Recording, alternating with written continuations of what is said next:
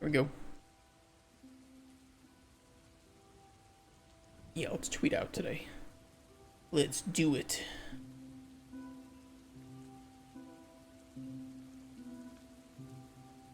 Now working on our underwater biome. Slowly filling out some tide pools and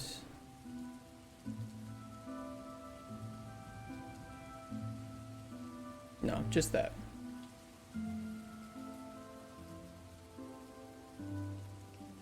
Come hang out and let's talk.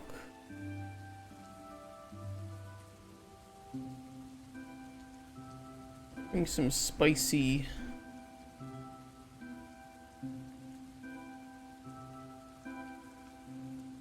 opinions.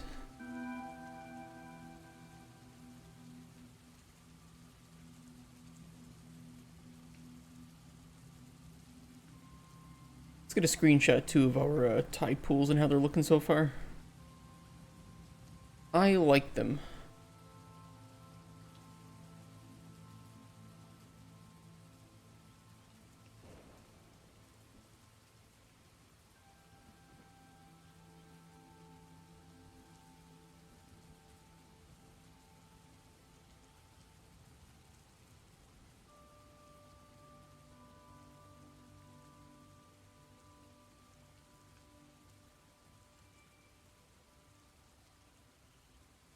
Okay, looks good.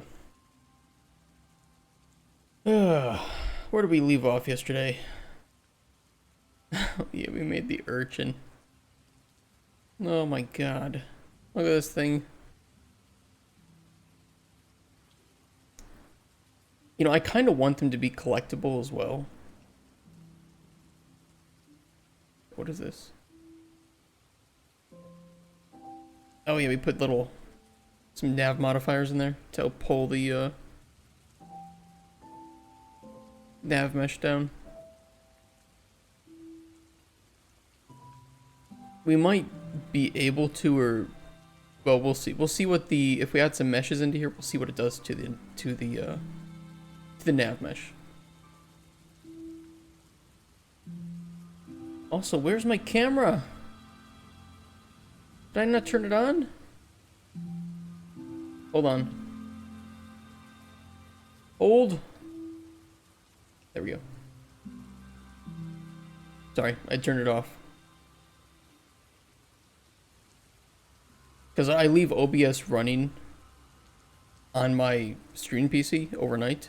So I turn off the camera just because I don't like the idea that the camera's always on overnight. I just feel like that's kind of unnecessary usage of the camera.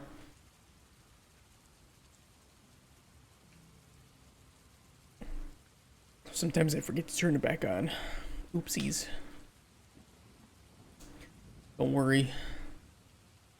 Okay, so this should not be deep enough to swim in, as far as I know.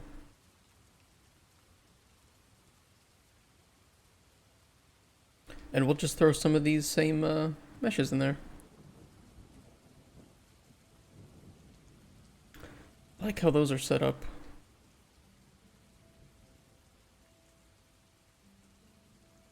Yeah, these look nice.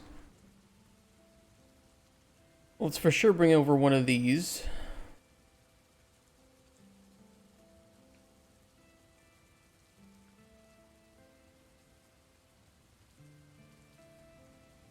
What else do we have here? Ancient cave ruins, no. Aquatic plants.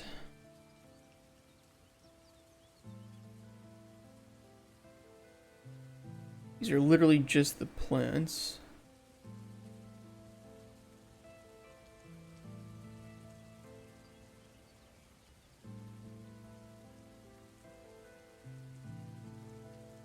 We put some of this blue coral in that one. Oh, that looks pretty cool. It's all wriggly. Yeah, let's throw one of those in. Holy shit, that is big. Doesn't that kind of look like, though, that this belongs in the center?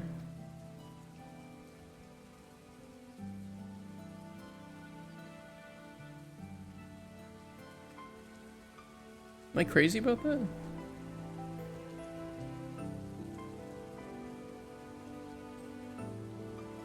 Because we do want to make this collectible, right? So it would be cool if it was within something else that you could collect it from.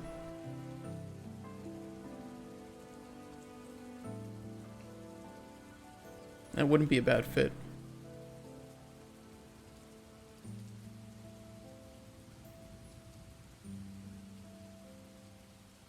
We'll throw one of these things in. Looks hot.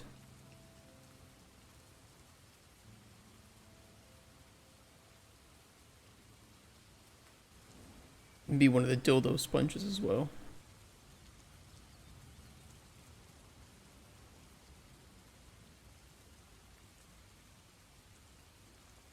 Yeah, these will work.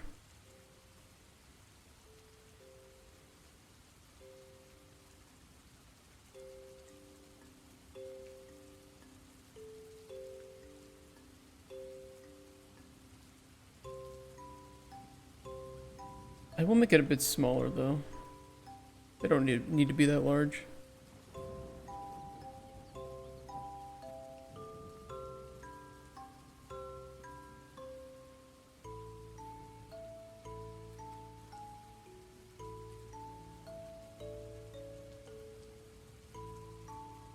Looks okay. Let's throw this one in the back.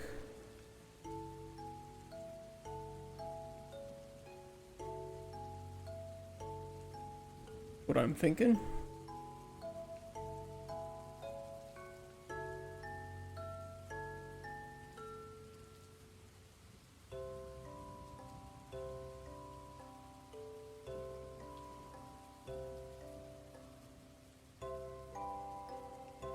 Yeah, that works.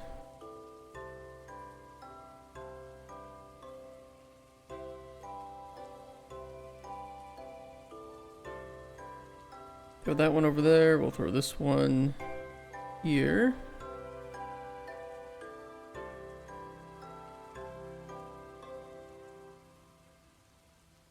Now these do have collisions, so they will affect navigation.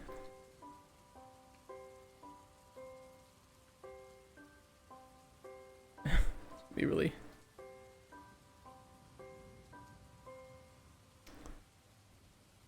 Yeah, it's not the greatest location. Barely deep enough. Maybe we will save those for the deeper pool here. Find something else flat to put in this one in the back.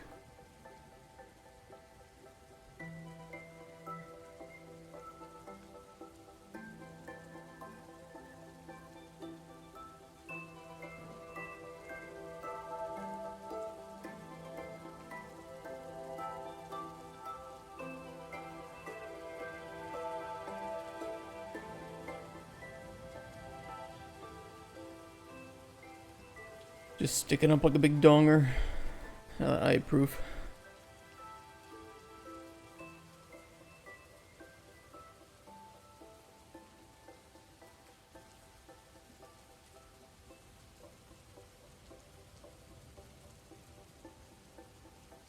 That'll work. I mean, it's already pretty busy, isn't there? Isn't that? Especially with the urchin in there.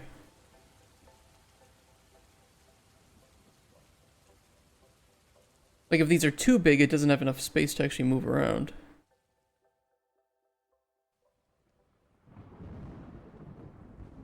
We don't want that. Looks okay-ish.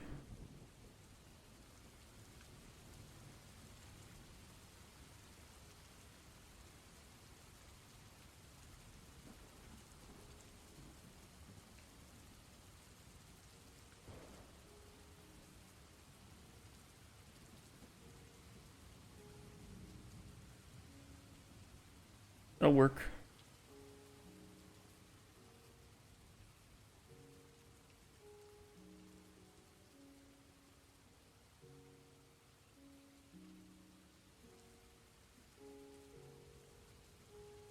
Yeah, the mesh looks much better in this pool at the moment.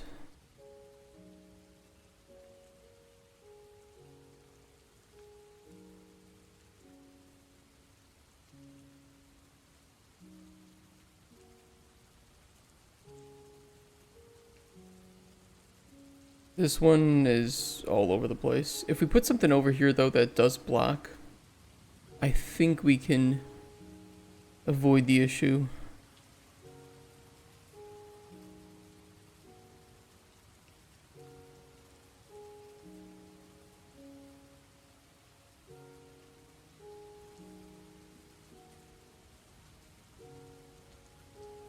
Oh, does that not have collision? No, that should have collision. Yeah, it does.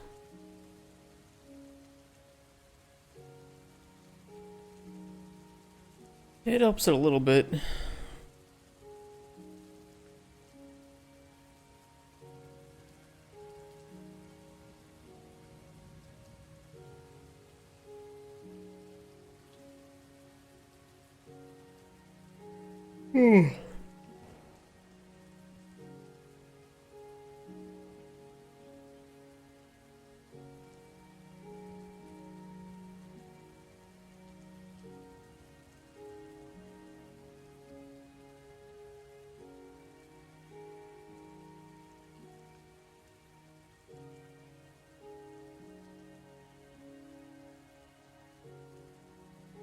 Yeah, it's just like this angle coming down.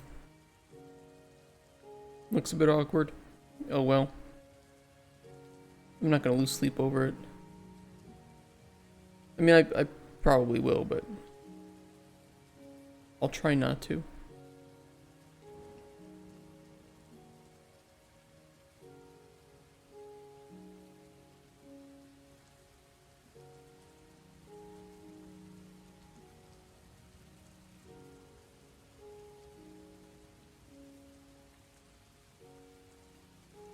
I'll put a modifier here.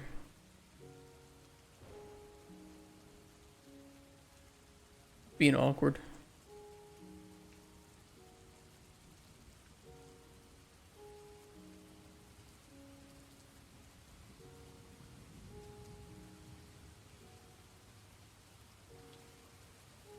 And we'll put one over here.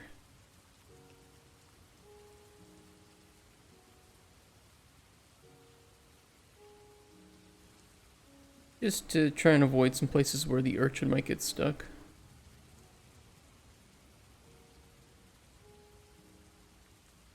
Okay, let's fill it up with grass and add some ingredients that the player can collect to it. We should be good to go.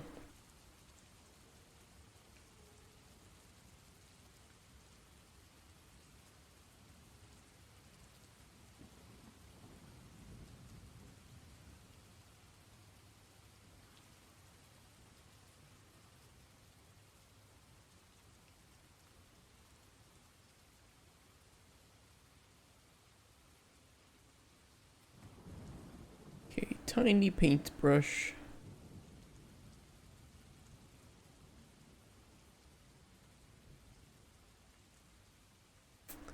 It's gonna be real hard to get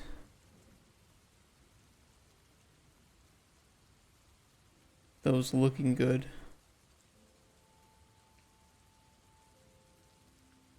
It's so shallow.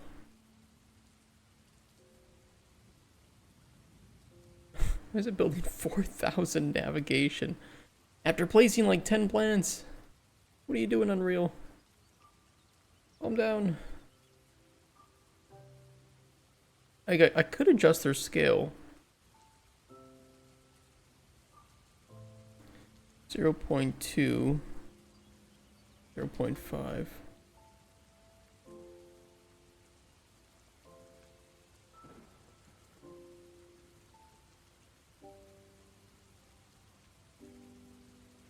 Give Unreal a few seconds here, it's gonna run like an ass.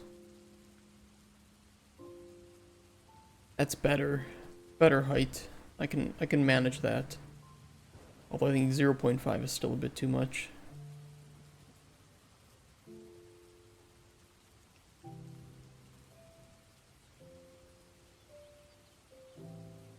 I don't know why. Why does it have to rebuild 5,000 navigation after placing 10 plants? Why would you do that to me?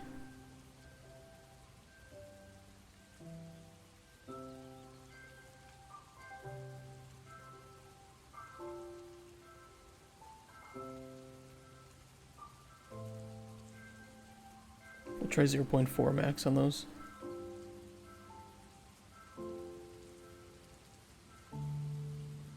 Come on.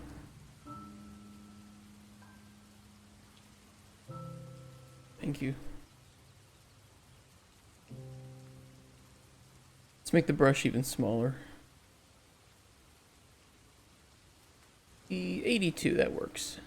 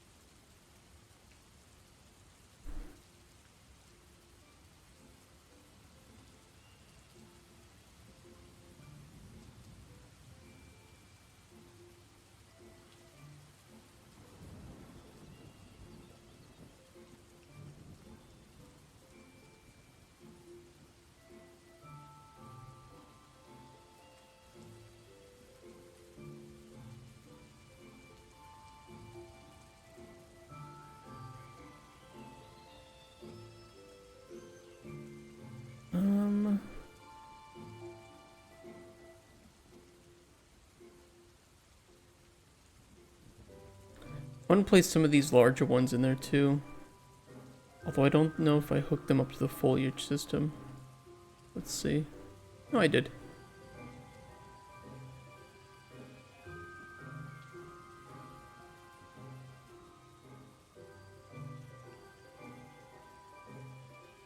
Some of these are pretty tall though.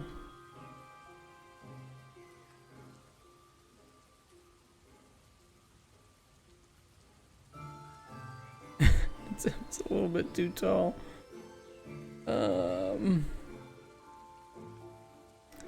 Why? Again. Okay, so don't control Z placing the plant. Forces Unreal to like build half the map's navigation again for some reason. God forbid.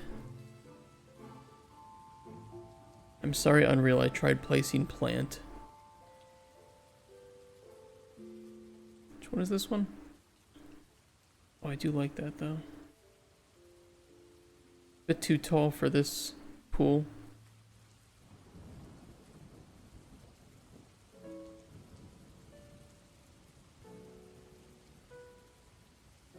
That looks good.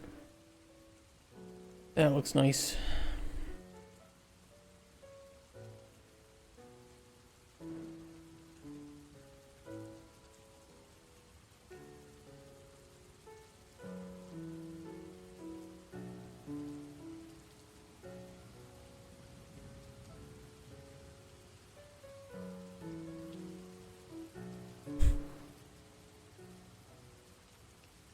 That is way too big. Skirts the line between realistic and unrealistic.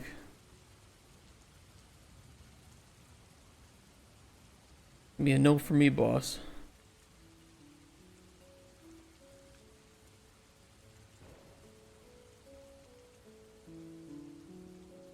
It wouldn't be angled though, they would be coming straight up.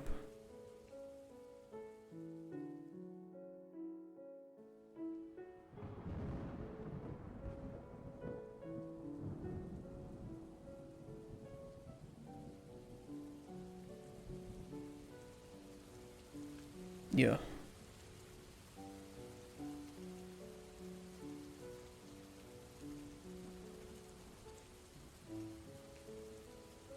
Okay, the 4 FPS is starting to hurt my brain. Thank you.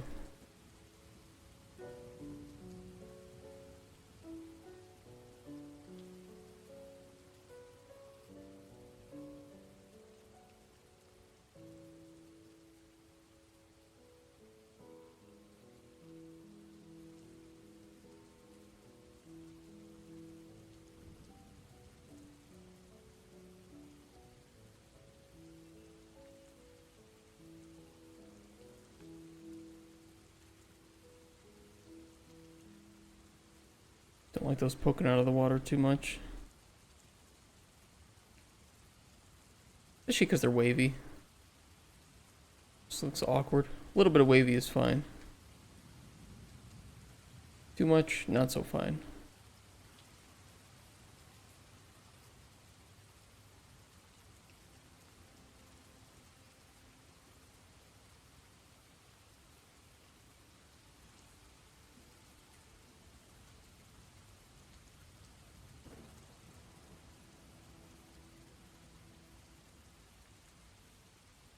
I can accept those.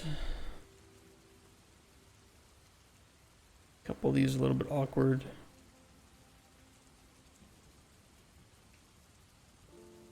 Awkward. Cute but awkward.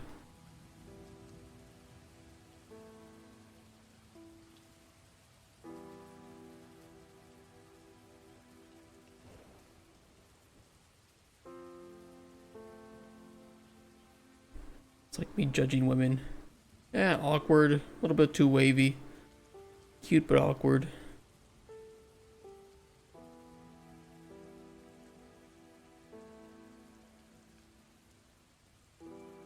Being a bit awkward is cute, though. Let's be honest.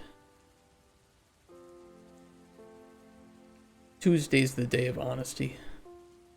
Yesterday was all lies.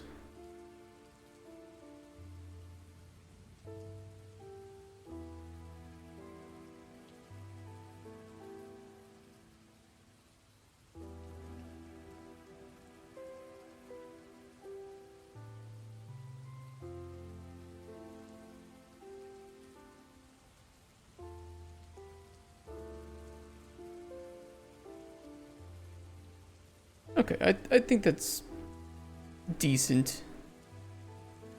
I'm not gonna get too upset about it. Let's start to fill them in with some ingredients that we have. We don't really have anything other than starfish right now and fucking shells and pearls. We need some more stuff to put in here for sure. We need to make some ingredients today probably.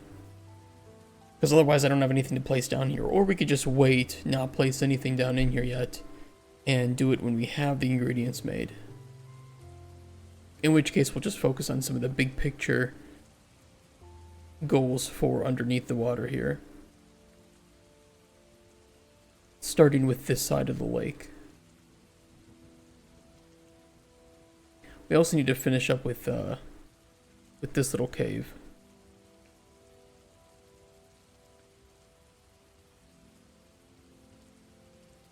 I think I'm just gonna plug up the hole down here though.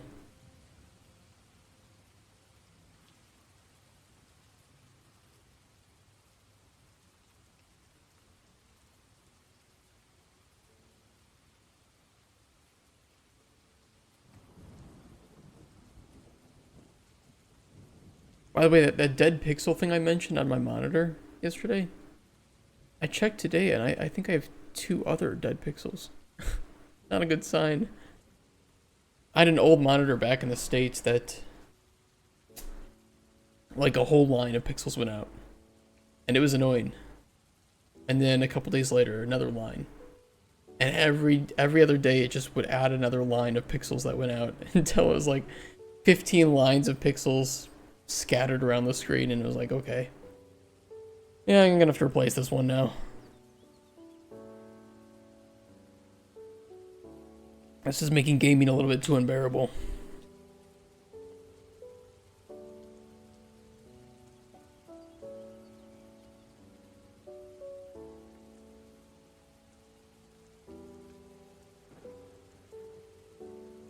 Okay, that looks nice. Let's see what we have with some of these meshes.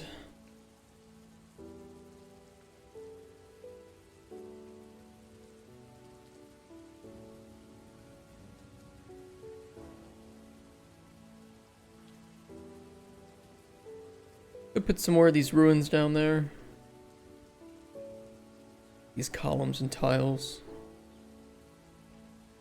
With this blue coral. Actually, this blue coral's kind of nice, isn't it? I don't think I used any of that in here.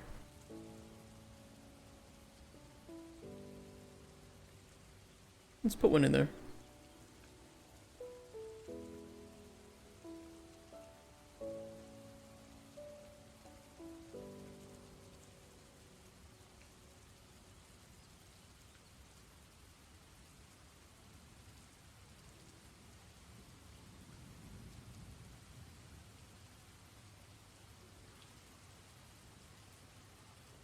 That's a little awkward.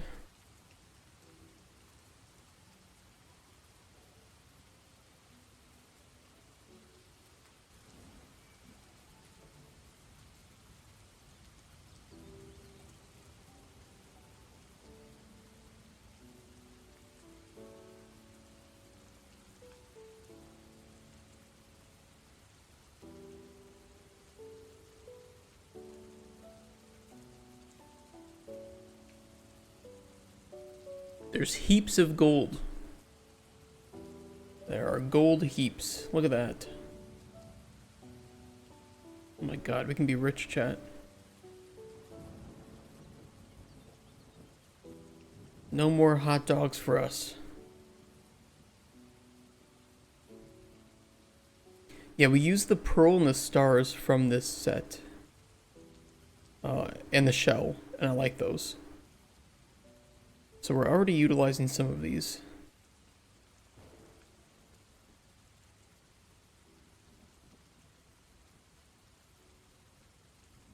The coral trio is pretty big, wasn't it? Yeah. This would be kind of cool to have down there.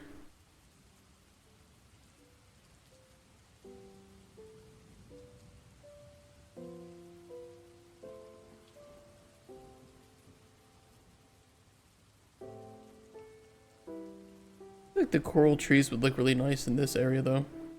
And by the way, we can change the terrain down here if we need to. So it's not really like it's set in stone, and if we move it up and down, the grass will stick with it, so we don't have to worry about that or anything. There's a really violently blue and green grass.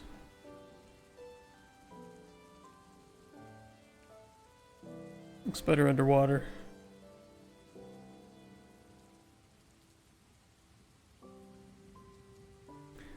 I do think that some of the shoreline is a little bit too steep.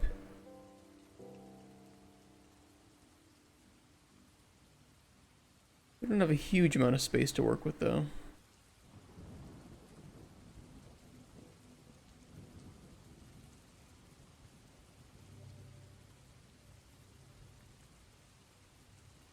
Yeah, I really wish I could group foliage into like folders. I could just paint folders or something, or groups.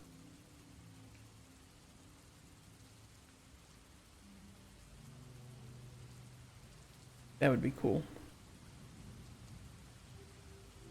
I mean, unless there is something like that, I don't know.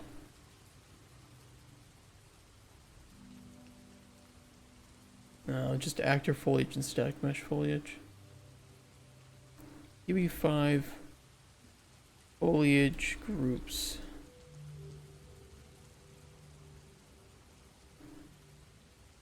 Can we get a sorting system or a folder system for foliage, right?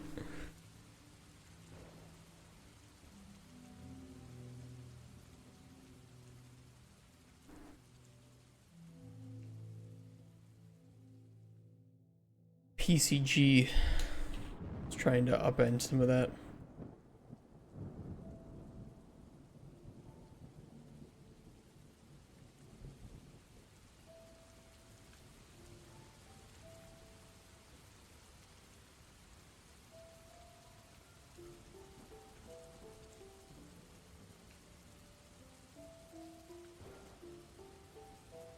Any type of foliage where some assets could occur in multiple groups with the same asset. Yeah, it would just be nice if I could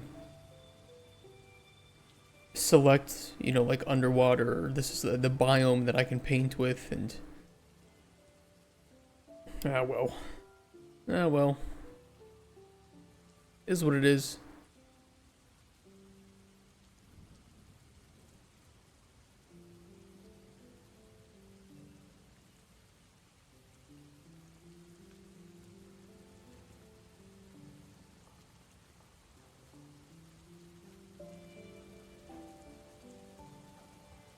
think right now if I paint these, it will be far too dense.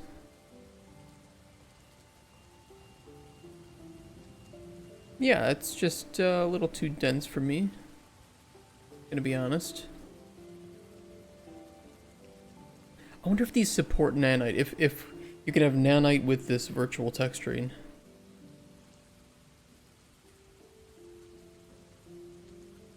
I do not know. I should probably enable nanite for most of this, to be honest.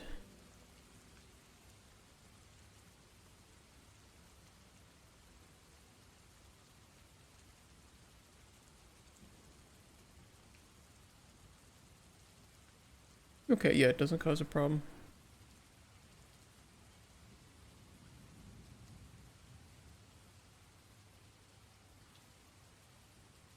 Is building some shaders though.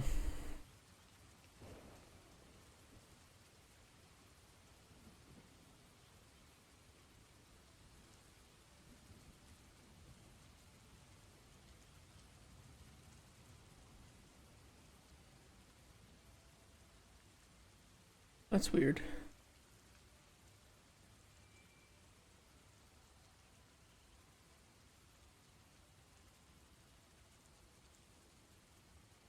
Never mind. Never mind. My mind is playing tricks on me.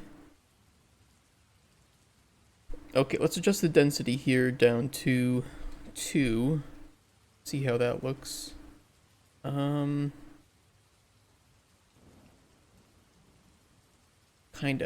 not many. It's a bit better.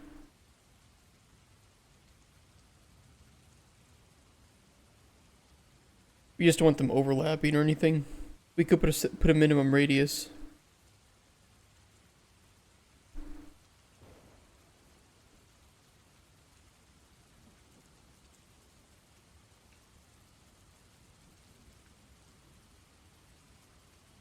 We'll do scale between 0.6 to 1.2.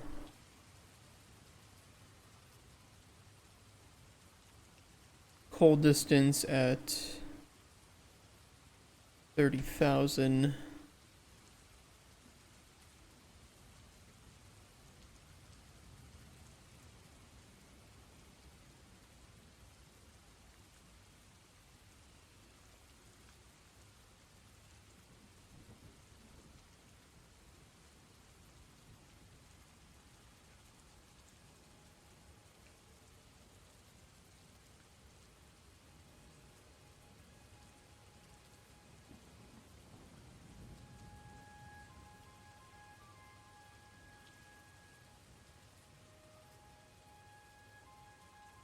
Not enough distance between them, is it?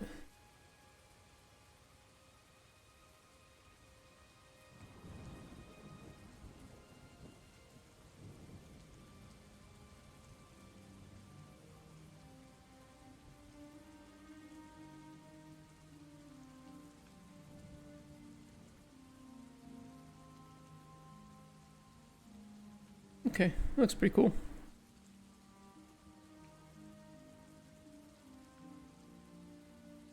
Oh. They appear very different color underneath the water. They kind of lose their pink hue. Okay, we can address that. Because I think I can adjust the color on the material itself.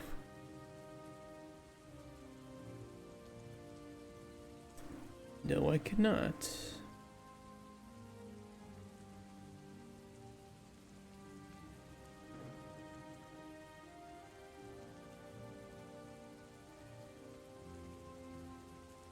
I mean, I could try to blend it with...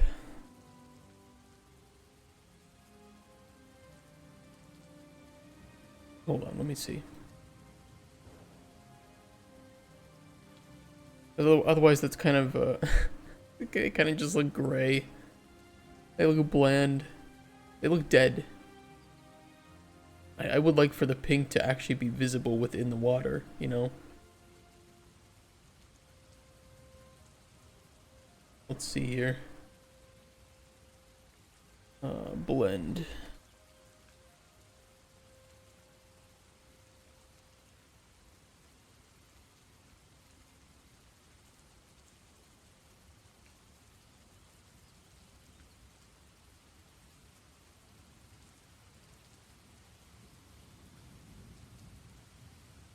Okay, I can overlay it with a color. Let's try this. This is gonna make it more red.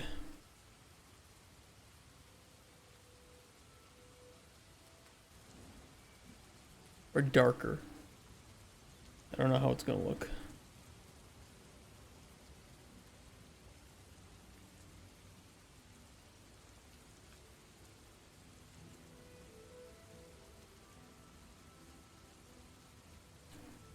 It's saving.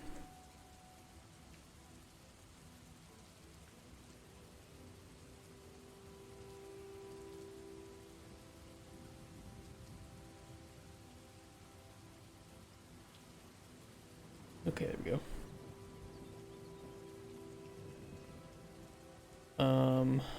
Well, it's definitely redder.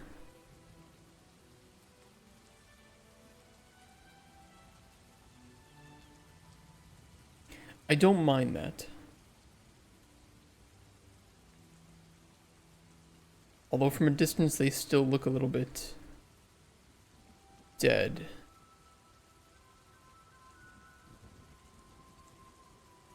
But it doesn't look bad.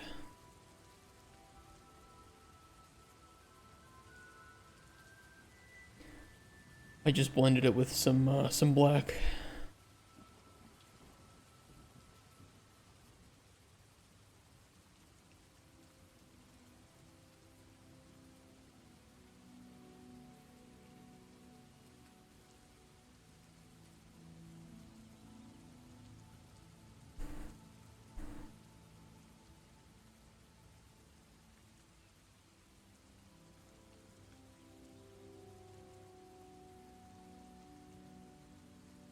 I like that the water is invisible.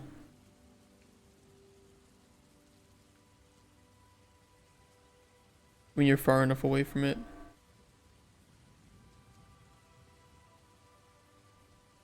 What if there's any way I can fix that?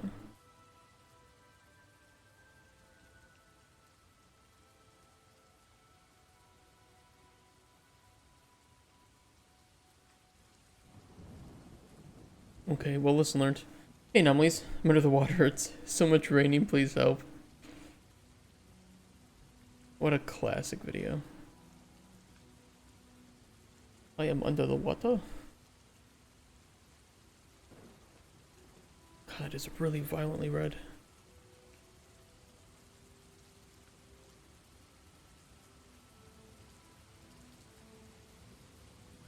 I mean, do they all look like this if I throw them under the water?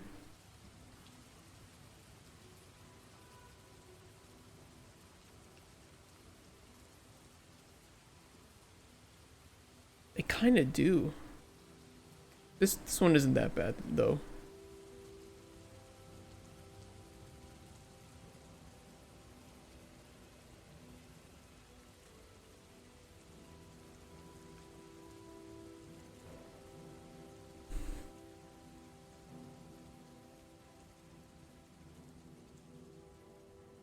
Maybe that's just how coral reefs... Like, I've never been to a coral reef. Out in the real worldy. So I don't know what they look like from above water, really. Coral reef.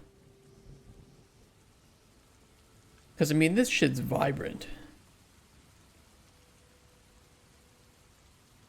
These are bright-ass colors.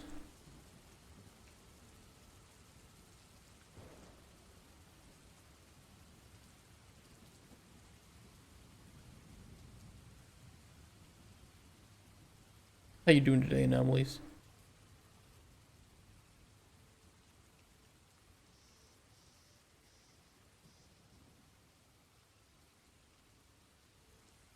$80 for a stock photo? Jesus Christ. Do people actually buy that?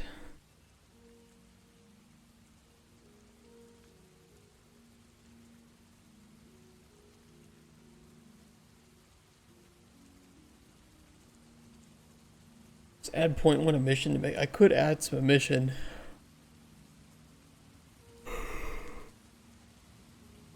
Problem is that's gonna fuck with lumen a bit.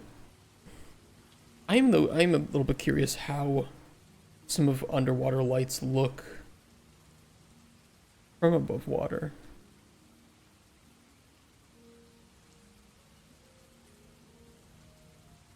No one buys these, but yeah, it's like, well, why am I gonna pay $80 for a goddamn photo?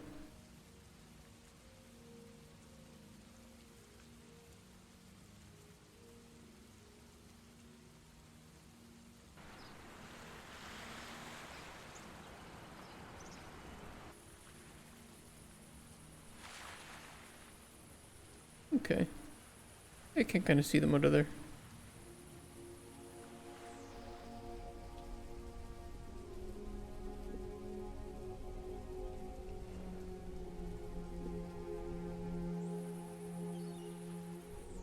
These people selling pictures, they stole those images and reselling. Why does that not surprise me?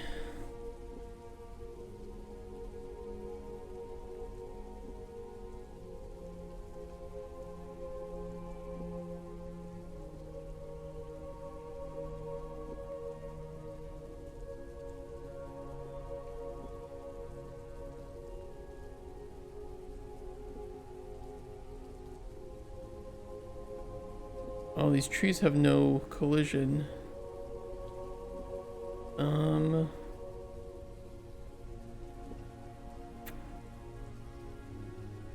I kind of like for them to have collision, but I just not a crazy amount.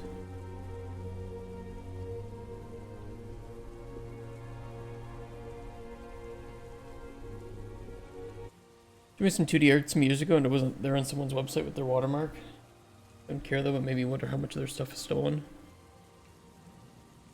Alright, about Pinterest? Yeah. Probably a lot. If they can get away with it once, right?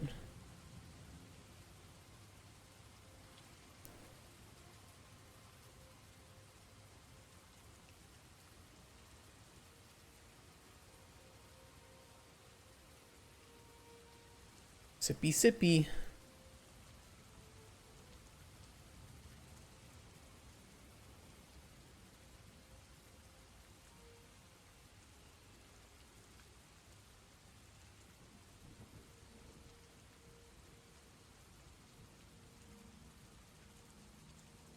Shows that it does have collision.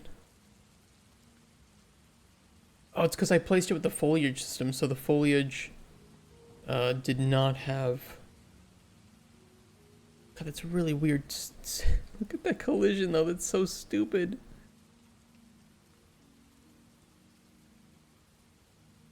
That is the worst simple collision I've ever seen.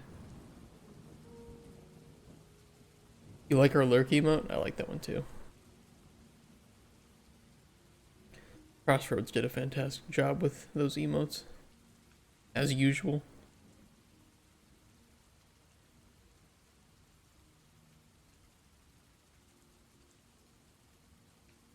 Where's Pink Tree? I fixed that not having any collision.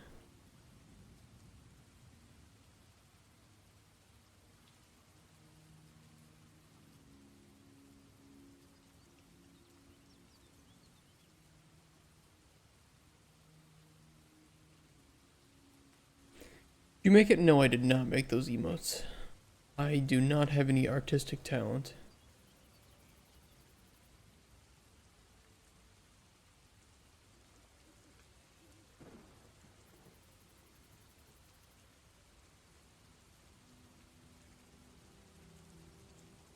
Like, why does this one exist down here?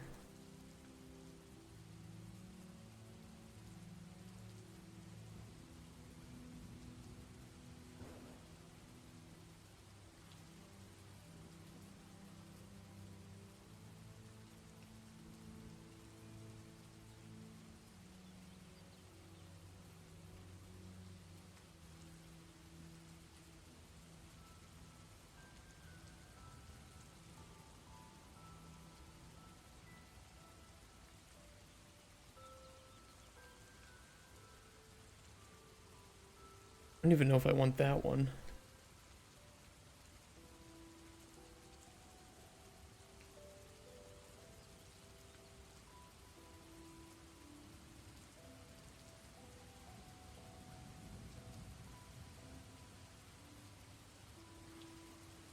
Say it too, but then I start making stuff. I'm getting better every month. Don't have talent. I don't have knowledge of good colors, but it works. I definitely am envious.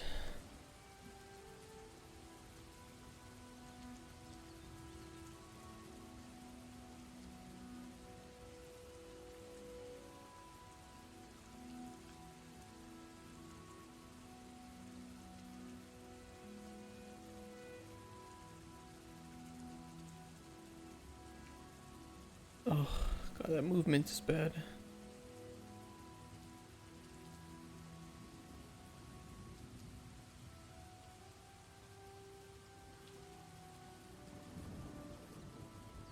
It's so bad. I can't switch the transform gizmo between world and local, which is going to make this really, really difficult to actually line up any sort of collision on these branches.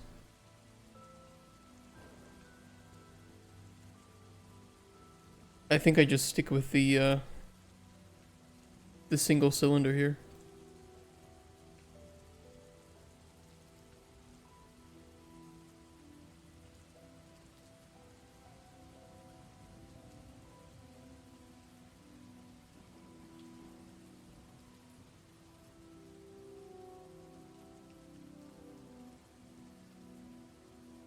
Then we just call that working.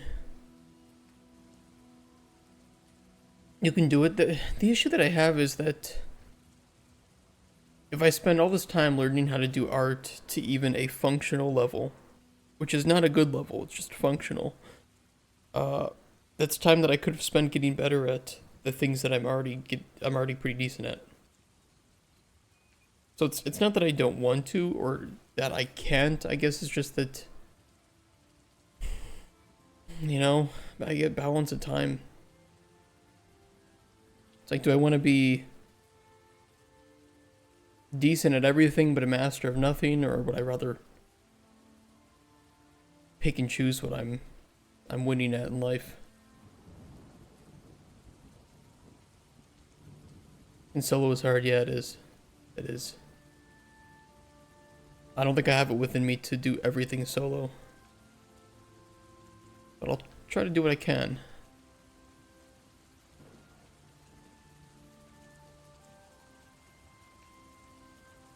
Okay, the rest of this can be nanite too then. Yeah, almost absent. Just aiming for jack of all trades, master of none.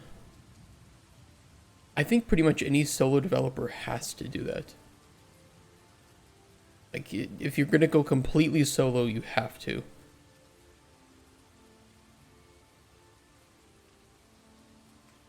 You don't like doing the same thing again and again? I feel that.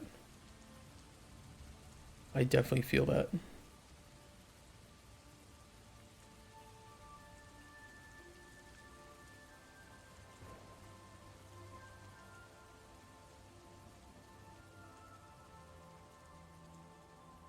Pretty sure nanite is on. Yeah, nanite's on for those.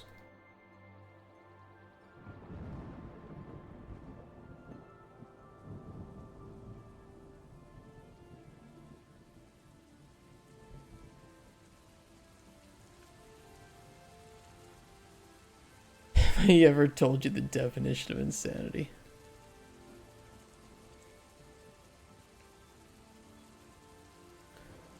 And Far Cry 3 was fun. That's why I like game dev and I like being a game designer, is because there's never a case of me doing my work that is exactly the same as it was the day before. Even if I have to make similar systems that I've made before, they have completely different goals and, stuff behind them. Or if I'm balancing, it's like every new game that I balance is different with its market and what it's trying to achieve.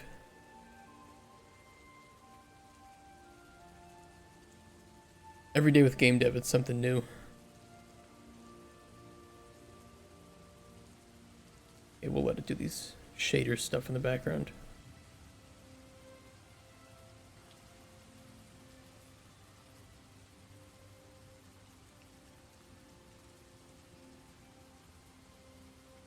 why you love it too. I bet I bet a lot of developers have that in common. I wish I never did engineering, but isn't engineering kind of similar? Where it's like every new thing that you're working on is a different puzzle.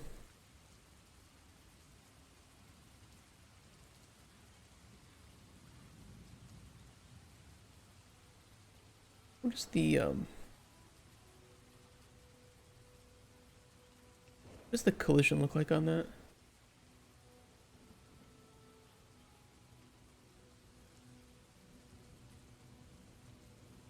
Okay, so the player cannot swim through it right now. So let's remove collision and we'll add some boxes in here.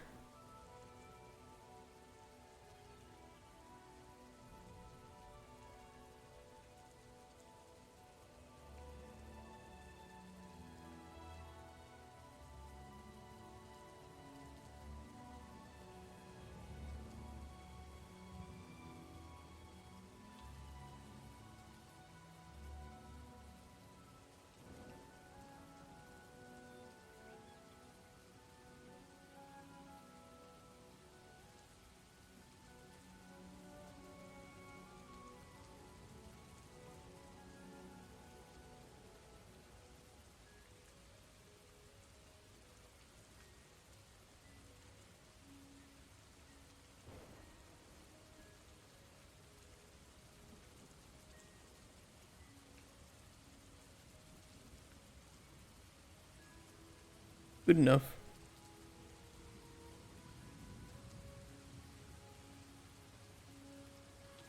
As an engineering mindset, I look at everything to be realistic and make sense. I have a problem being out of the box creative sometimes because I feel like I have a bit of an engineering mind too. Like I'm very left brained.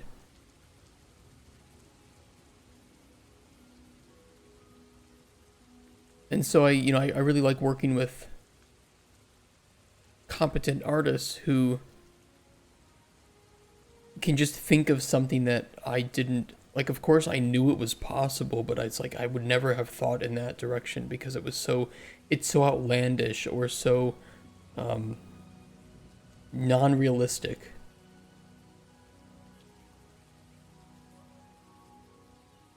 Try me.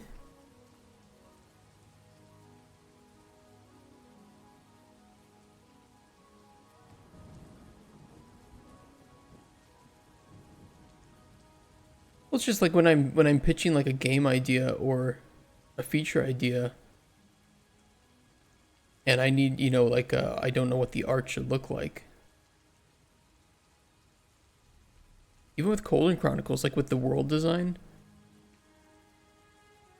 like maybe I don't know, giant beetles in the desert region that some group of people ride to move around.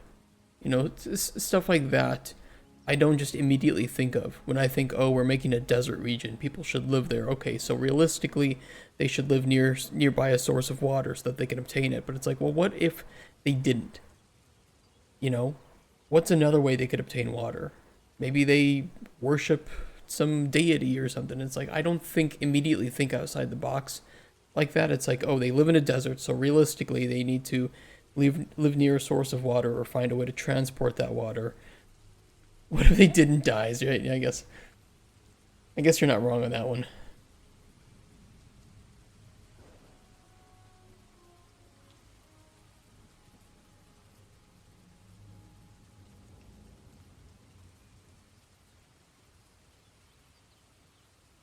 What's inside this?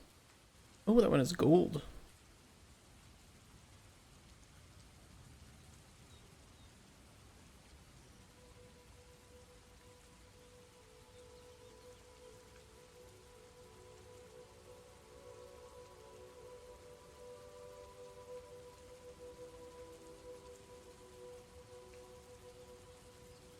It's a ghost town because water source dried. True.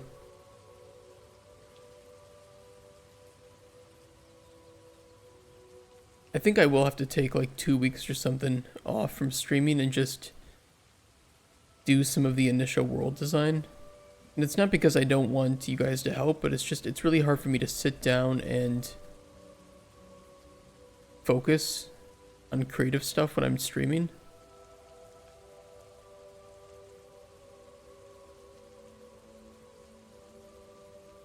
Because my mind is thinking about streaming and working and not about being creative.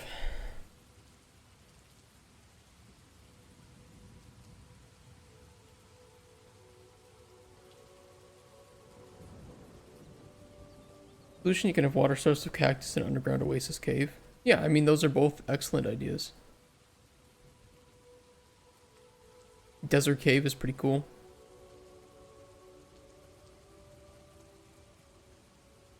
Makes for good visuals, too.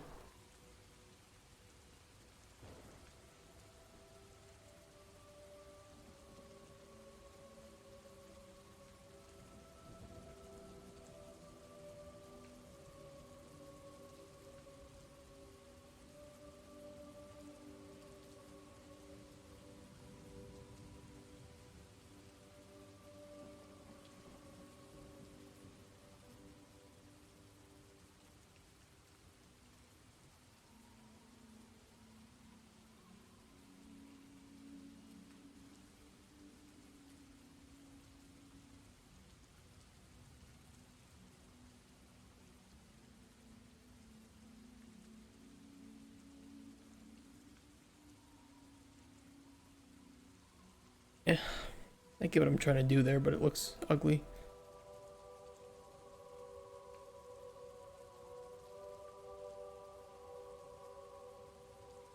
Only enough for 10 minutes and get back to working. I have to polish my trader UI more, then work on treasure chests. Sounds pretty fun though.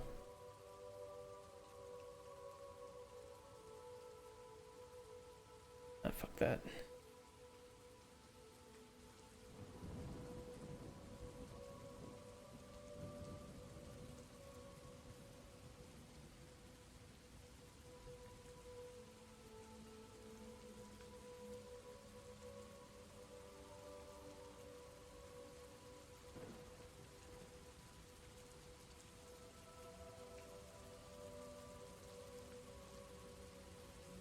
I really should be better about grouping my assets together. I don't do that enough.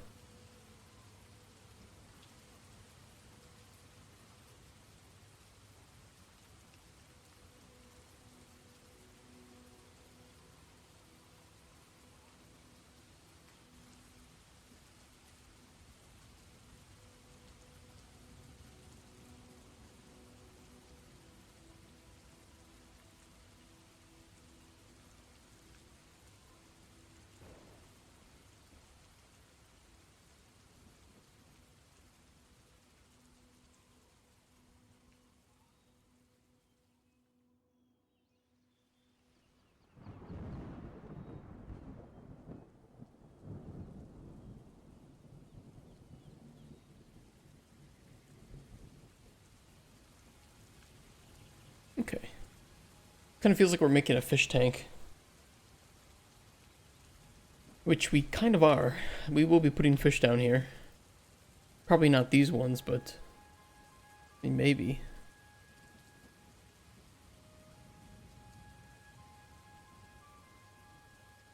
They do look a little bit silly though.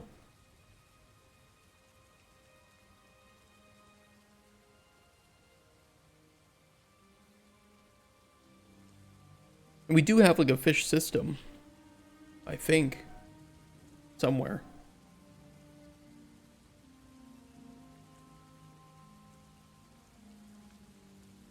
Fish. Let me guess, once again, it did not load everything. Wow, color me surprised. I'm so done with the Epic Games launcher.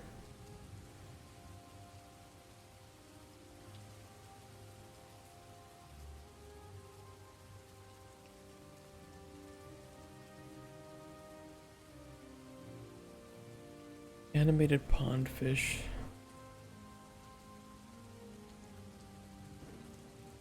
There was some like mass entity system that was free a couple months ago. Maybe it's this one, advanced flock system.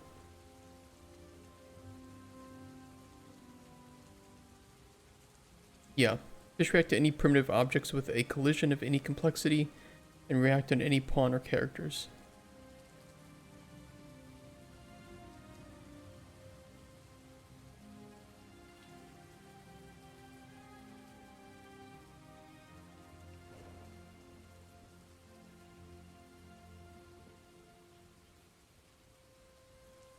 It's pretty cool.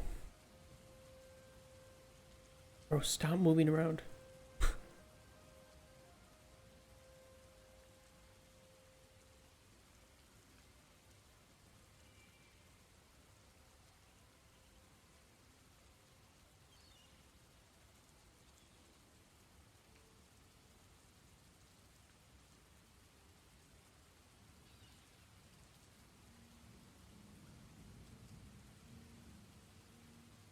Hmm.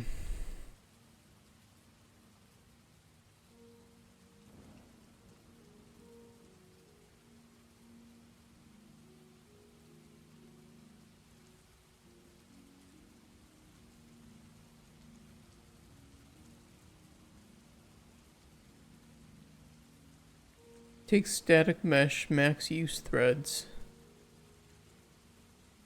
Instances. Min-max scale. You have wander radius. It's within the boundaries of this box.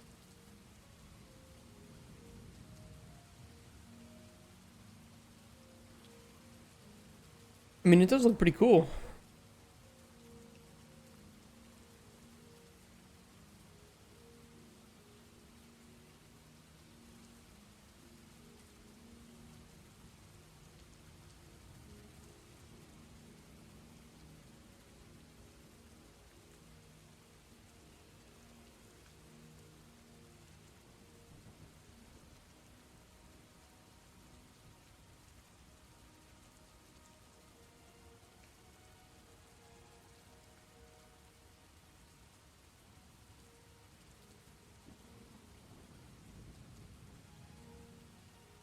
I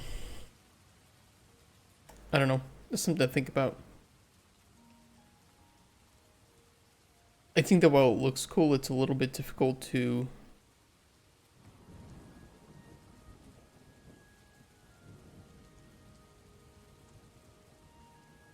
There's a couple issues I have with it. Like, number one, we don't have a huge amount of space in our lake. I could definitely get something like this working.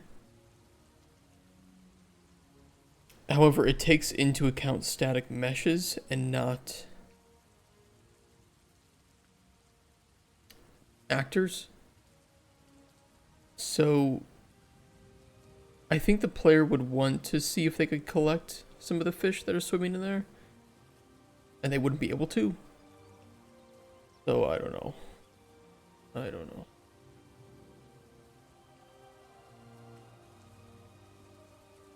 It does look cool though. We might check it out at some point.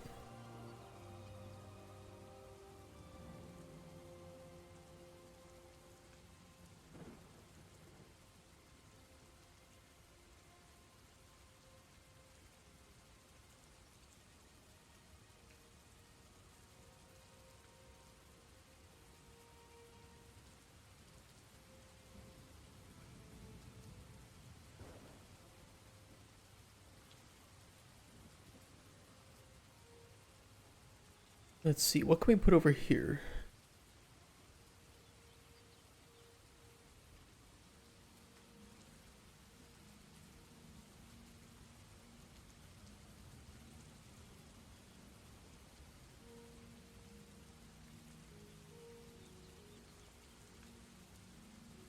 Could put some like rocks and clams.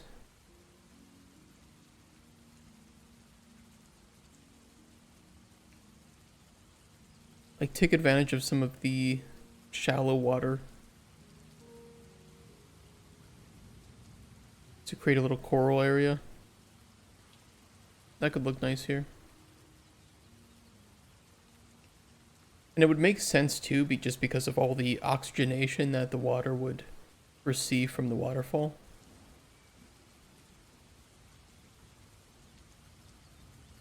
Would be a very oxygen-rich area. However, I would like to take these coral fans and make an ingredient from it.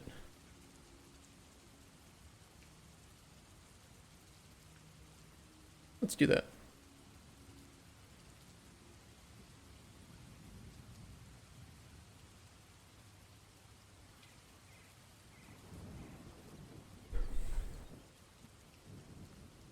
Maybe some kind of like bulb. What's a good name for this?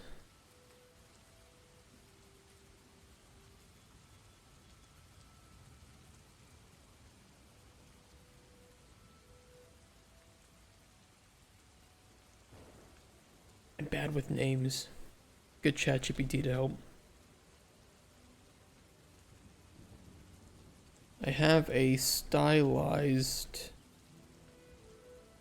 fantasy game with an underwater flower that you can harvest the bulb of. Give me some name ideas for this bright pink bulb.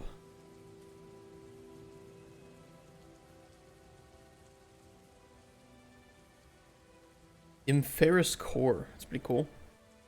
Luminous bloom heart. Something with pearl in it would be kind of interesting. Siren's blossom. Neon reef seed.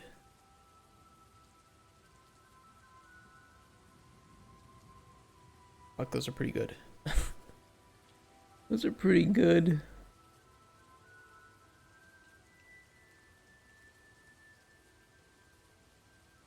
I like Siren's reef seed. I'm gonna go with that.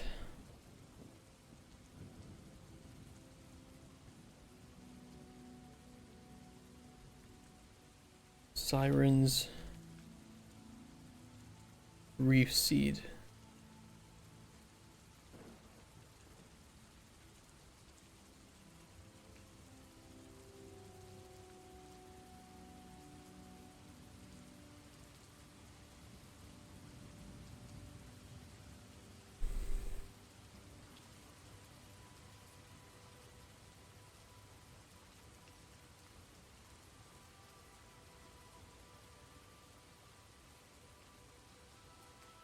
Okay, rename that.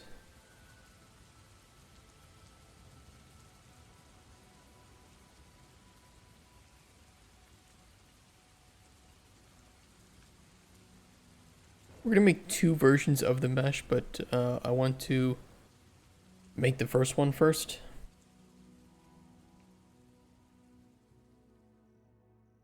Hide meshes. This one will just be the sub mesh.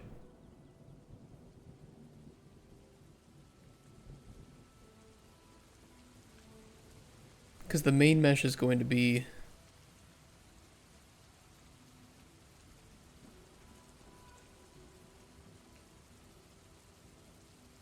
what is it called? Is it called flower? No, the bulb is called flower.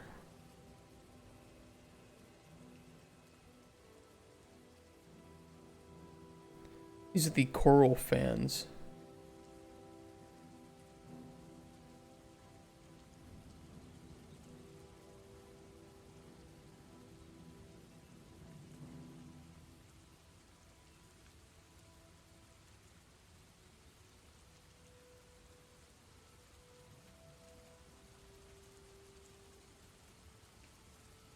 I need to make sure too that the collision is not really weird on this.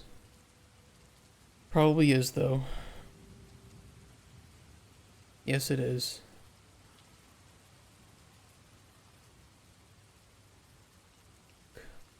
It's obnoxious.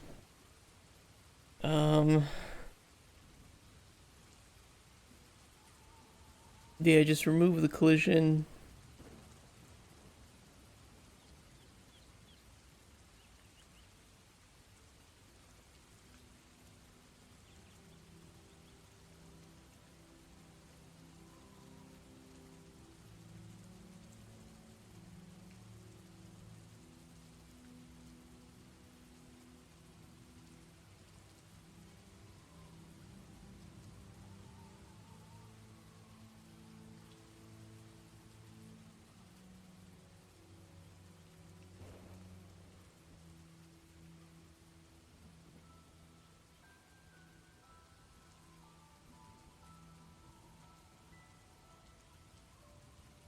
We'll just customize the collision on this thing.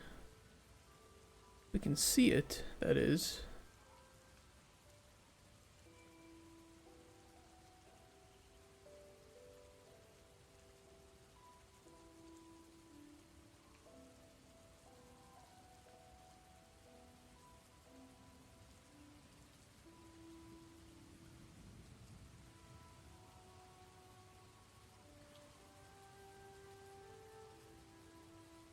Okay, that'll work there, and then we'll do for the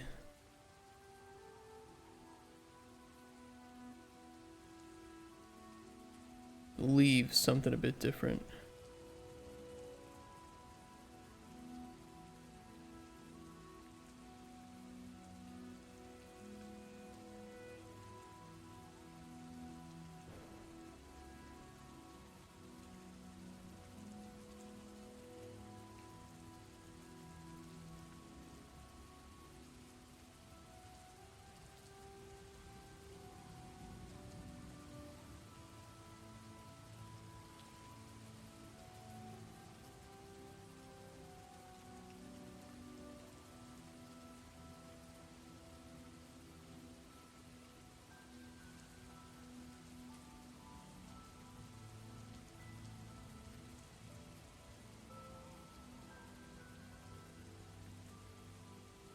God, that's annoying. That's so obnoxious. I can't like flip it. Okay.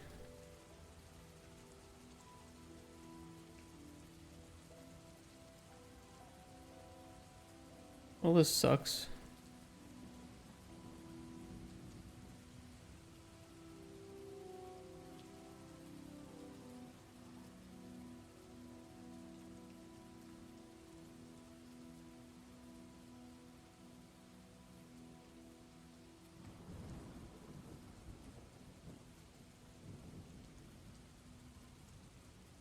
Oh, it didn't copy. Wonderful.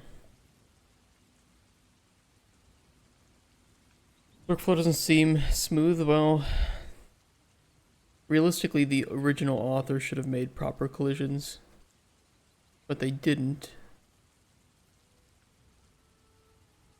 which is common.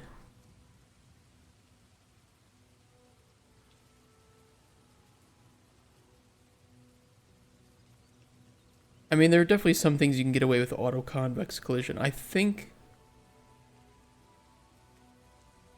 I could try giving this auto-convex, actually, now that I think about it.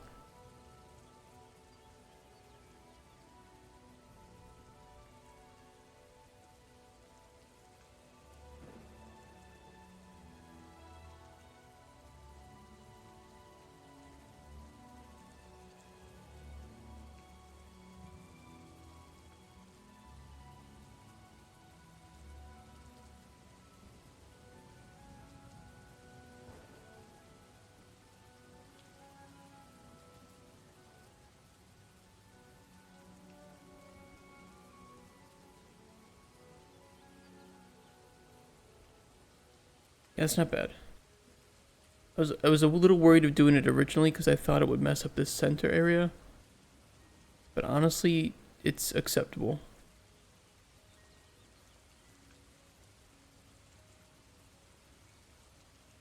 Maybe a small thing or a big one might make it so detailed instead of a big cube.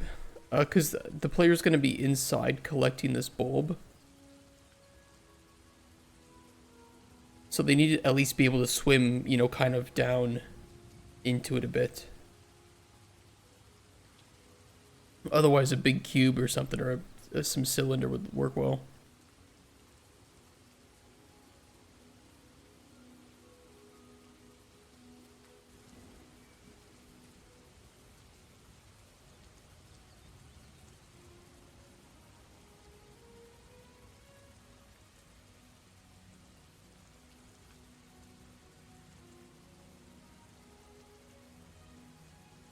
But yeah, they're going to be collecting this inside of it. And big enough to swim into would be cool with complex collision, to be able to swim in between the leaves. It depends on how big it's going to be. I don't know yet how big it's going to be.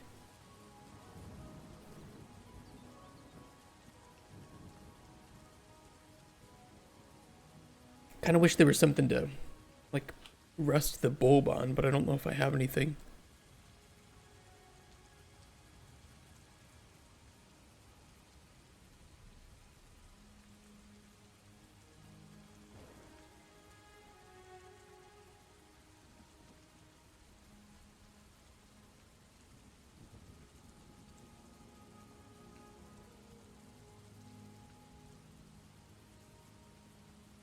Unless we get freaky with it. Although that's gonna look weird.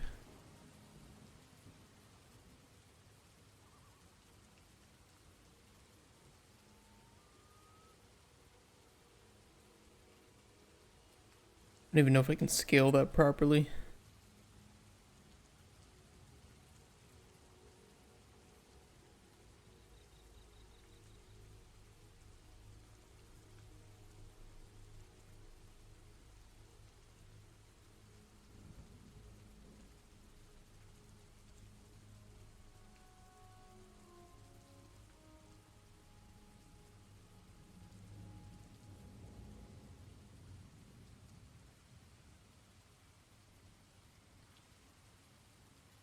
It could look worse.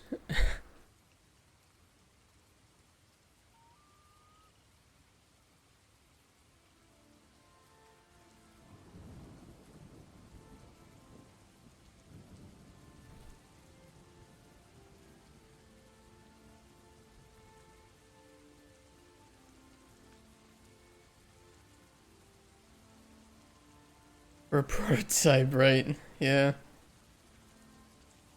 You're right. You're not wrong. Just switch the main and the sub meshes though.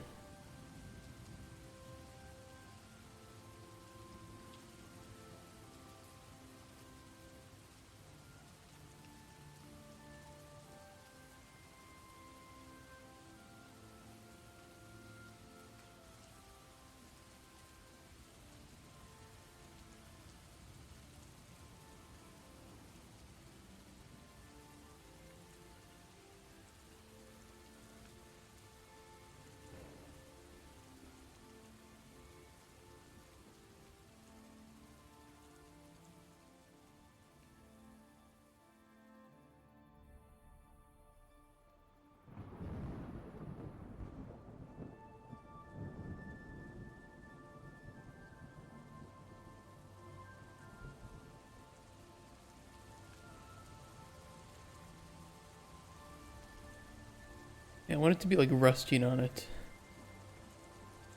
That's what you harvest it from.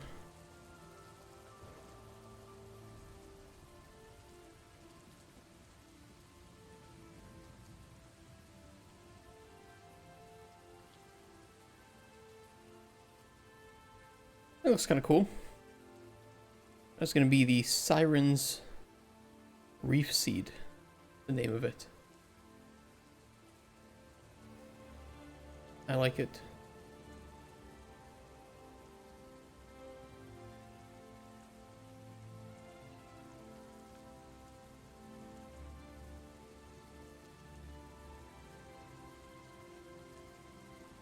Okay, duplicate reef seed 2. This is number 1.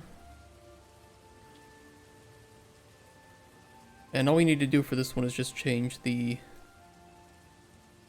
submesh to the other coral fin. and then fix this issue.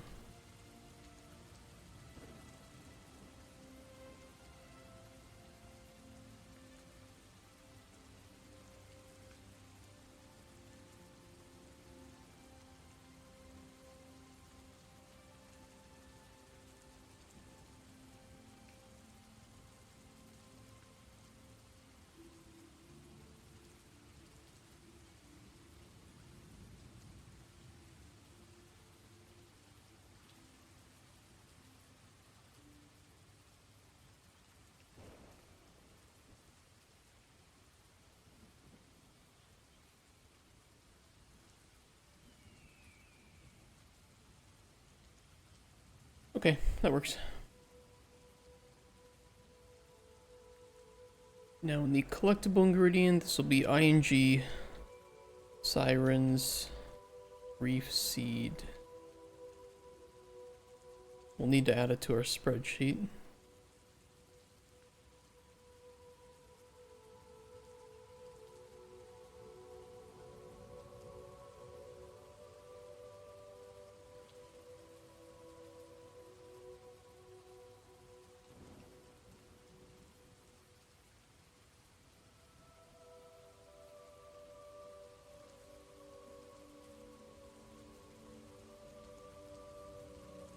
Finally finished working with the most annoying user in the world after a few weeks. I finally feel free. With the most annoying user? What happened? Is there a fruit?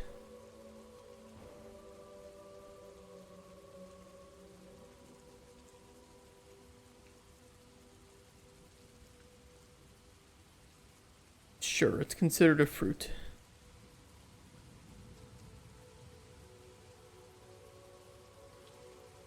Need another biome. B underscore lake.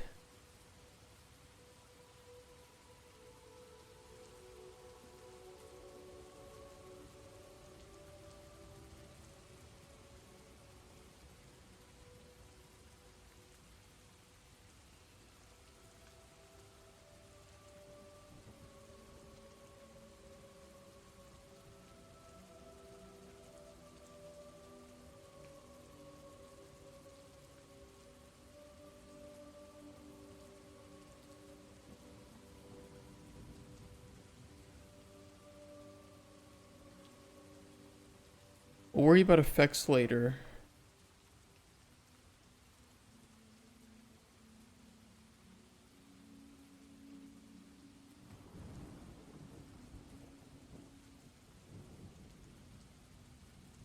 Prototype map. Yeah, ignore all that shit. Old and arrogant doesn't understand whatever you say to him. Yeah. Yeah. There are always gonna be players like that and stuff, and users like that. I know there are some that just, for whatever reason, I've worked with some people that just don't want to believe anything that I say. Like, or if you say, well, you know, we were trying to fix something today, but we didn't have time. Like, well, you just don't want to fix it. It's like, well, I'm telling you the truth. Like, you just didn't have time to fix it today. We'll get to it next week. You just say that. No, you want to make, yeah, exactly. You don't want to make it work. You'll just say whatever we want to hear to get us to go away. Guys, come on, can we not?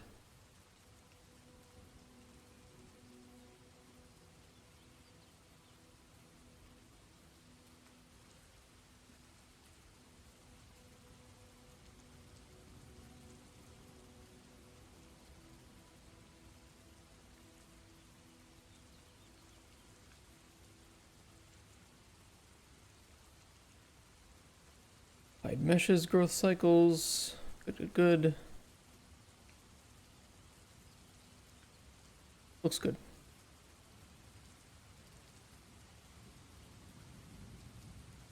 Need to adjust the collision for interaction.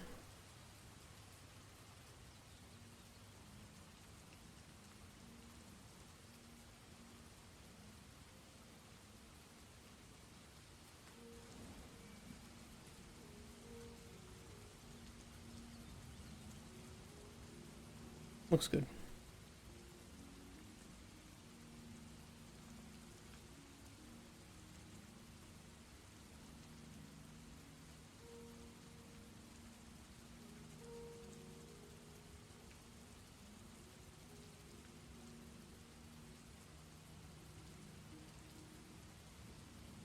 Alchemy, data, ingredients.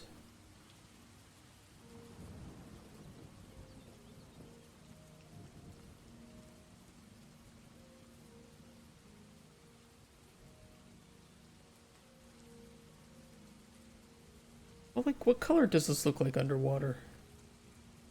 This reef seed.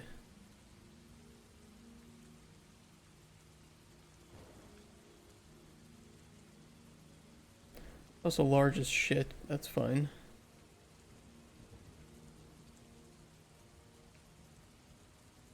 Okay, so it does still appear pinkish. So this bright like reddish pink. It's the color we want to go with.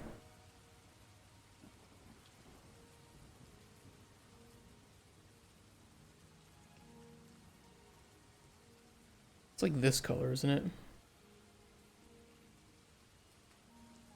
Oh, I can actually just grab it from the scene. Based. I kind of forget that I can do that.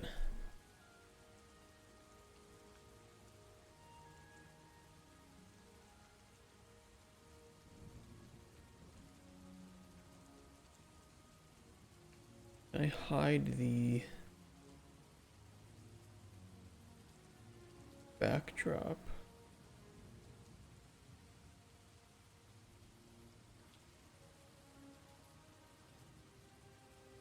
How do I hide this backdrop? I just want to get a screenshot of it.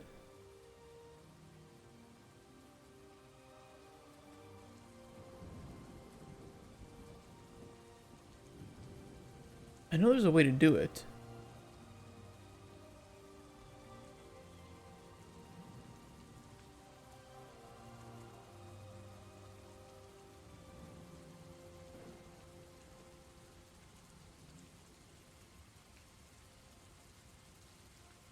Maybe there isn't.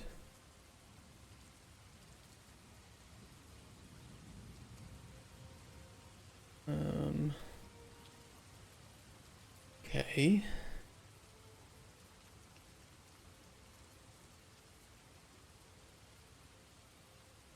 Just need a screenshot of it somewhere.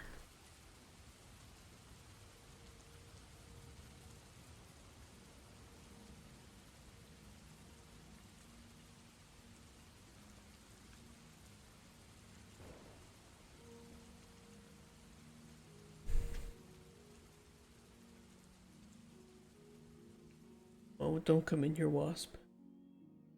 Don't do it.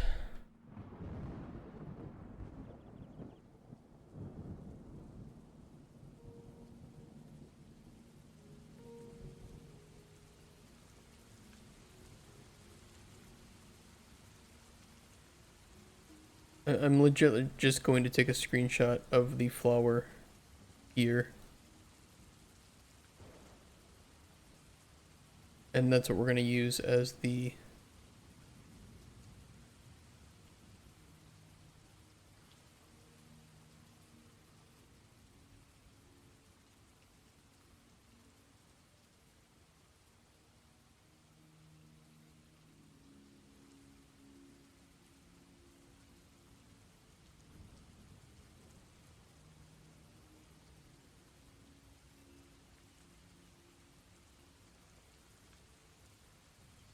Is it stupid? Yes. Will it function?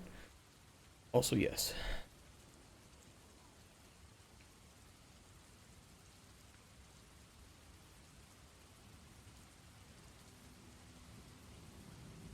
There. We now have the icon.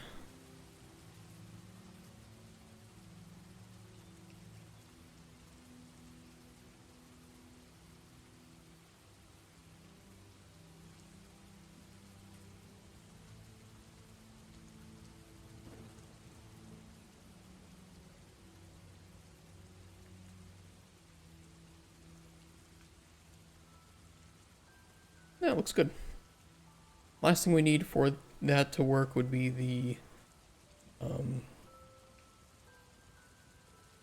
strings. Oh, I can share with you guys a initial group of effects and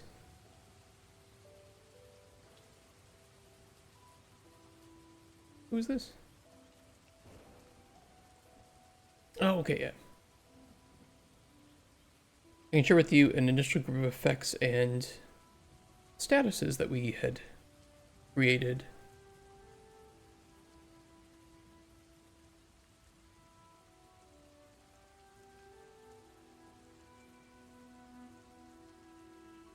You guys can tell me what you think of this.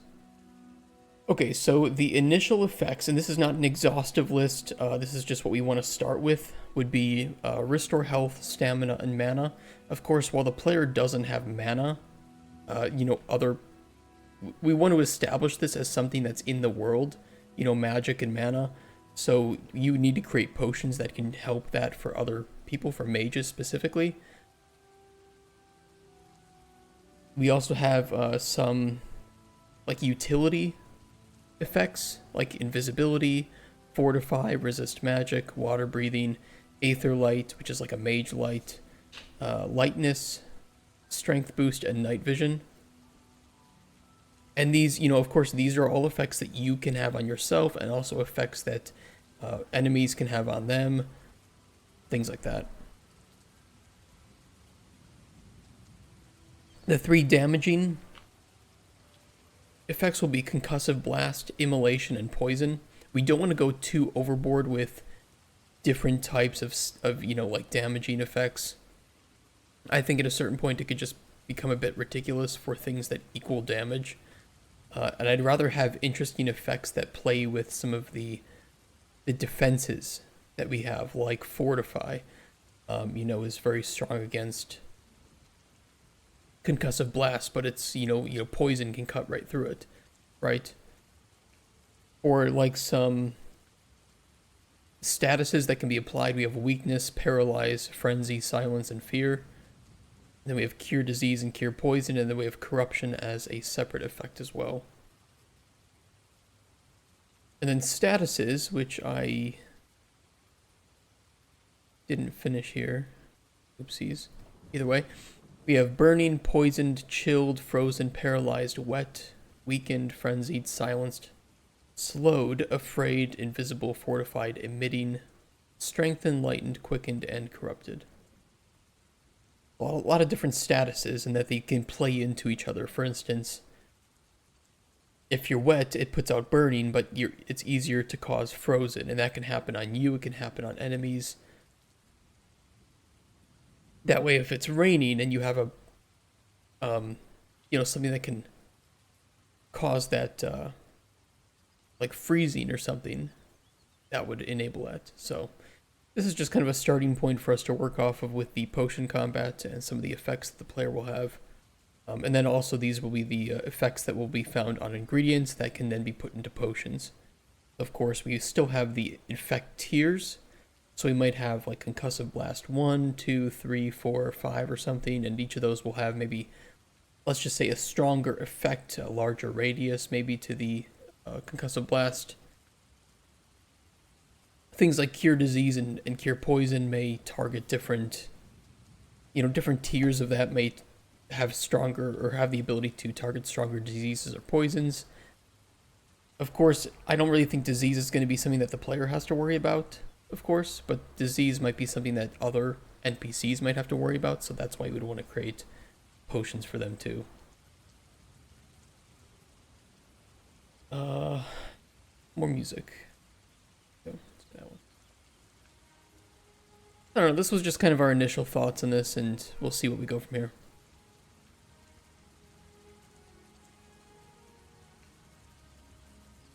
Alright, zooming back. Let's create our coral reef. Now, all good coral reefs, in my opinion, start with some rocks.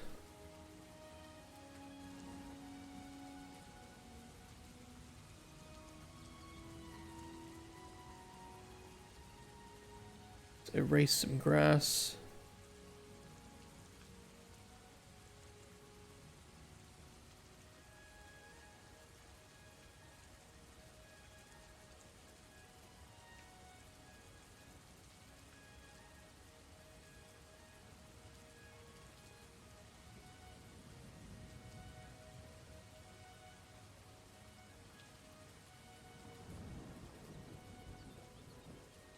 I'd like there to be kind of a trench, if that makes sense. Let's do it where we can hang like those mushrooms, those stacked ones, right? And the player can kind of like swim through. It would look really, really cool.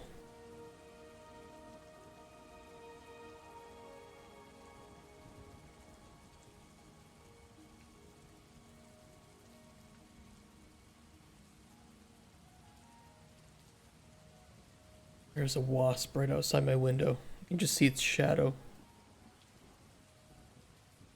Trying to get in.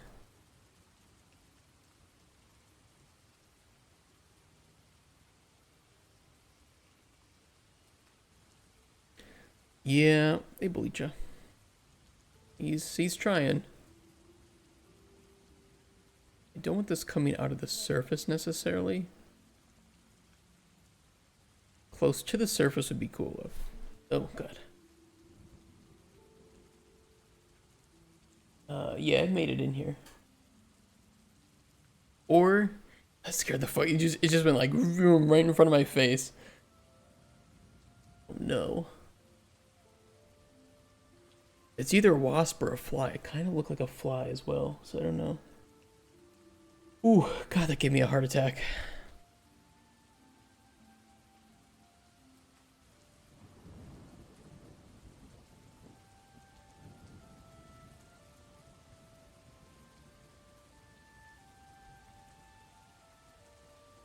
Not gonna be very big though.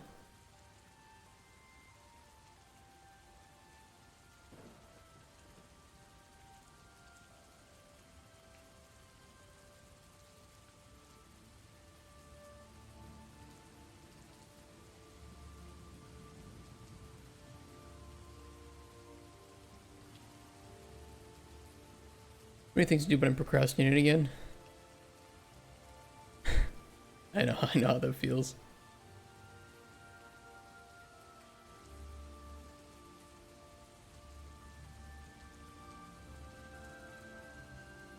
That's why I like to stream my game dev. I procrastinate a lot less now that I've started doing this.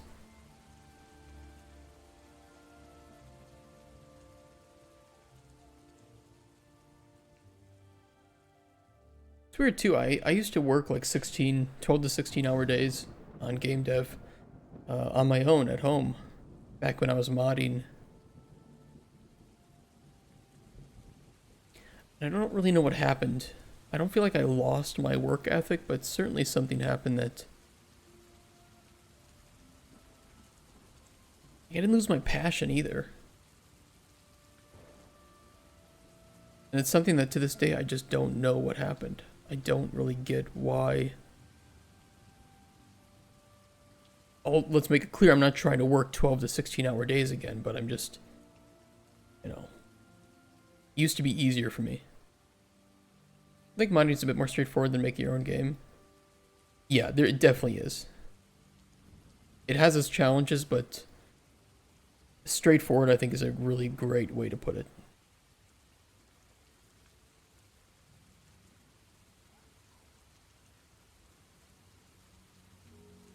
You can still ruin the game, you can still crash it, but at the end of the day you know that if you undo your changes, there's still an underlying game there that is fun. And not having to be the one responsible for that is pretty nice.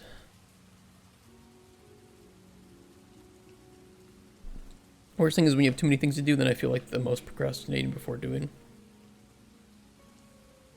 That's where I think like setting goals, just something I think I should do more. Even with these streams, just say, okay, today's goal with the stream is to do this, this, and this.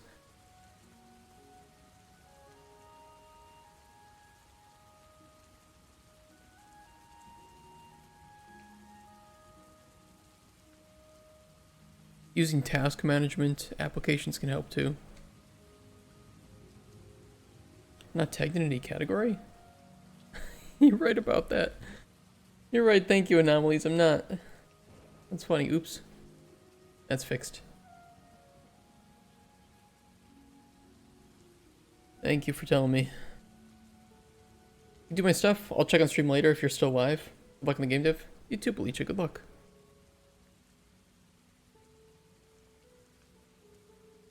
It's a very secret stream we had here. Sleeps again. Okay, I will fill in the... This wasp, you need to go away, sir. This is not okay. I'm gonna close the window on you, you asshole. You know you can just not be tagged. Yeah, I didn't either. I don't know where it was putting us then. Is there like a no category section on Twitch? Give the wasp some honey. And give the wasp my Sudoku book. With a big ol' smack.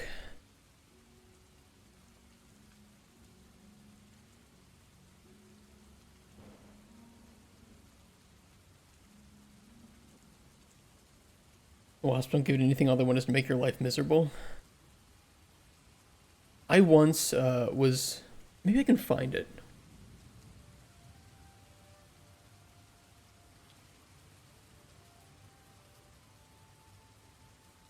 I'm gonna see if I can find.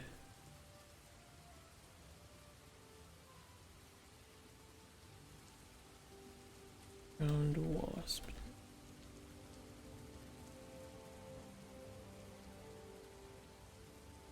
This is a bit extreme.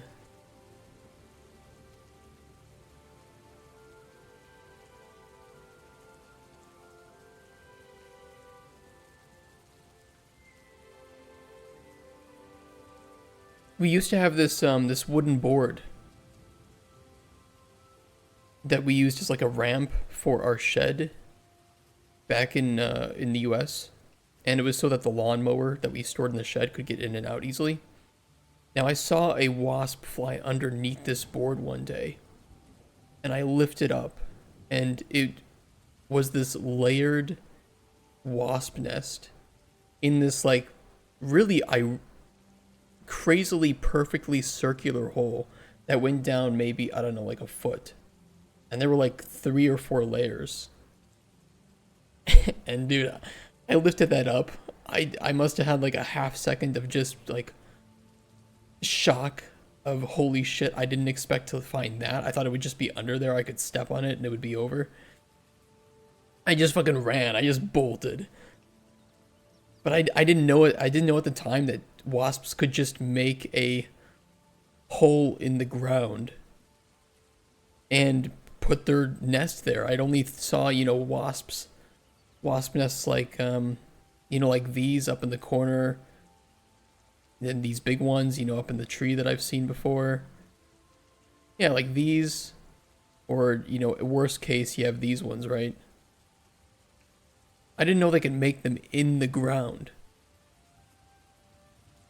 That blew my mind, and that was scary as shit.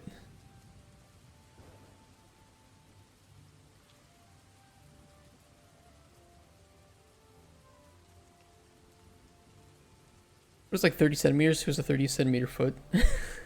Is it? Wait, feet to centimeters. Oh yeah, it is like 30, isn't it? I don't know who, but probably like Michael Phelps. I don't know. Somebody who's like 7 feet tall. Like over 2 meters.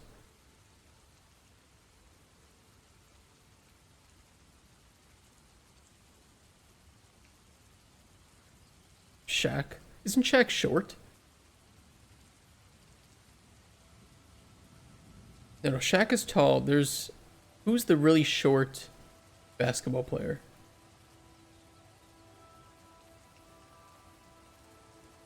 Who is the really short basketball player? Well, there was Muggsy.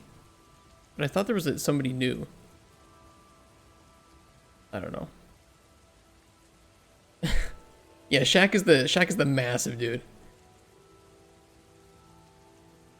Wasn't there a picture of Shaquille O'Neal next to Simone, uh, what was her name? Biles from the U.S. gymnastics team? Shaq and Simone Biles. Yeah. Look at this shit, dude. It's so wild. It's absolute extremes of height. That's so fucking funny. It's like neither of them are just normal height.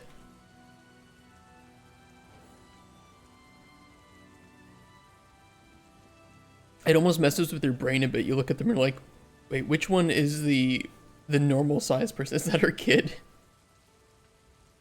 That would be funny. No, they're unrelated.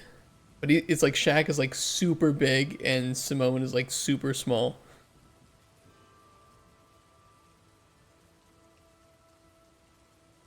It's so funny to me. Where's the after foliage for the reef seed?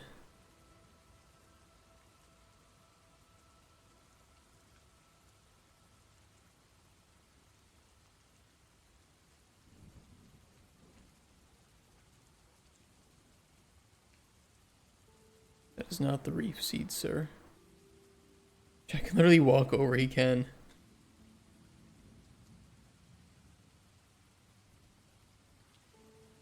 Okay. Looks pretty cool.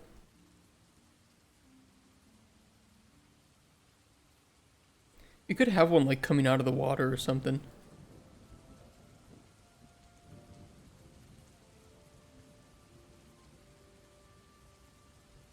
Oh, that looks pretty cool.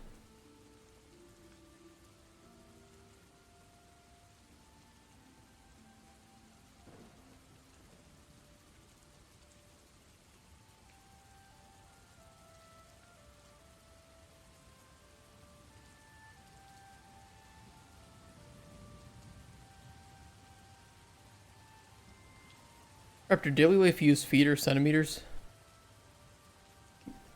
At this point, I have now confused about both. I used to know, I used to use imperial all the time because I was in the US. Now, since moving to Europe, I understand, because metric is just so part of daily life here, but I didn't grow up with it. I have the barest understanding of metric. Like, I know how to use it, but it's just hard for me to picture what, I don't know, like a, 50 centimeters is. But now, because I've been living outside of the US and I don't use imperial too often, it's hard for me to now picture again what imperial units look like. So I've basically just become more retarded. I can't picture any unit of measurement anymore. It's kind of ruined me. Especially too, because like liter and 2 liter bottles are very common in the U.S. Like for soda.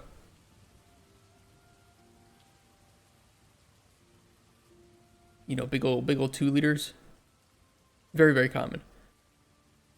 But now that here in Europe, when I buy like just a regular bottle of soda, like just a normal size one, they're not 1 liter, they're 0.85 liters. So now if somebody says 1 liter, and I'm like, oh, well, it's about the size of a soda, but it's not, because this is not 1 liter.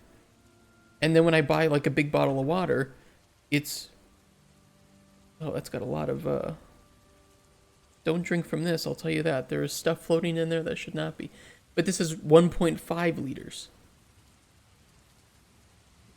So now it's like I don't have an accurate measurement for what 1 liter or 2 liters looks like anymore, because everything here in Europe is like not 1 or 2 liters. Green screen water. Trust me, you don't want to see this. There are ingredients floating around inside of this that should not be.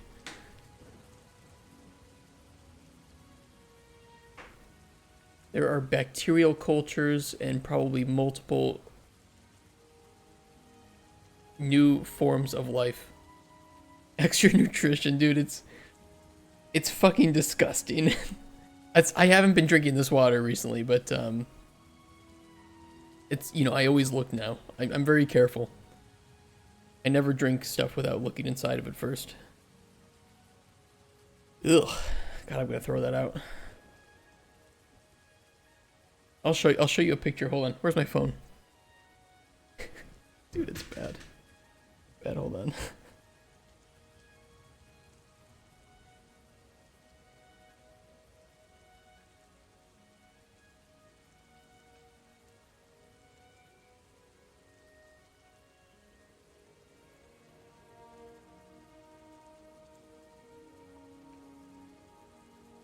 Dude, it's so bad. It's so fucking disgusting. Okay, give me a second. I'll upload this to my Discord. Okay, so the water should be green because I use these lime flavor packets. But I'll tell you what should not be in there.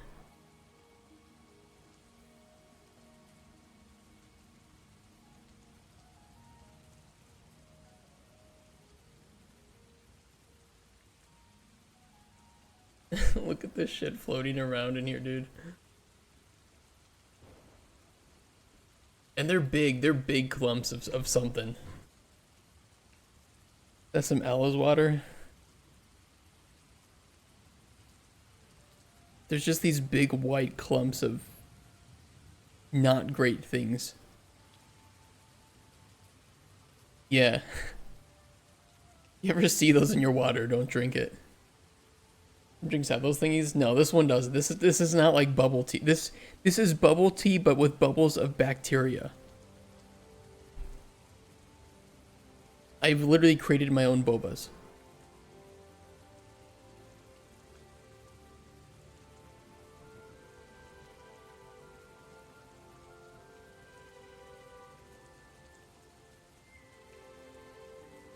So when I buy canned beverage, I pour it into a clear glass to see before I drink it. I avoid colored drinks. It depends. Because anomalies, you live in Pacific Islands, right?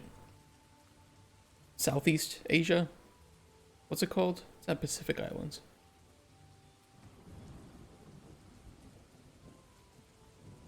Is it common that there's just not great stuff found in some of the drinks you buy? Oceanic, that's what it is. Thank you. Southeast Asia, okay. So that's probably why you pour it out, right? Just because there's... Okay, yeah, that's fair. Look at the stuff at the bottom of apple cider vinegar. I don't buy apple cider vinegar a lot. There's stuff at the bottom of that?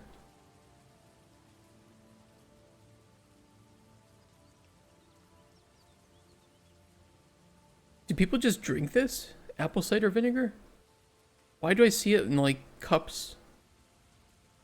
Nobody's drinking this shit.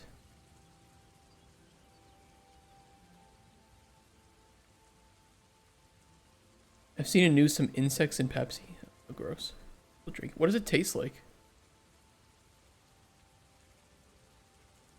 Out of date packages.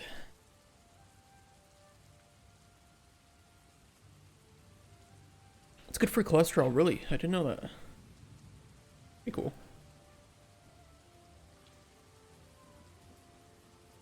Do we have any good, like, rough rocks that we can put down here? We do have these.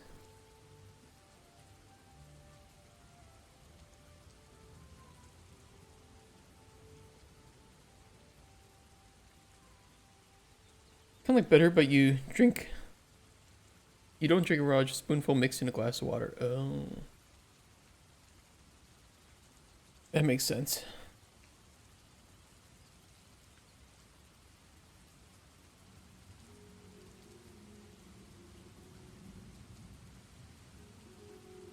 Round reveal rock. What is this?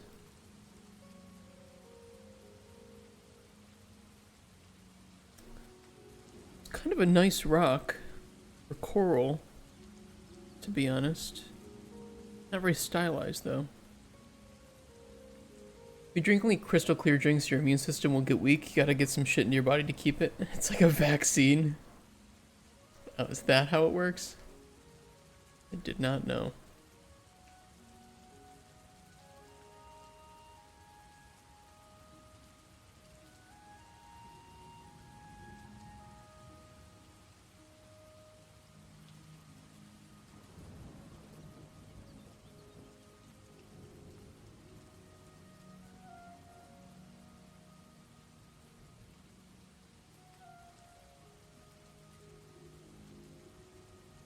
I mean, it's a cool looking rock structure, but not being stylized. Hurts it.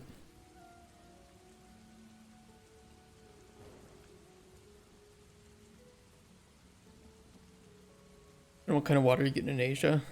How do you for sure get clean water where you live then?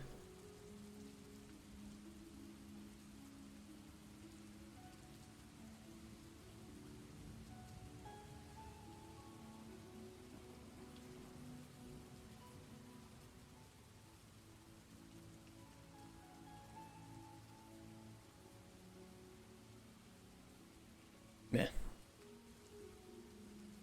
Meh.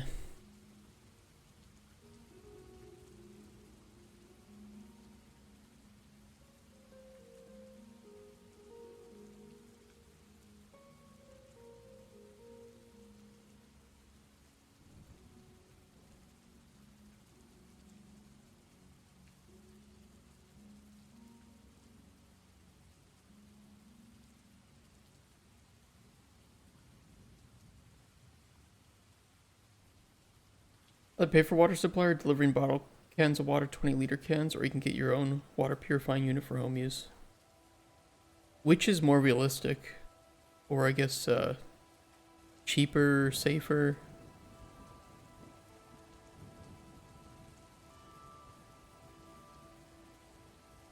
Both are, okay.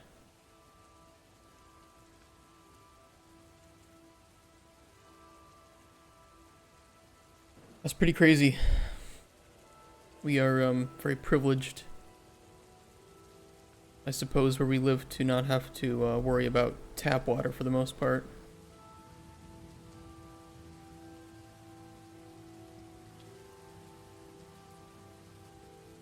I kind of wish politicians were more focused on making sure every part of the world had clean drinking water, rather than whatever they're focused on. You feel privileged about clear water? That's one of the best things, yeah.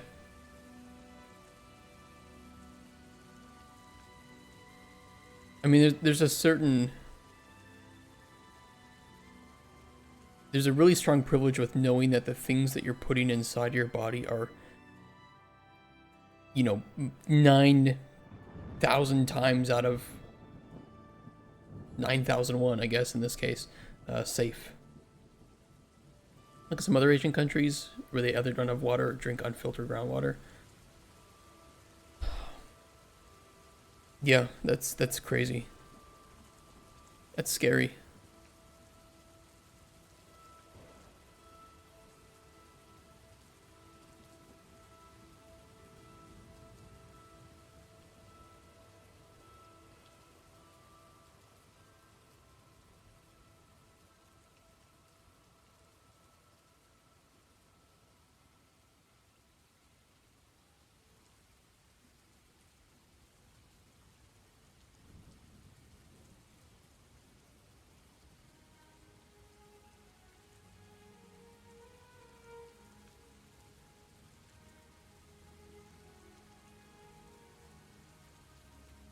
I'm gonna put it back here.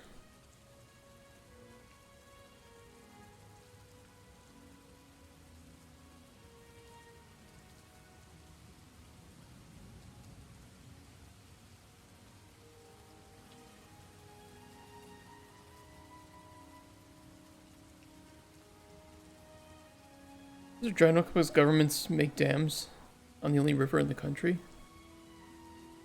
Why?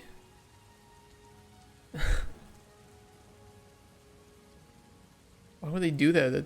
That just like ruins ecosystems. Like there's some very, you know, good cases for making certain dams, but other times Like you said, it just everything downstream from it gets fucked.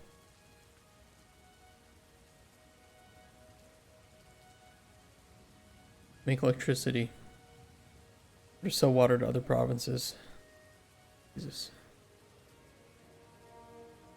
Internal politics. Our favorite. The older I get, the less I trust government. I know when I was young, I was like, oh, you know, just... the government can come in and fix the problems in the world.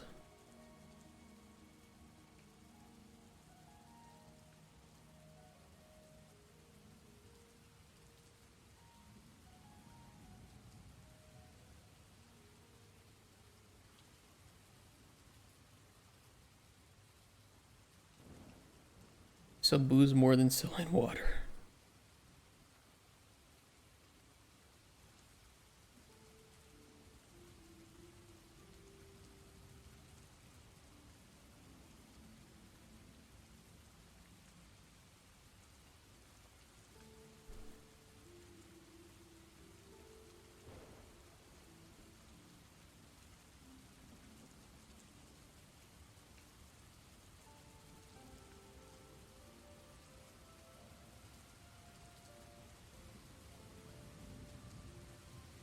People try to get alcohol of everything. People would love to get water out of alcohol drinks, right? Hey, what program are you using? Hey, I am using Unreal Engine 5. And we're working on making a little coral reef in our lake. Don't think about the type of water too specifically. It's a fantasy game. It's magical water.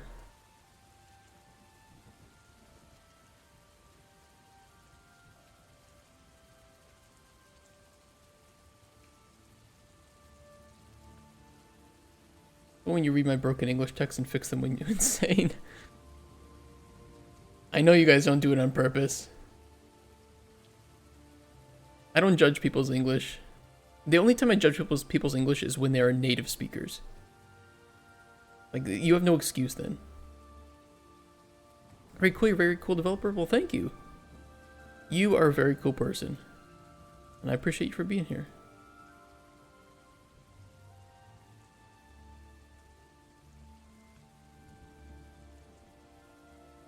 I'm gonna put another one here. I'm gonna rotate it though. In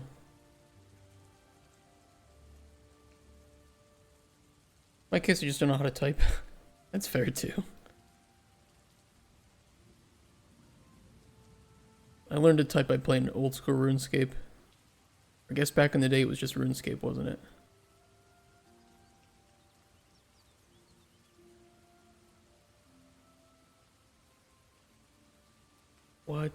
What does the collision look like on these? It's a little wonky. It's not terrible. These may not have collision, actually. We'll check.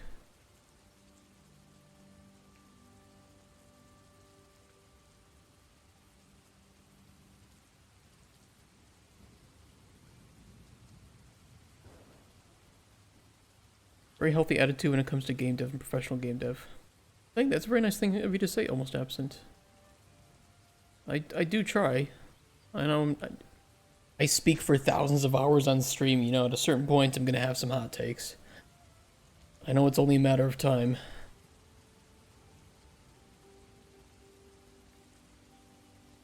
I can accept the responsibility of that.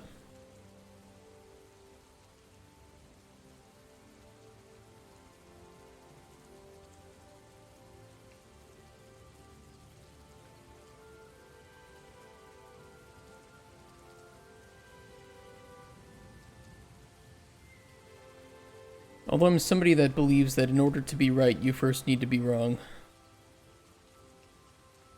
And a lot of people are afraid of being wrong, so they just never say anything.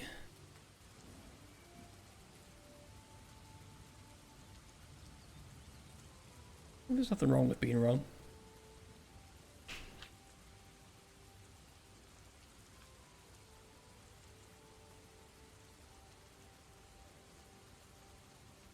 Which way should this clam face?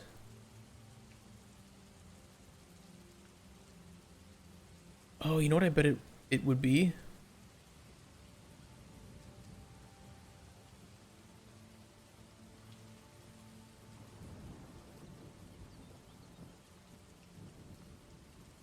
I bet it's supposed to be like that. Maybe not.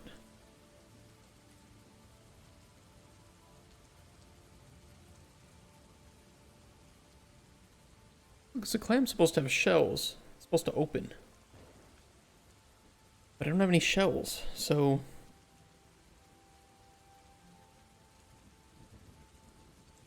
What do I do with the clam? Hmm.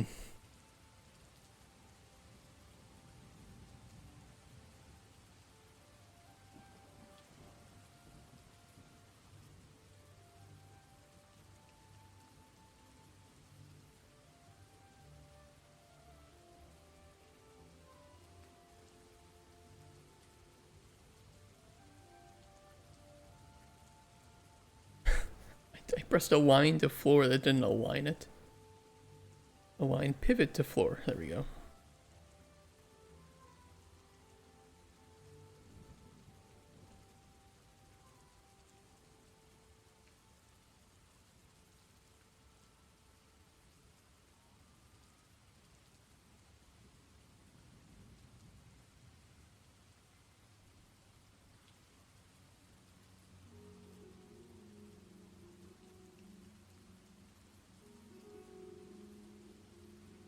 No.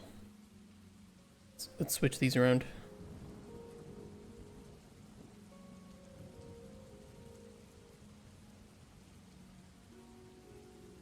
Looks better.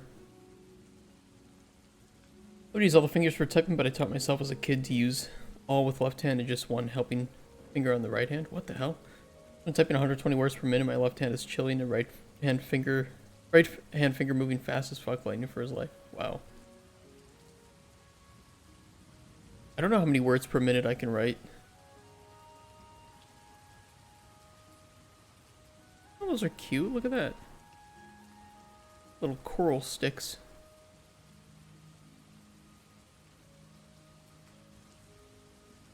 I'm going to paint those with the foliage system.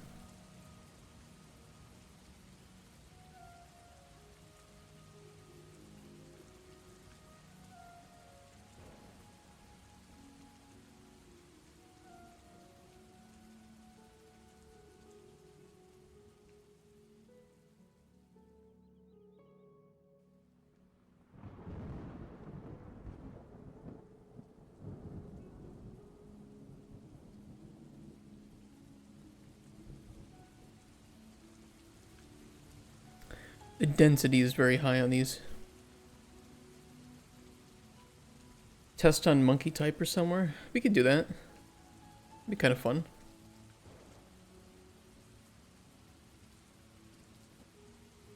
I would not mind. 0.8, 1.2.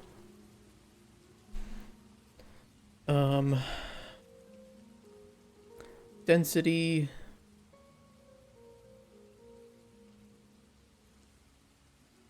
$50 radius. 50.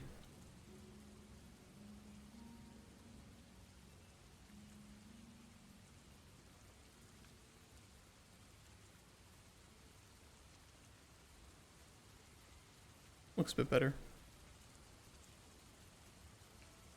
And we will set the culling distance to 30,000 for those.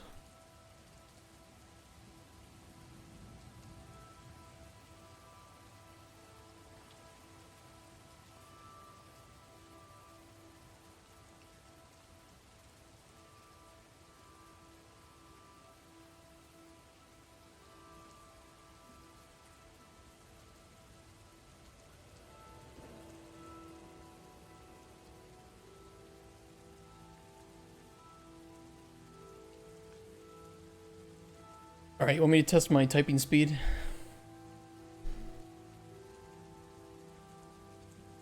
What do you say, monkey type?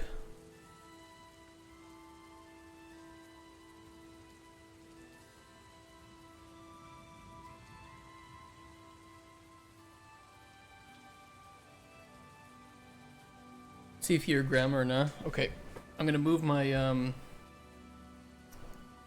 little hard for me to type with the this in the way.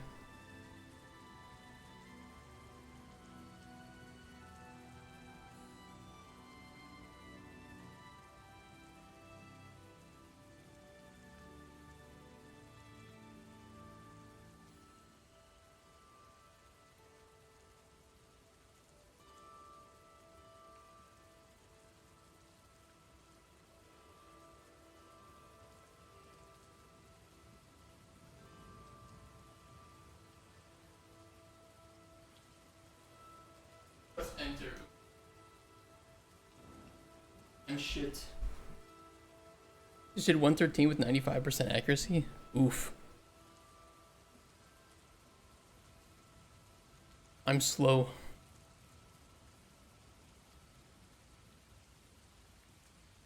Look, I've gotten better before. Let me try it again. And not press enter this time.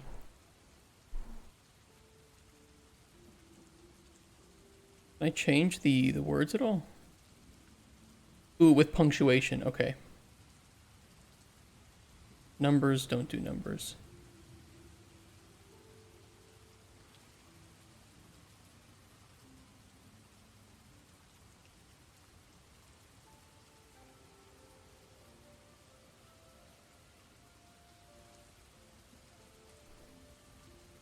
Do you use all fingers for typing? I do. I'm a little offset from my keyboard though, so I have to like kind of turn myself over.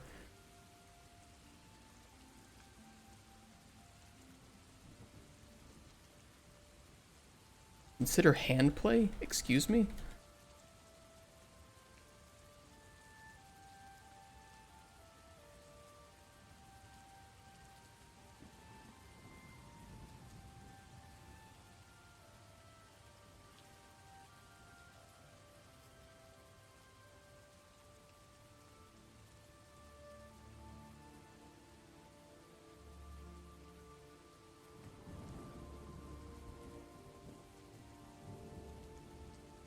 I have one complaint about this.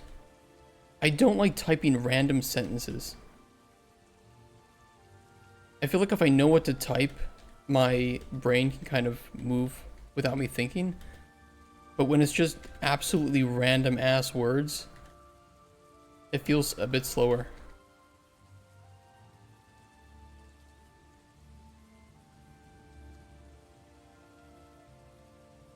I don't know. Interestingly, with punctuation, I'm about the same speed. It's pretty good.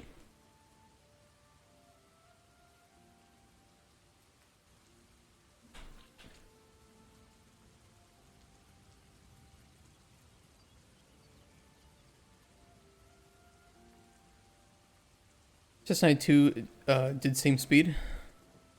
Nice.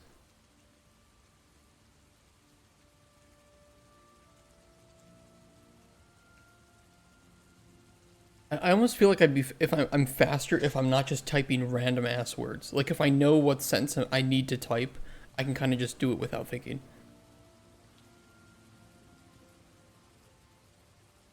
Because here it's almost like you're not just doing a typing test, you're also doing a comprehension test at the same time. Like, can you read ahead of what you're supposed to type and then type it? But the thing is, if everybody's taking the same test, then there's consistency with the testing method. But I do think that it is probably slower than people typing in normal usage because they know what they want to type. They don't see the word in front of them. They can think of the word and then just type it down.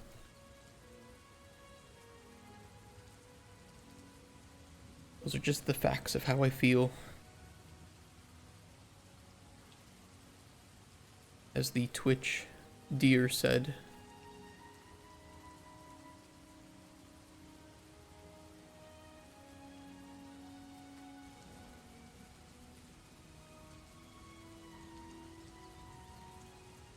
There's so many phallus-shaped objects in this pack.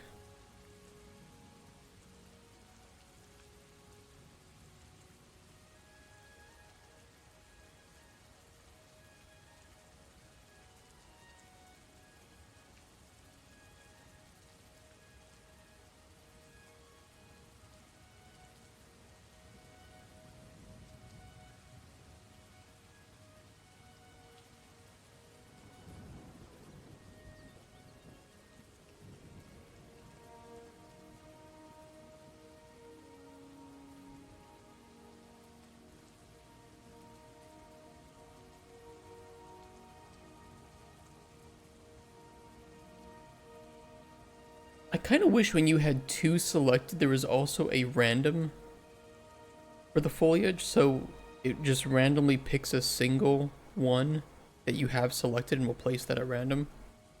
I don't know. Maybe they just wanted to overhaul this and use PCG instead, but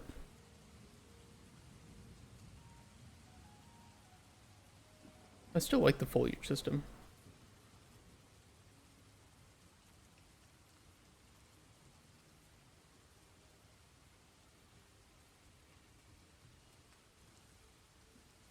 Thought it works like that? No, if you have multiple selected and you use the single mode, it will place one of each of them, like with inside each other. It's a little hard to see right now. Let me pick 2, yeah, there. So it just places them all inside each other, which is like really useless.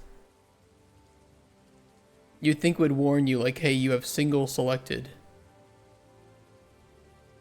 but you have multiple instances of foliage selected. Are you sure you want to place those?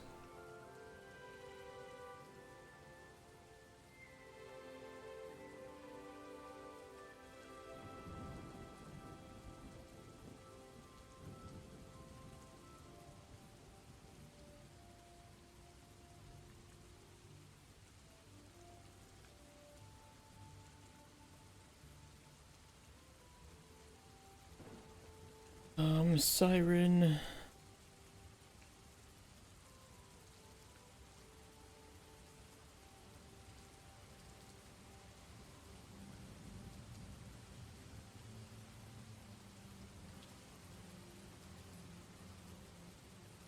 Don't see the collision on this mesh. Very odd. Unless there's an option for place single and then it'd choose random. It just seems really weird.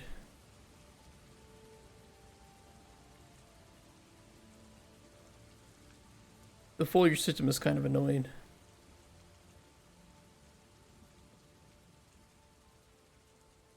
Like, it's got a lot of functionality, but it's got a lot of simple things that would make the user experience better. They just don't exist.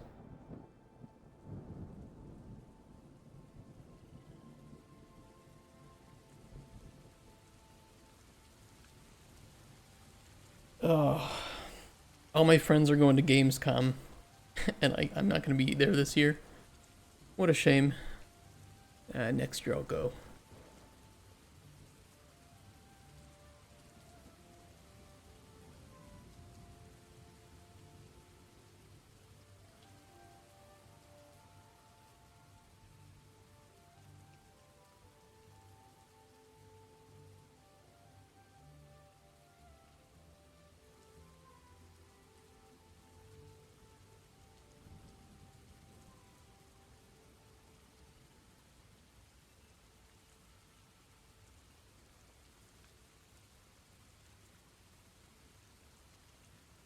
I can't tell if it has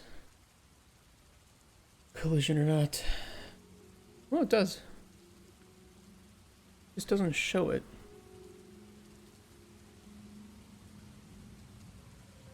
Even though it should.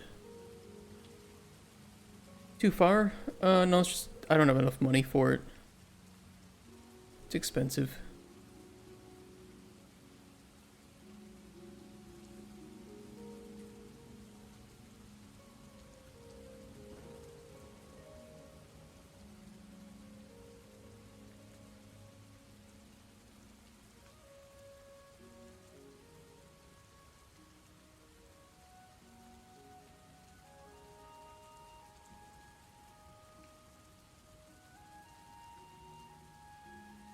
I mean, I have it set to...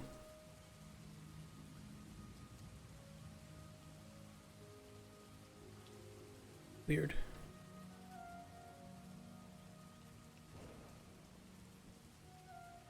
It would cost like, I don't know.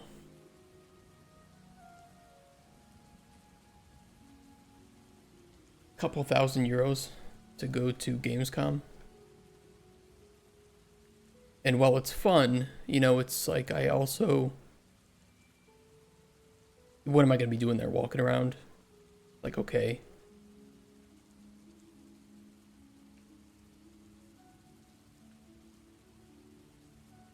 But preferably, I'd like to show my game or something there, but I can't do that because we don't have enough ready.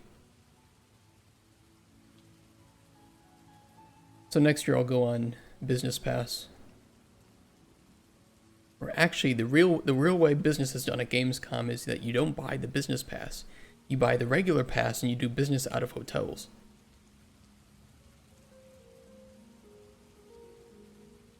That's something that I learned.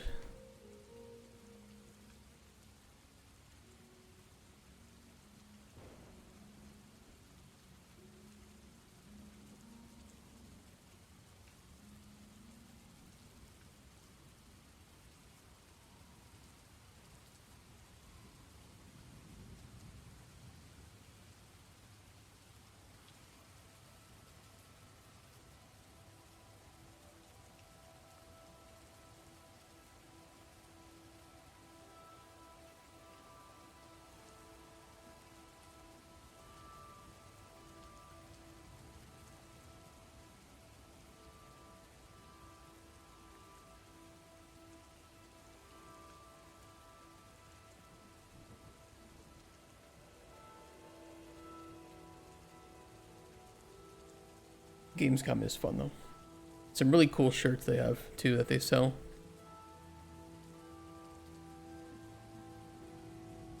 Although I'm not sure what businesses are going there this year. Like what games are being shown off. I know when Dragon Ball Kakarot came out, I was at Gamescom and they had a massive booth for Dragon Ball. They were giving out some really cool merch. I was able to see some friends from Tail Worlds who make Mountain Blade Bannerlord. Actually, they just make Mountain Blade. And they had the Bannerlord booth and they were doing some really cool stuff. Gave out some awesome merch as well. Real quick, I literally just stared at the Google search screen for 30 minutes. How is this going? Better than your Google screen stare.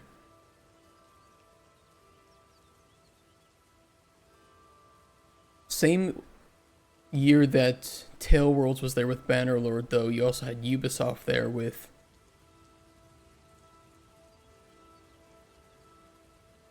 Skull and Bones. And I got to see an exclusive gameplay reveal of Skull and Bones. I think you can imagine how I left, how I felt when I left the booth for that one. Like, what the fuck is this game? It looks so terrible.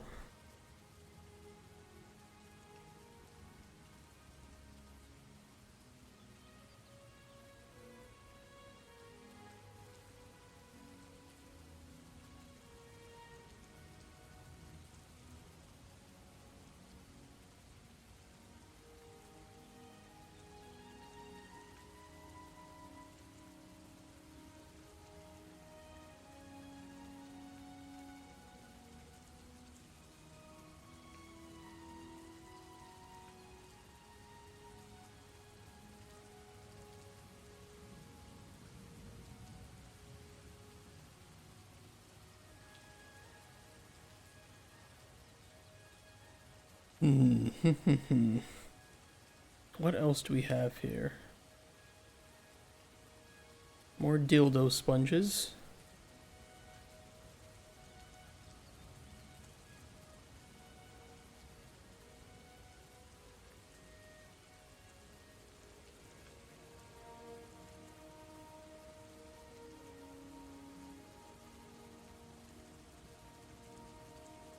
We do have those bubble VFX, but I don't know what we want to emit bubbles.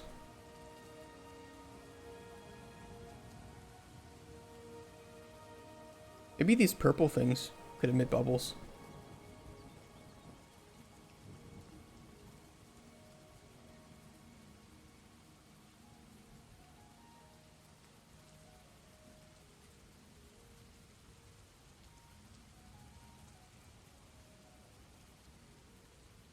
Looks kind of cool.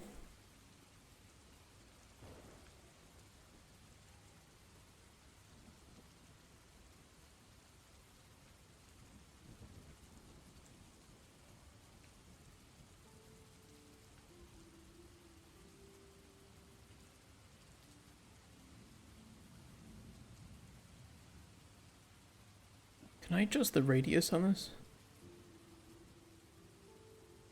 Custom time dilation.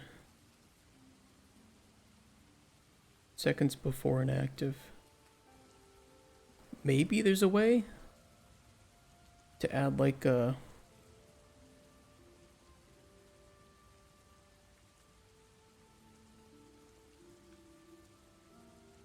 variable.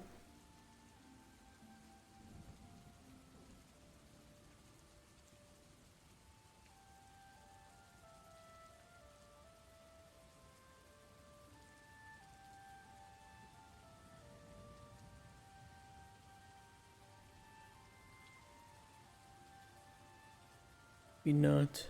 I know with Niagara you can, but these are cascade particles.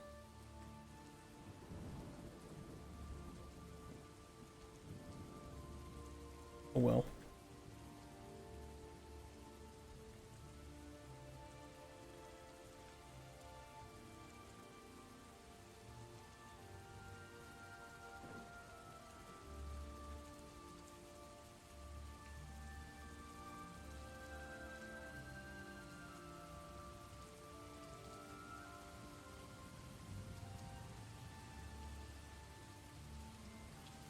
This is looking really cool so far. I like this.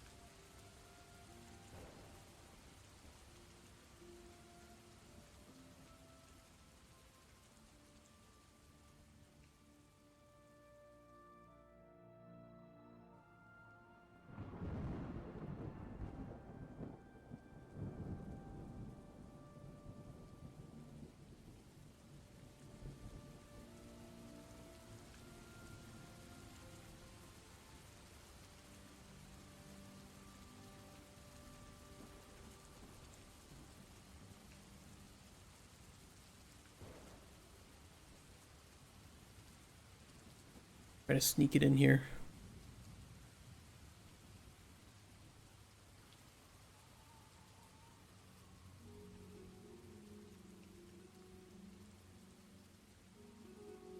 A fair warning for today too, I will have to go a bit early. Not anytime soon, but just a little bit earlier than usual. Because I have a call with a publisher. I don't expect exceptional news, but we'll see.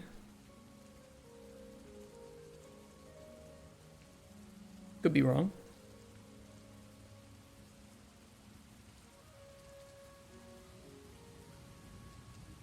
So I wouldn't expect anything crazy with it. It's just like a follow-up. What do you need from publisher? Money, I guess? Yes. Yeah, money and well, cooperation. You know, and I want to make sure that the publisher we get is in line with our own values, right? Because otherwise, what's the point if we have values if we find a publisher that's just a greedy asshole or something? So, you know, like the better game we have, the more we can kind of shop around and we can say, well, you know, what you're offering in terms of money is great, but you guys don't have the same values as us. So we're going to go with someone else.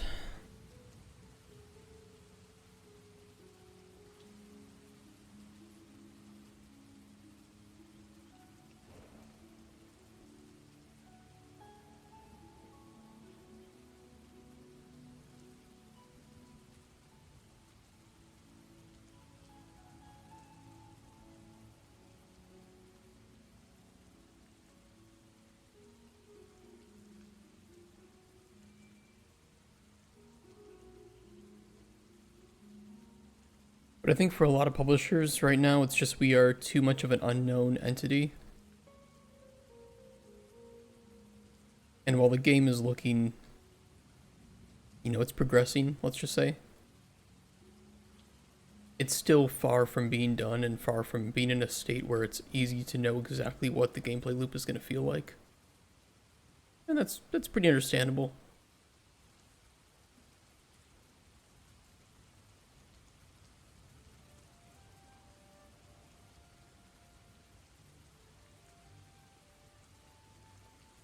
A bit of a experimental game. It's not like it's that out of the box. It's just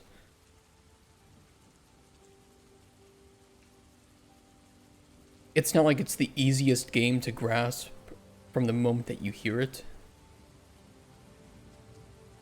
So the more that we can create, that we can showcase, I think the better spot we'll be in.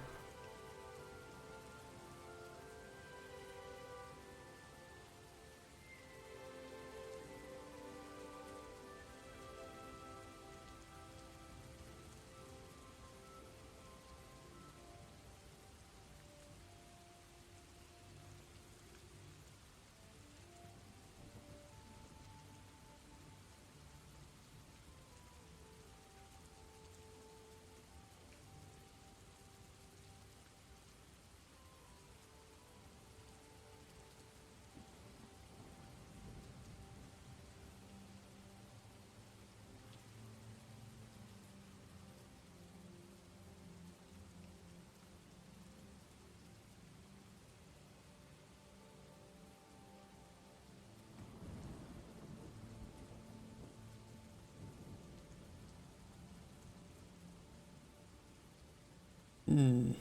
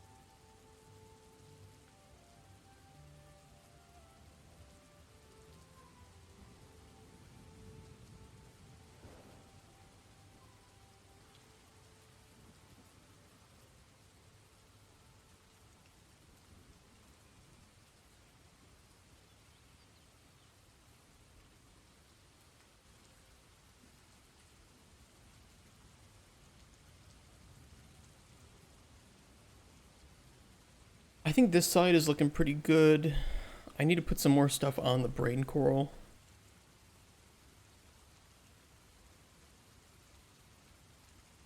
I want to place some of these mushrooms on the wall.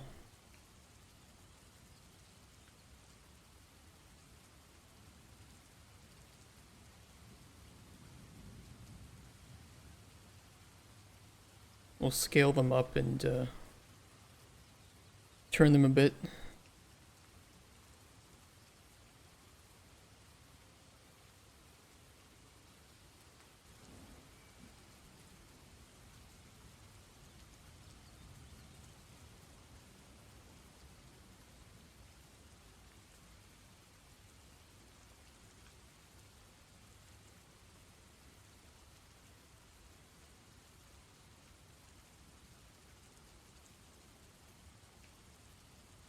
Okay, let's start here.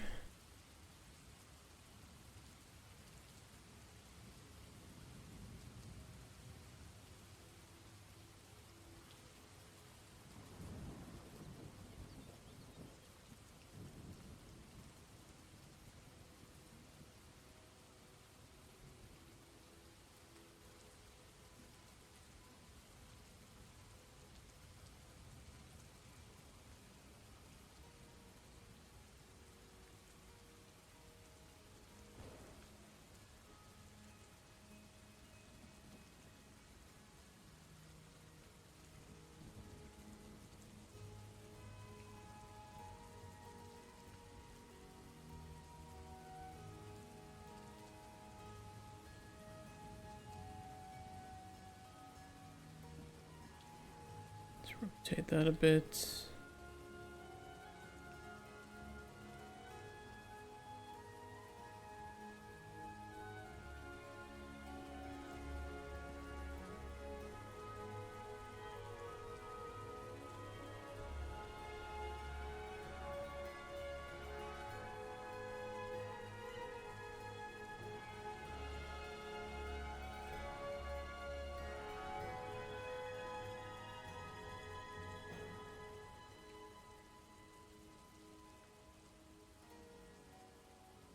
And a good coral reef takes a long time to build, doesn't it?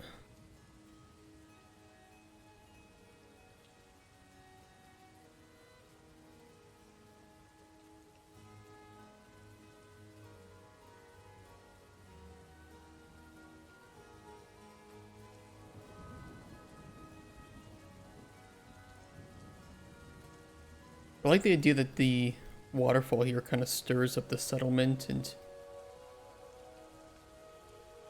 kind of goes above the rocks and then down into this little crevice where all the life kind of thrives.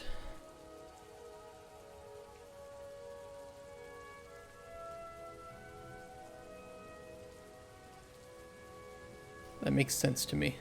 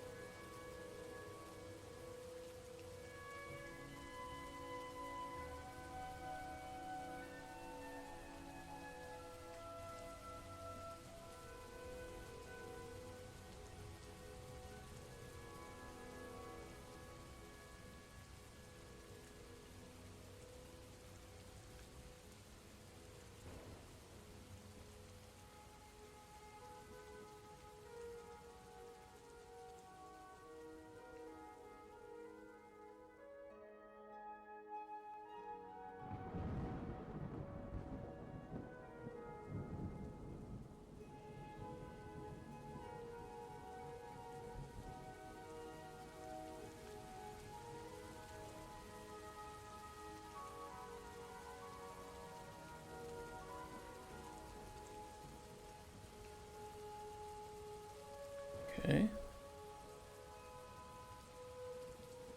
Got that one.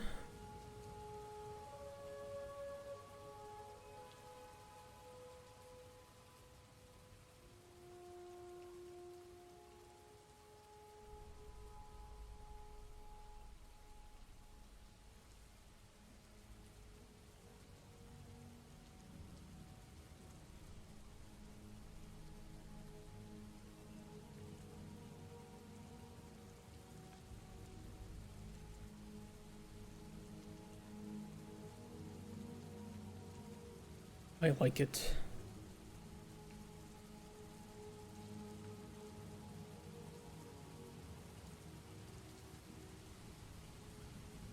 Maybe I'll place a couple of coral trees down here too.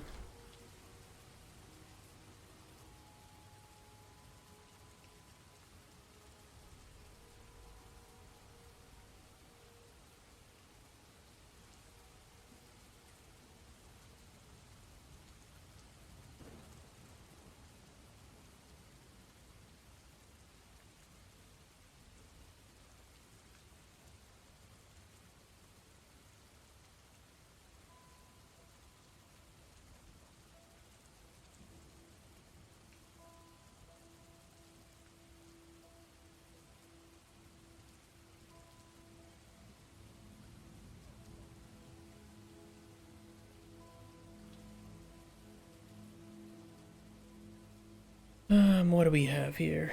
What do we have?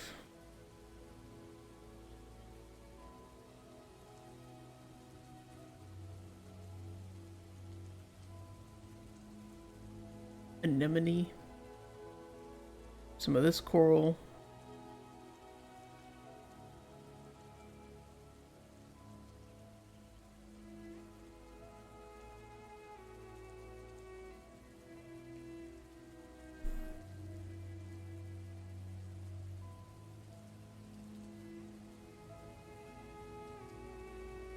Little bubble boy in the corner.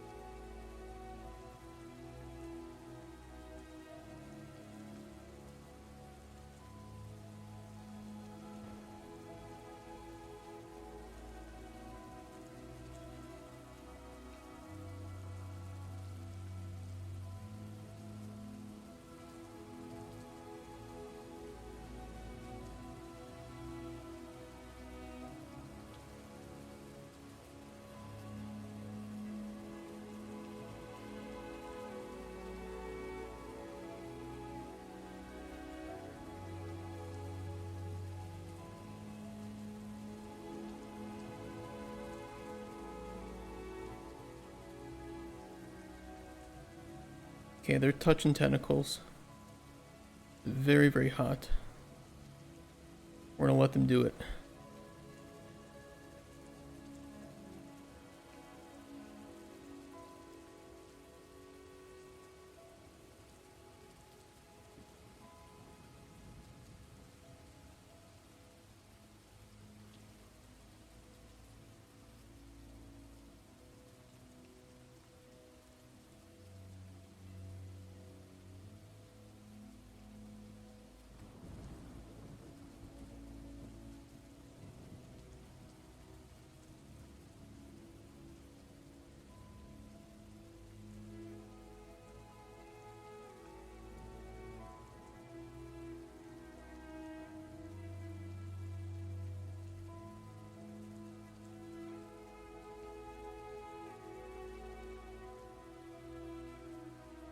They're so locked into this.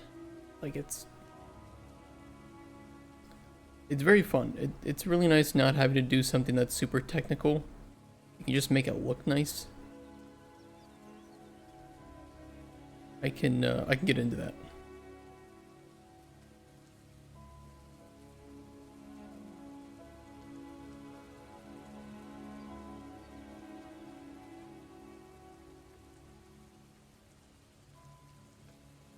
One thing that would be pretty cool is down here is having something that, I don't know, emitted a little bit of light.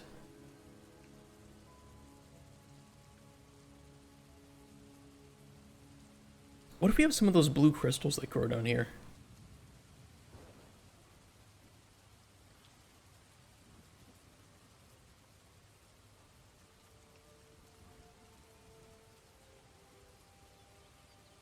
Oh shit, I kind of messed it up then.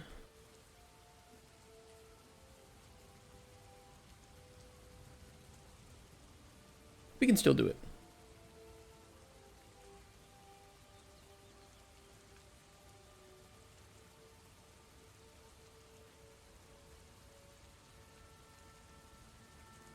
Blue crystal and rock?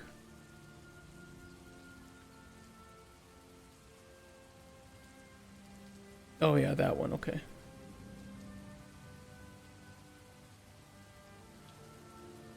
We could have some of these, and these will emit some light. So I'm thinking at nighttime it would be pretty cool.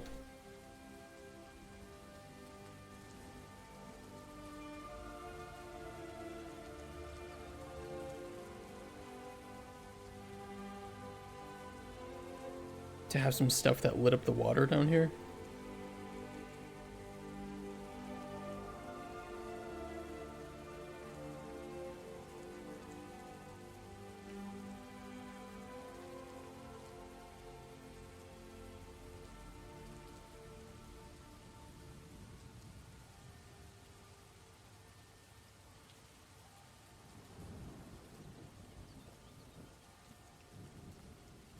Like, we don't have to do it, but it is kind of cool. Oh.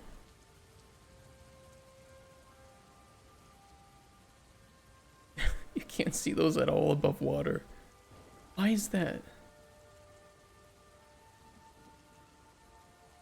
What is that bulb?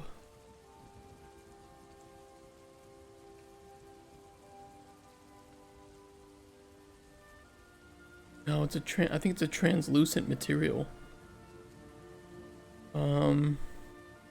Yeah, flower light. Translucent. We can make that lit. Yeah. That does not need to be translucent. And if it's translucent, it won't be visible above water.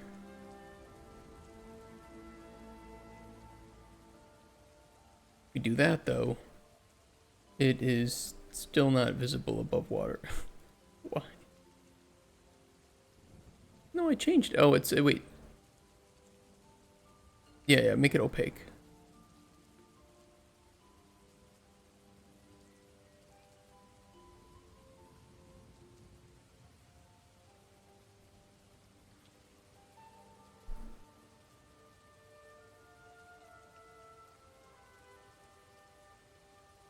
Do I want it unlit or? We'll do default lit.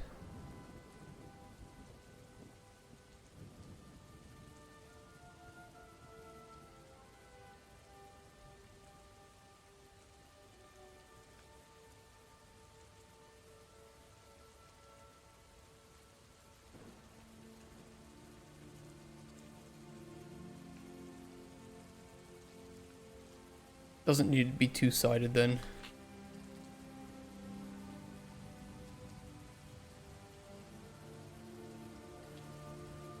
Now they're visible above water. Which I think is way cooler. It's way cooler seeing stuff lit up under the water.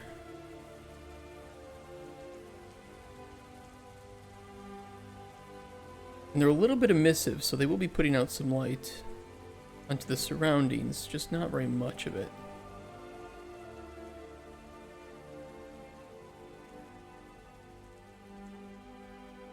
But it would be cool if we just could have like a something down here emitting like some blue or purple light.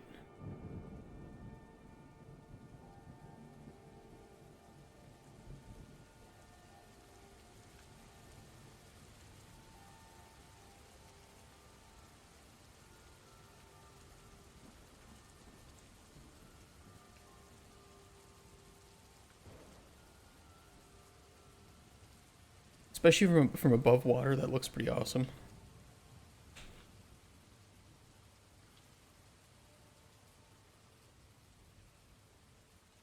Just don't know what we could do with that.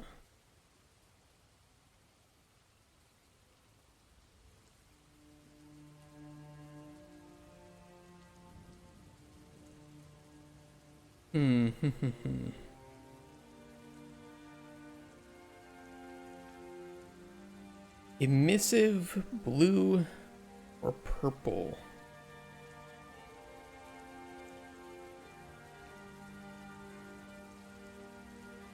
I want to check something.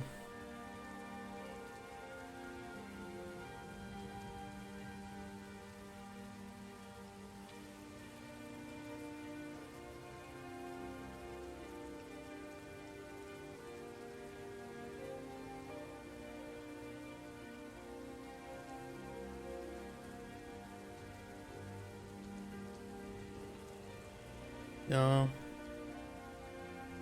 Got some assets, but nothing crazy. I would like to get this eventually, though, just because I think it is very consistent. Because it is. It's from the same people that make the most of the environment and foliage that we use.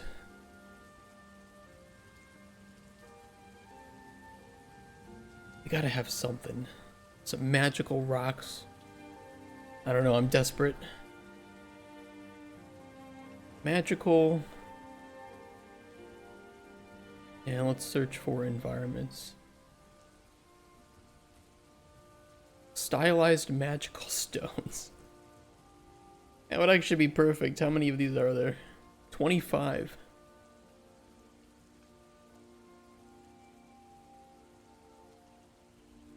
Actually, you know, honestly, they're not terrible. There's some cool stuff there.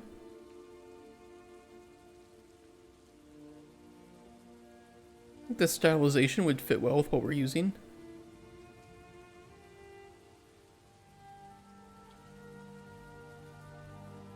I don't know. I'll wishlist it.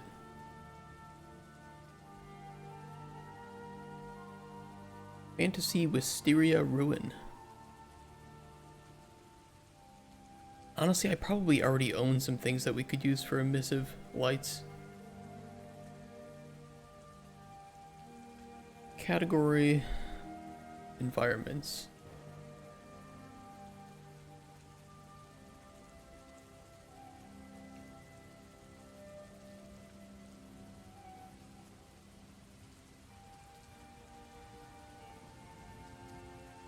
We do have a lot of the crystals.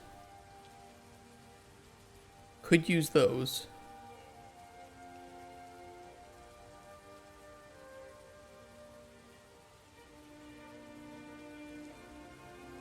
In this magical forest.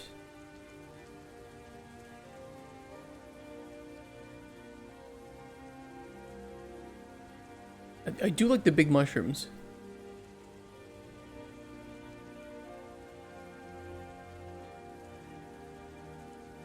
Really, really like that.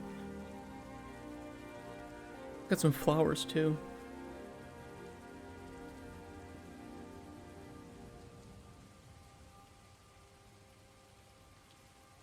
Not bad.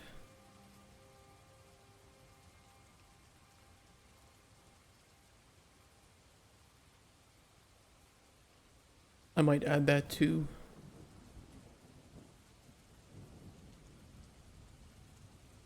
something soon, but instead let's look at crystals.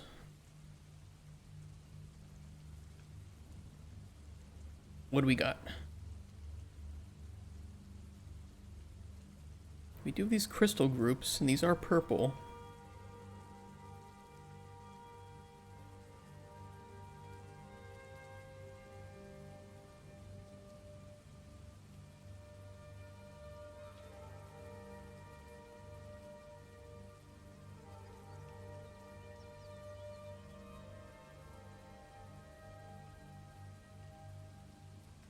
They're not very bright though.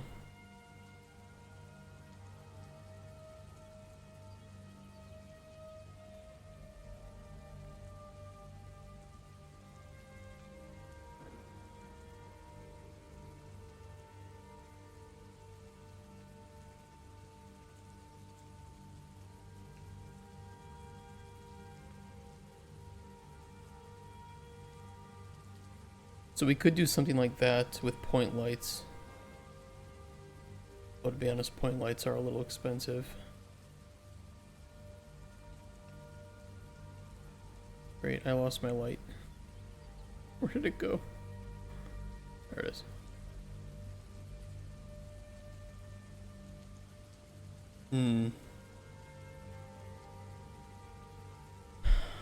Yeah, you know what? Let's do it.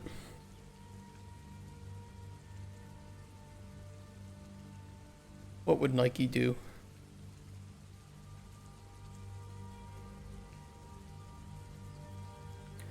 Object with tooltip distance fade. Not that one.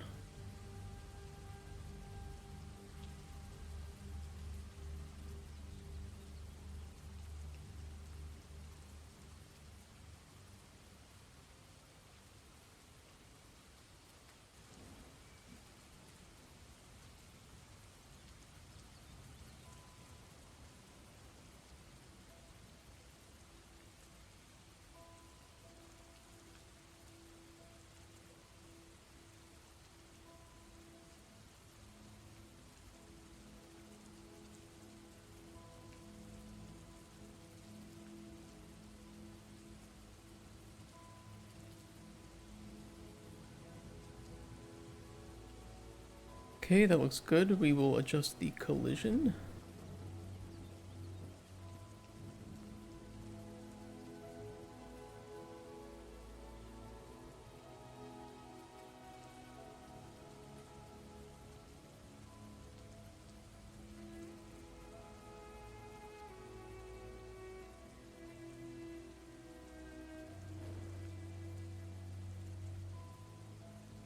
This is just the interactable collision though. Then we can type within here that the player can't collect. I don't know what we type in the cave. Purple crystals too large to harvest.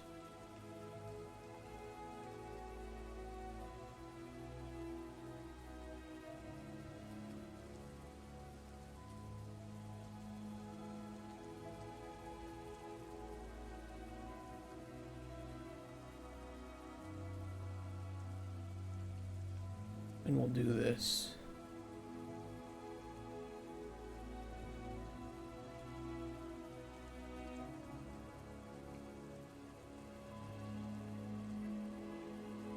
Realistically, we do want the attenuation radius to be small for performance reasons. I think it'll be fine keeping it like that. We will make the color a nice purple.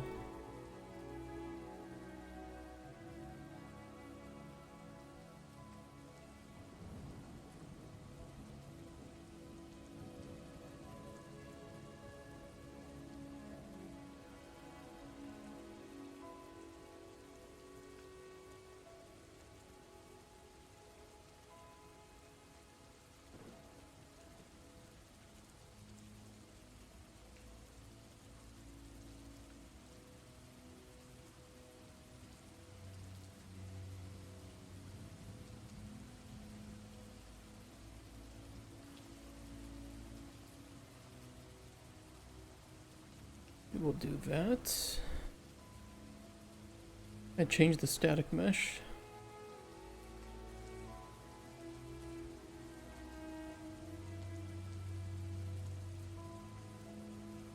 I thought we had a blue crystal group. Maybe not. Okay.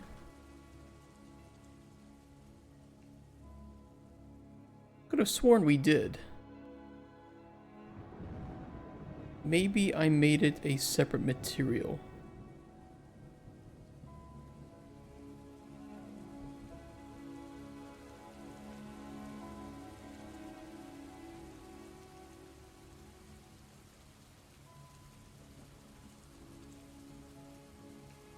Yeah, crystal flat group 1. So if we choose crystal group 1 blue. Well, that doesn't look right.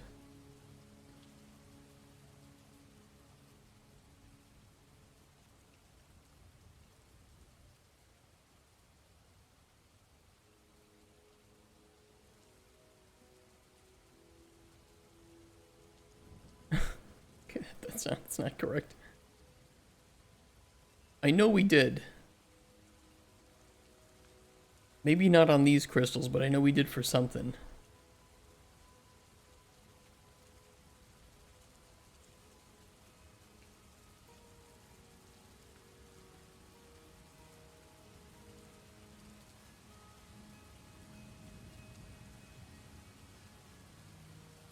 I have a vague recollection of making alternate crystal colors.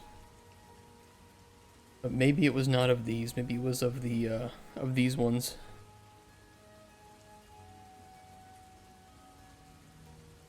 Well, we still could do it.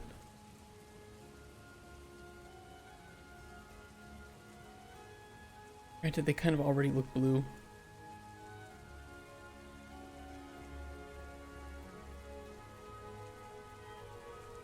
Not worth it.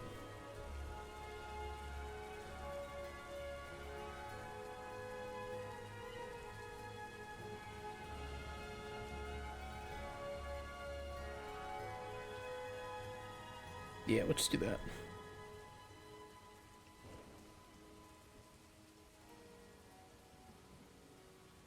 Do kind of wish it was brighter, but you really have to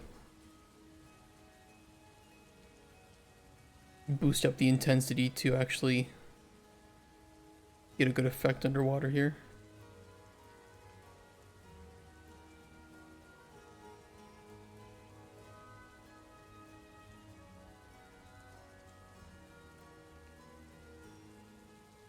I think for now that looks okay.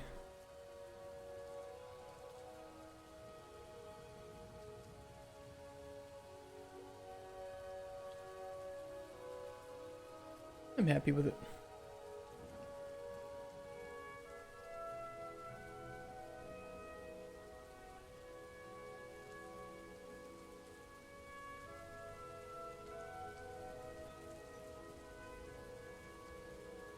Well, I would say the last thing we need to do down here is add some collectible ingredients.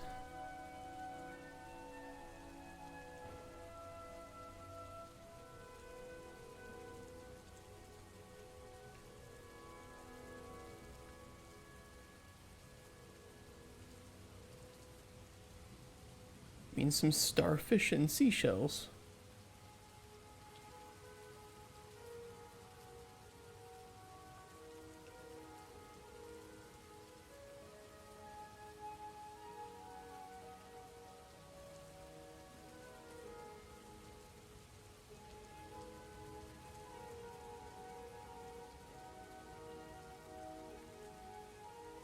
Yeah, I can't place them directly on this wall, but what I could do is move them up there.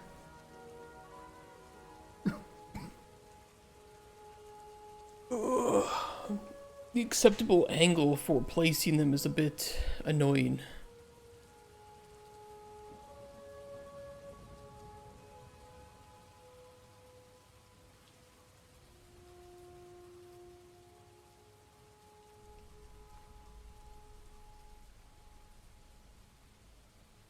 It's like if I put ground slope angle at maximum 360 degrees, you know, it should theoretically place it anywhere, but it just doesn't.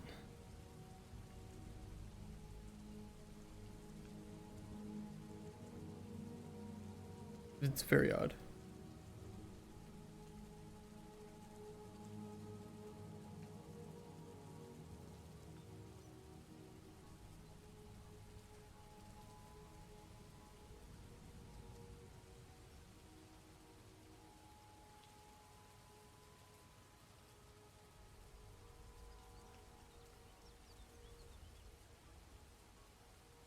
Yeah, I don't know.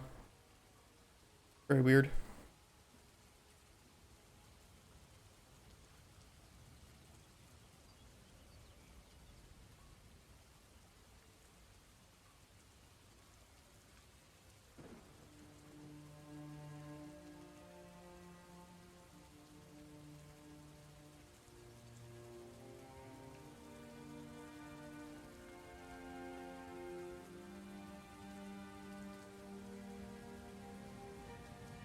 I don't think that looks good.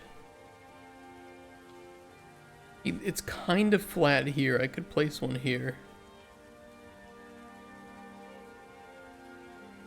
And get away with it.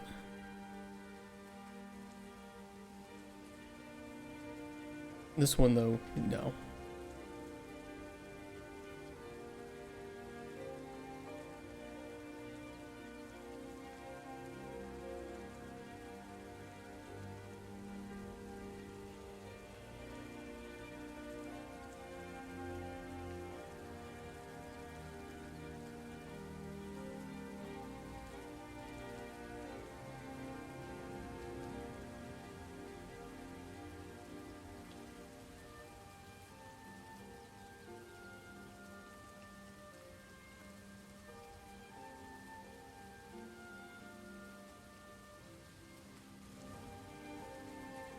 Place some seashells.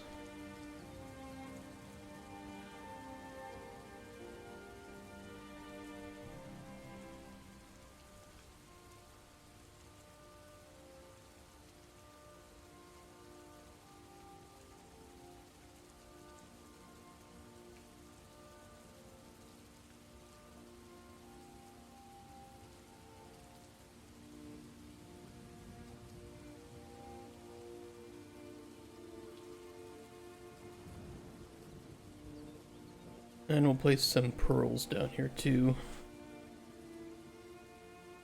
Be a little treasure trove somewhere.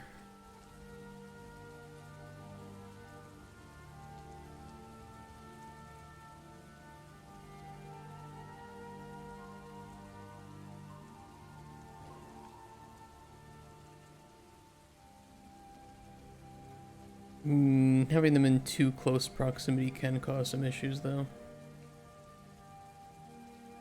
Gotta be careful. I say as I then place two in close proximity.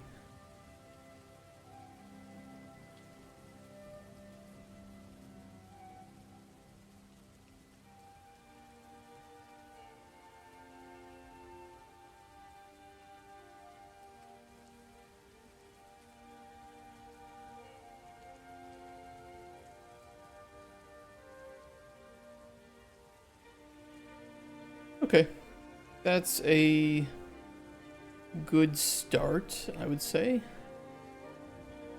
I think that looks cool. You know, we don't need to make everything under the water too dense. It's okay if there's just some open space with nothing to collect or do. But having some varying, you know, underwater locations would be nice, like the waterfall reef. I think it looks nice.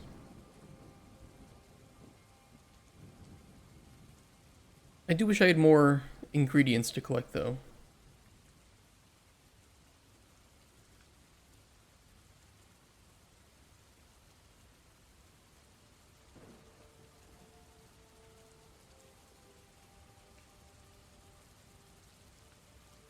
Let's see what it looks like.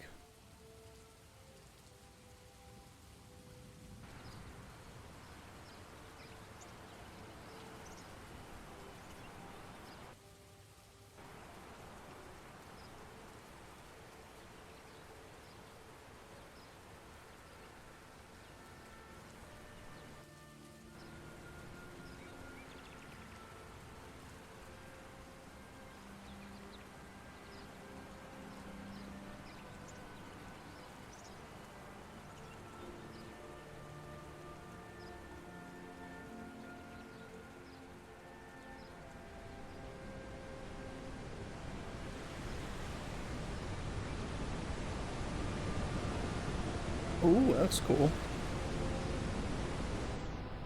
Some Subnautica vibes for sure.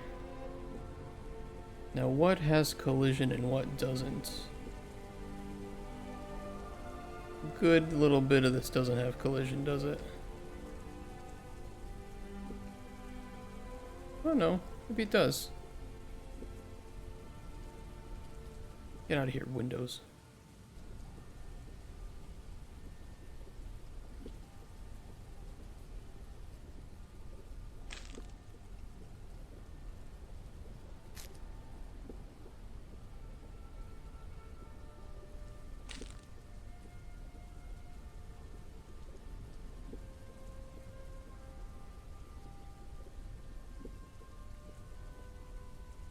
There are no string, that's fine. We haven't added the strings yet.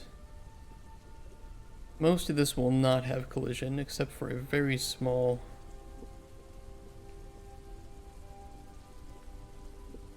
cylinder within there.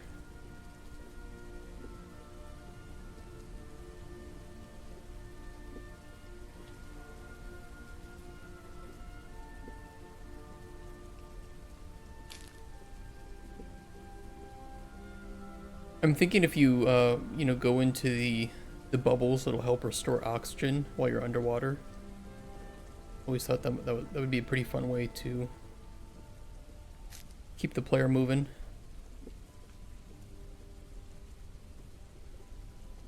Because I think if you're too worried about surfacing every, you know, 2 minutes just to get some oxygen, it's kind of annoying.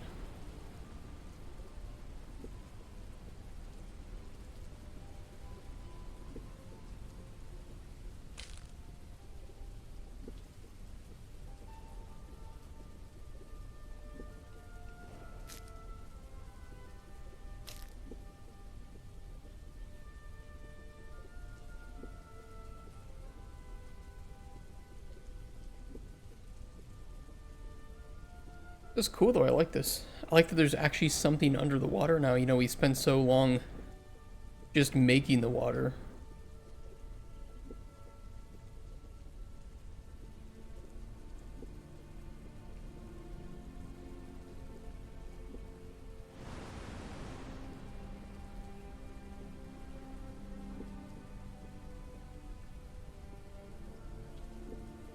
It's nice to actually have some things to explore.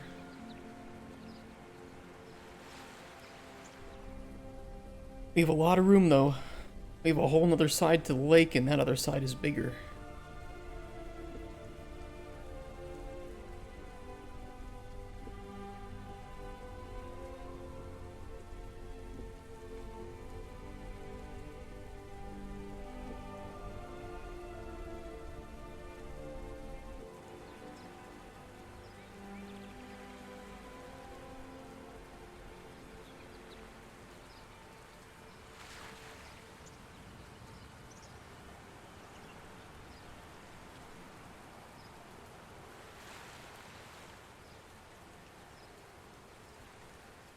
Looks fine.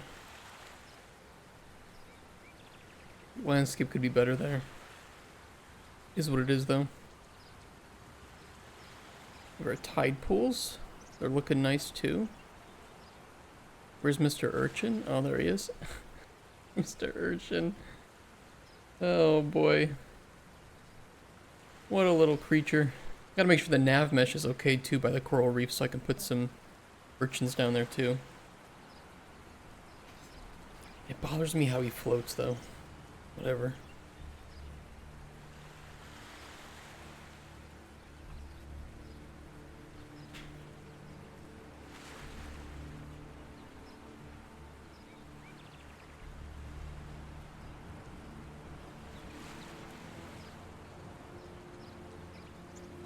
I can have a friend of mine look into it.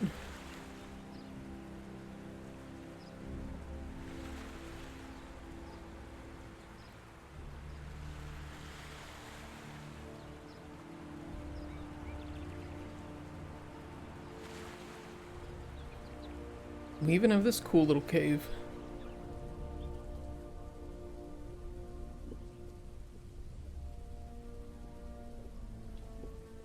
Very small, but we can put some stuff in here too. to loot. And we have another one on this side too.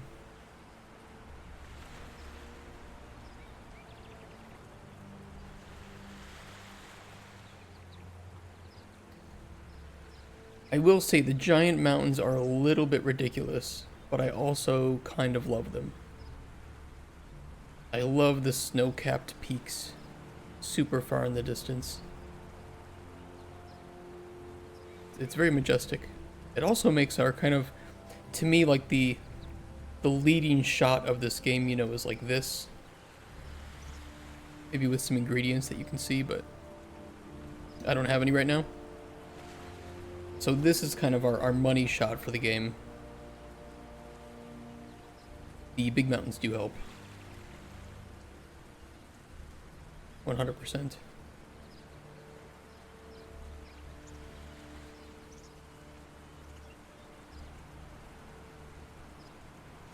That bothers me.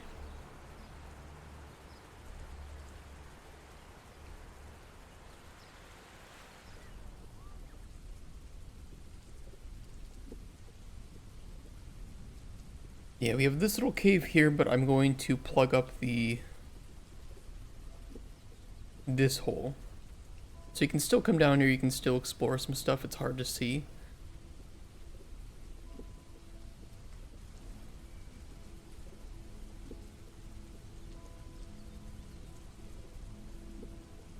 And then you have this exit over into the larger side of the lake. Of course, you can also just walk above ground, so not like that's necessary. And we did start to put some of the meshes down here for these ruins. Nothing too crazy.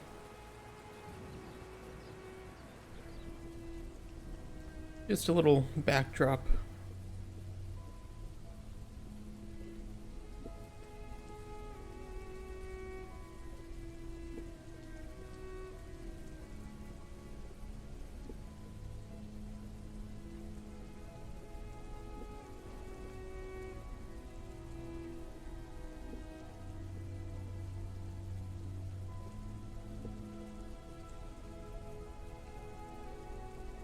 Very deep though, in the water does some weird stuff.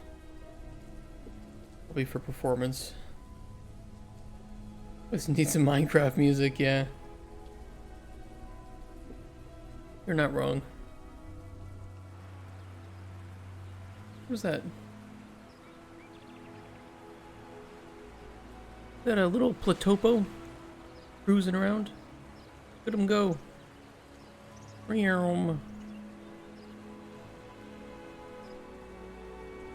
He's floating too. What the fuck? Why are my animals floating?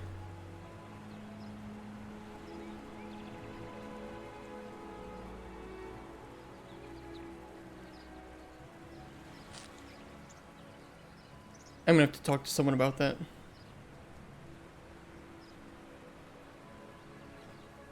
We can get that sorted out.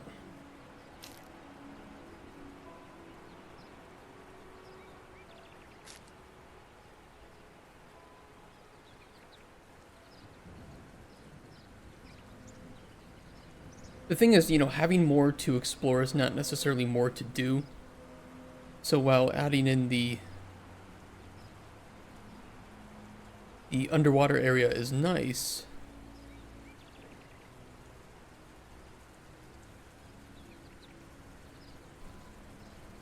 we still need something to do, you know. This game does not have a lot of verbs to it at the moment, and I'm very aware of it.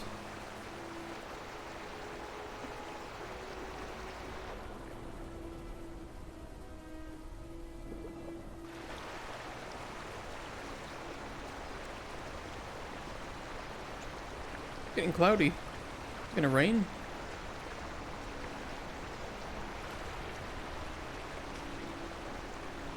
Uh-oh. I think a storm's coming.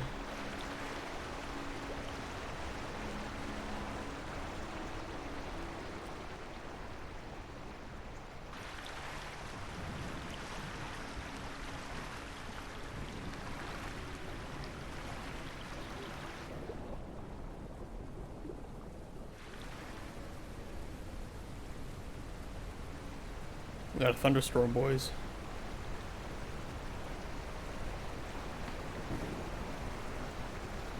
I love that the trees will sway more because of it too. I only wish I could make the lake more violent, the waves, you know. Ooh, that was a good one.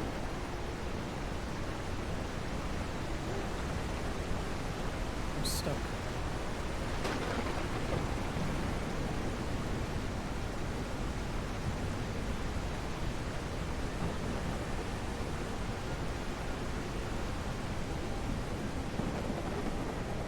You know what we do when there's a violent storm? Let's go underwater. We can ignore it completely down there.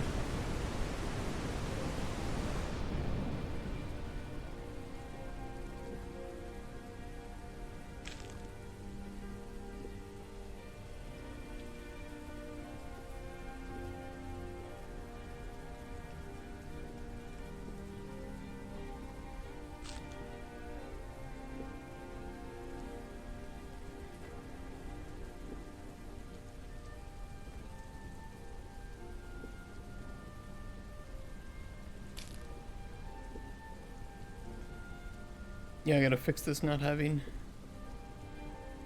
collision. Annoying.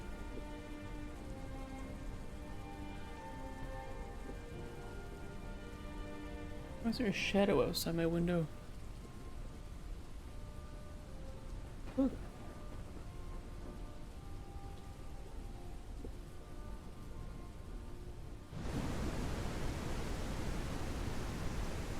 There's a shadow outside my window, and I don't know what it is. A little scary. A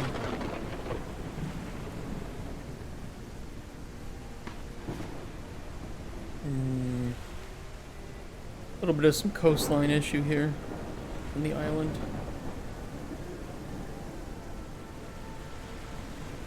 What do our tide pools look? I think it's possible that some of the master materials for the new packs we added do not have weather effects yet, which we'll need to fix.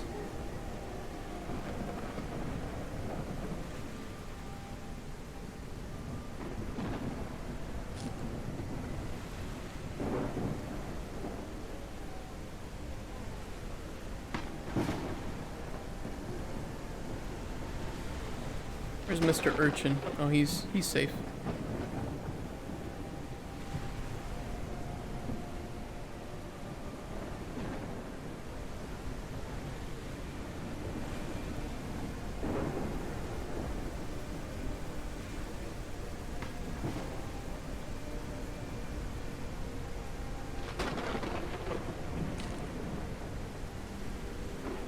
Okay, now it's spooky.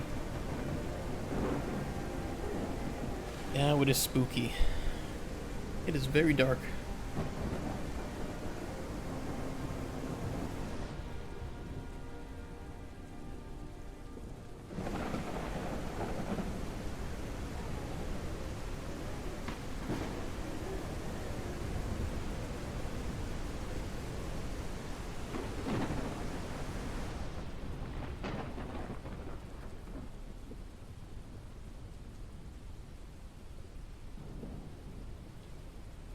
Hey Boom Raccoon, how you doing?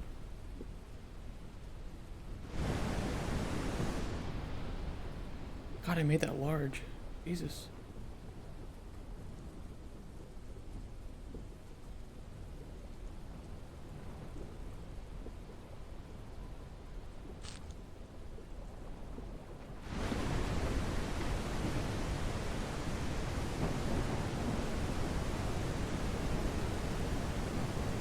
I will say the ambience is pretty good.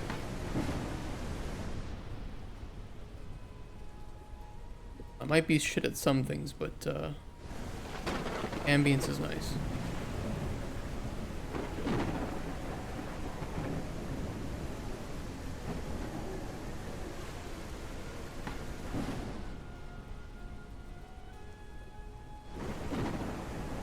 Yeah, we added one new ingredient today, but everything else is was stuff we already had. A little hard to see though with this light.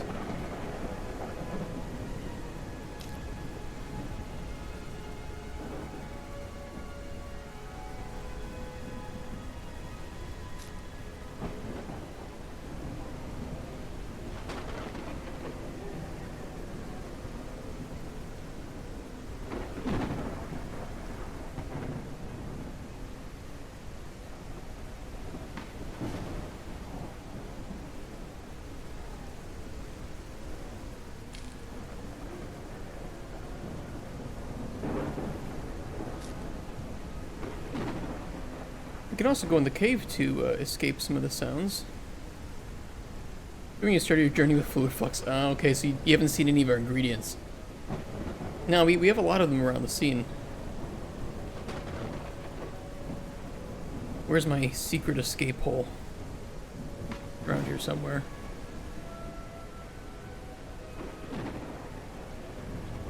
I can't see it. We'll go in the normal way.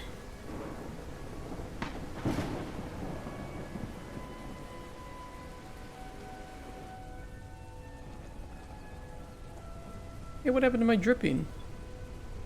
I had a spline here that used to drip water. Same here. Did it get deleted? Oh. You turned into a horror RPG. I would like to have some horror elements in the game.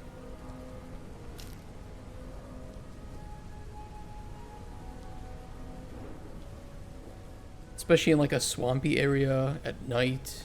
Gets all misty. Maybe there's a ghost that haunts you as you're trying to pick up ingredients. But the ingredients only, you know, you can only harvest some of them at nighttime, so you have to be there. You have already fluid flux. Hey, you're not wrong. You little buddy. Pick my balls.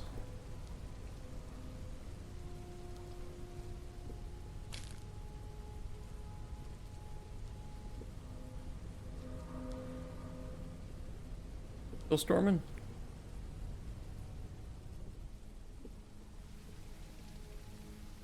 No, just some light rain now. Thunder stopped.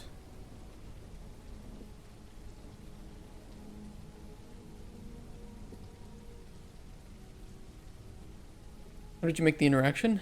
Which one? Line traces or interface? Both. If you're talking about for ingredients, it is both. Hey, Spoon's here. How's Spoon? How you doing?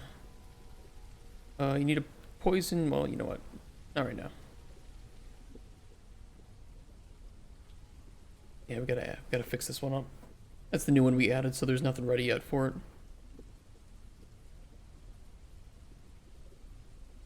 Oh, the trace channel. Yeah, I did do a custom trace for ingredients. But it's, I think I trace by... Actually, no, I trace by visibility. But I check if the hit actor has a blueprint interface. I think.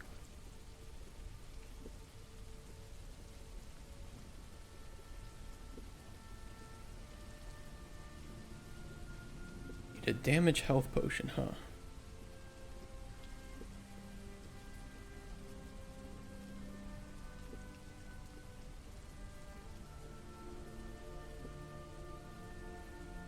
We have a sound issue.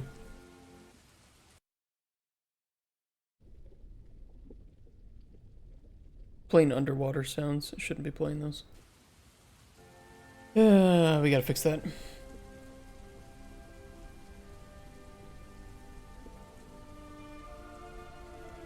Alright, Spoon, here's your damage health potion.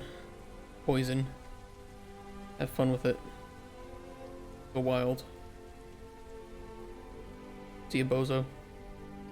Oh. That was weird.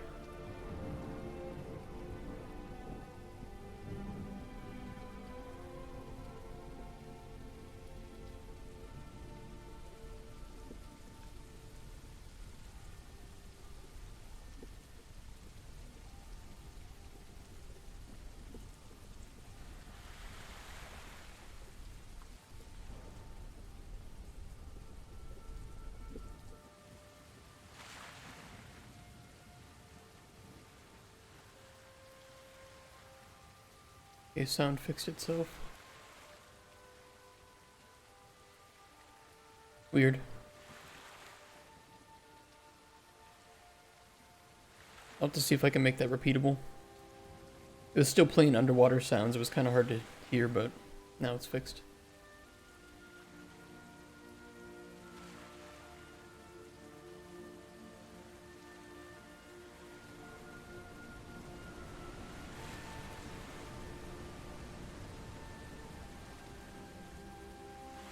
That peak looks cool. Lit up by the moon.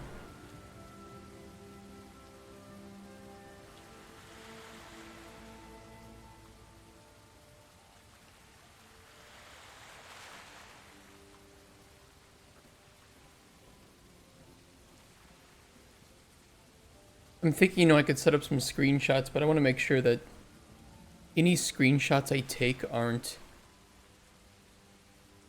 deliberately set up. So, like, I could place the moon behind this mountain and, like, tweak the settings so that it looks perfect, but if that can't occur naturally in the game, then I don't want to get a screenshot of it, because I feel like that's kind of cheap.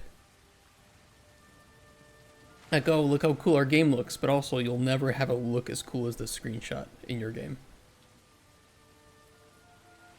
I don't like that. I don't like that. And you see it a lot with, like, action games where they set up, like, characters and cool poses, about to attack, and they're jumping off a cliff.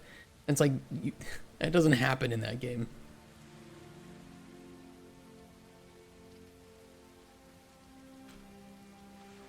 I don't like that at all. Just kind of a personal gripe.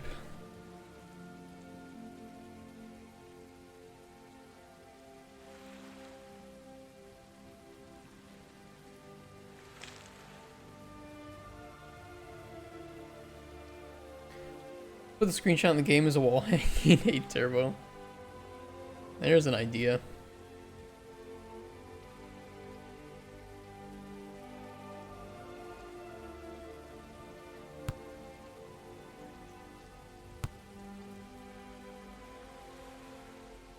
Come on, Mr. Urchin Boy, where you at? Get the ball.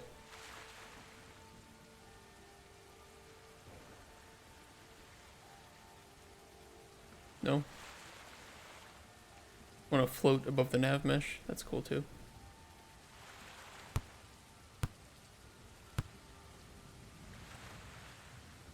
Shit.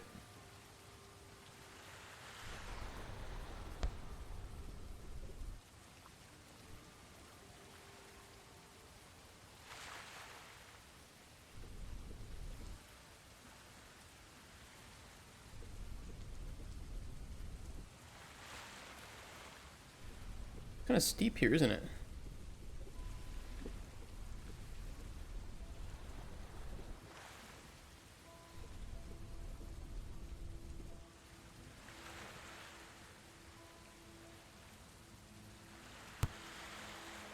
Actually, shouldn't we, if the rain stops soon, we will have a rainbow, I think. I don't know if the rain will stop anytime soon, though.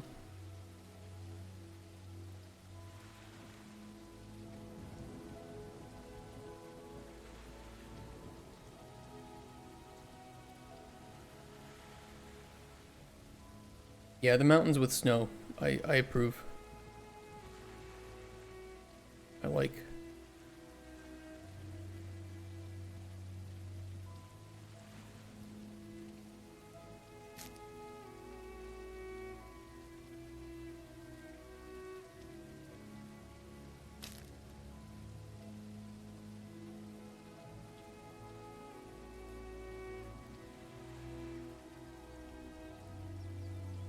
Did Spoon ever come back to the hut?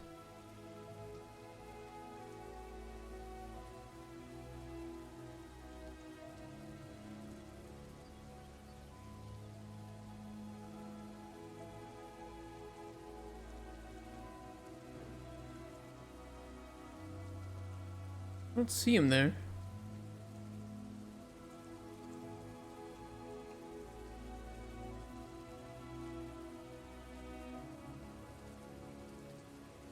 He does take a while, unfortunately.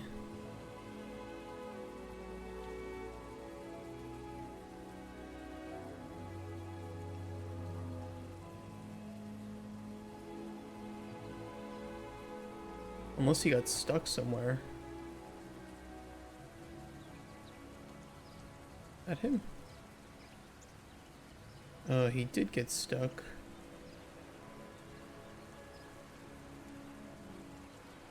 Oh no, is it this old bug?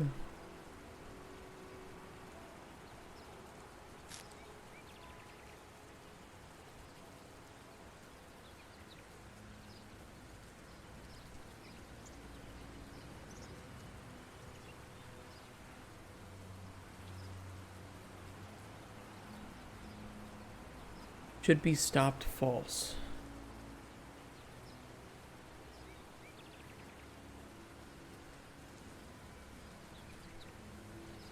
Alright, we have some AI stuff that we gotta clear up. I can't put out a build with him getting stuck.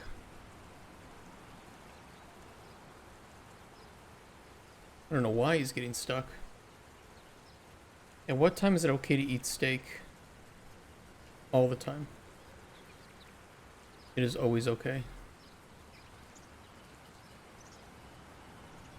You can have bacon and eggs for dinner, you can have steak for breakfast.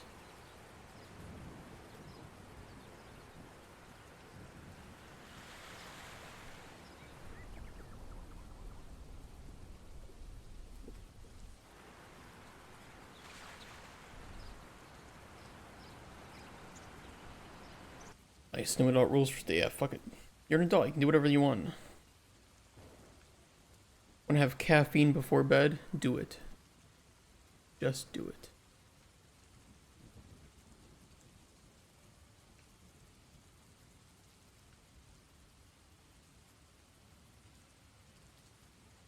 I will have a friend of mine look into the nav issues.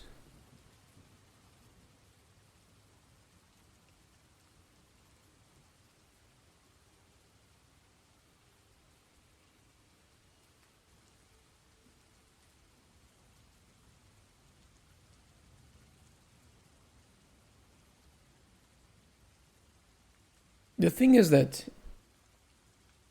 Spoon was working before. We didn't change anything to the nav mesh, and we didn't change anything about his AI, so I don't really know what the issue is here.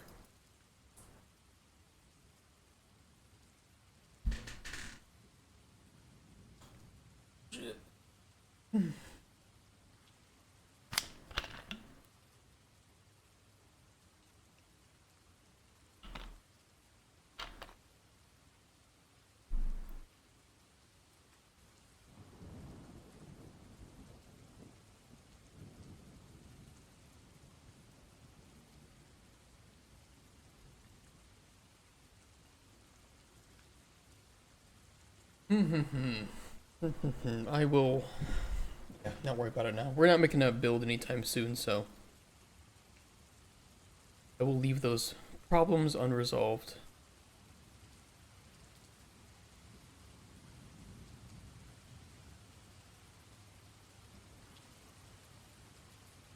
They keep telling me about this. Copy from transient pool to fixed pool. They are almost the same thing. Try packaging. Our last build was sometime.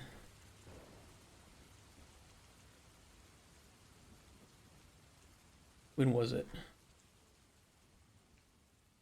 About 1 month ago, we did a build.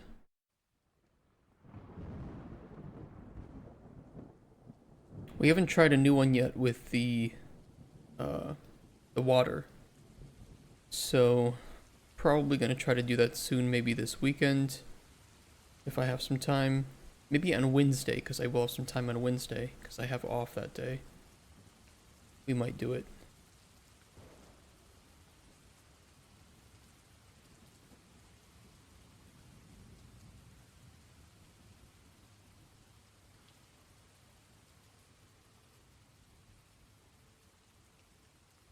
Let's place some urchins down here.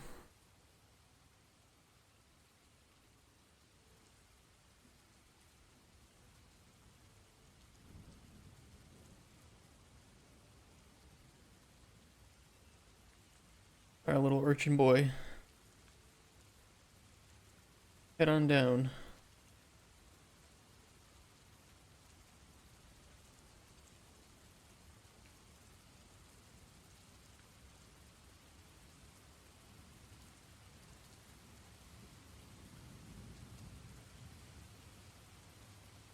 I wonder if it's something to do with the mesh being used on the urchin that they're floating.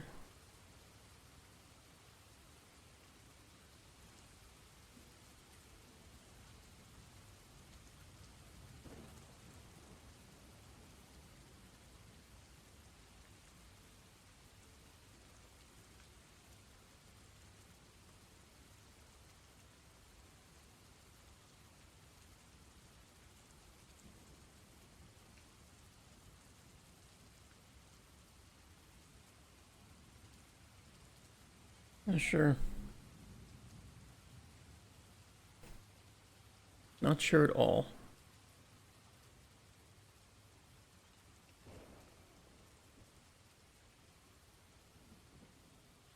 Pray for a successful build, yeah. Yeah. There are just a couple of like load errors that I have right now with some stuff, and I don't know what's causing them. If it's part of map check. No, those are not important. It's like we have some failed to load a couple of widgets. I don't really know why those are happening.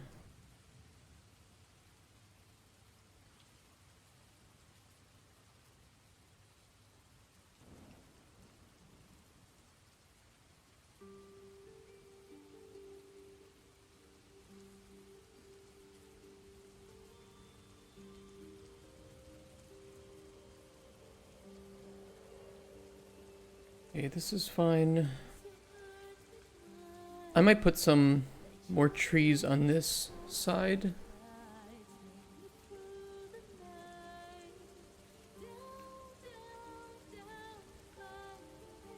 Yeah, might do that. Coral reef though looks good.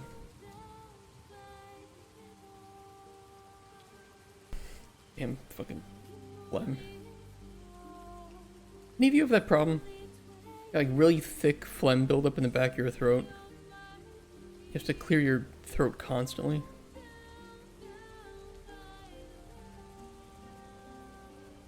I didn't used to have it.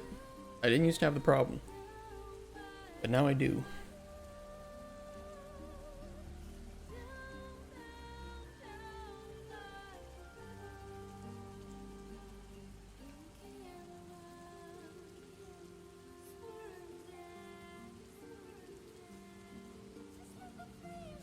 Putting some other stuff on the island too would be nice, just because the player can actually get to it now.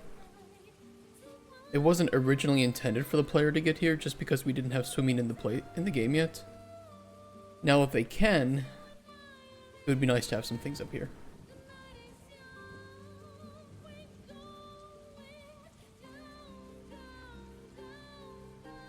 Let's fix up strings.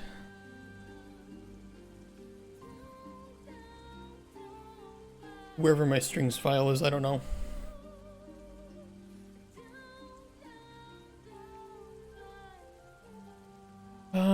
DT strings. There we go.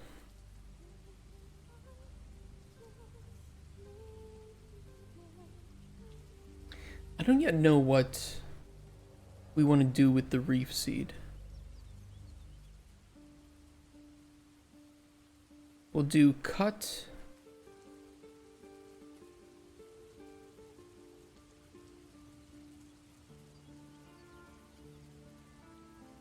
Ground. Cooked. And we'll do distilled as well.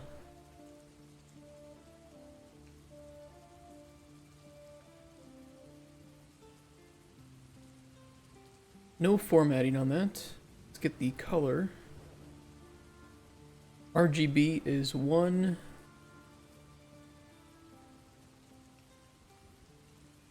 comma 0.08, comma 0.3.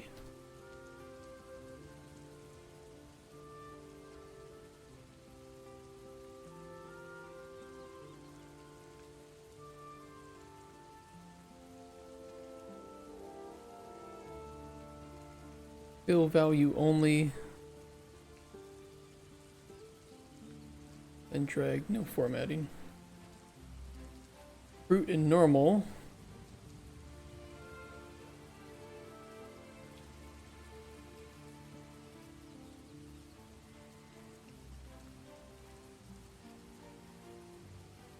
Normal, cut, round,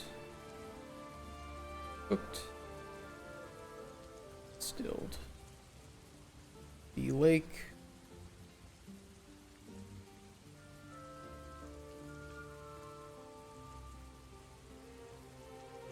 Same with these two.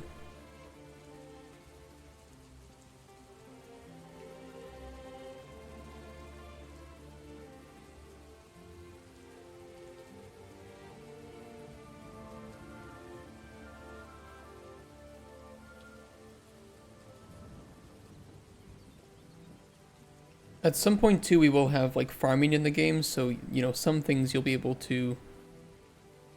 When you're collecting an ingredient, you have a chance of getting a seed, and you can then plant the seed in your greenhouse. And you can care for it.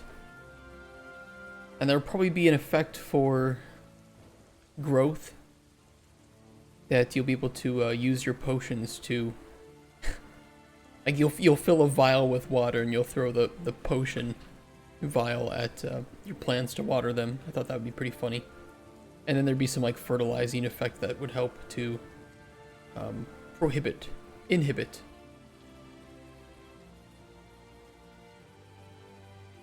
Not inhibit. Increase growth. What's the opposite of inhibit? Exhibit? No. Because inhibit and prohibit are similar in that inhibit means to restrain and prohibit means to block. What is the antonym?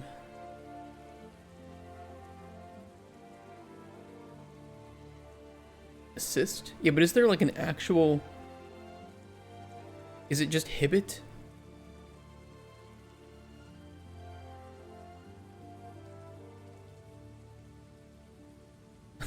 Hold on. Language lesson time. What is the opposite of inhibit and prohibit? Keeping suffix.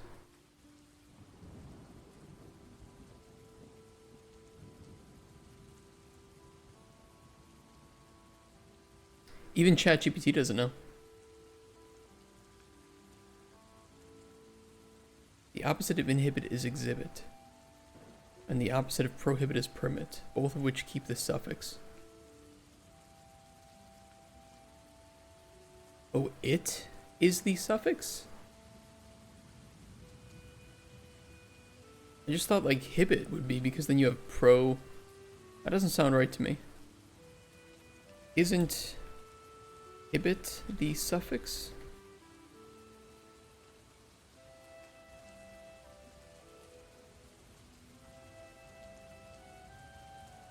This is the first time anybody's ever asked it this. Yeah, I am right. Oh, the root. Okay. Yeah, inhibit and prohibit. Hold back or restrain to forbid or friend.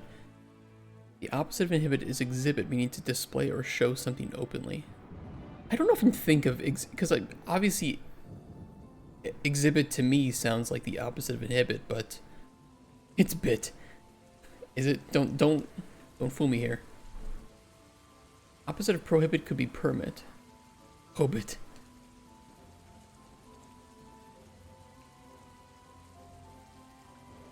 Words themselves aren't truly reversed with the same hibit suffix, yeah. I don't know.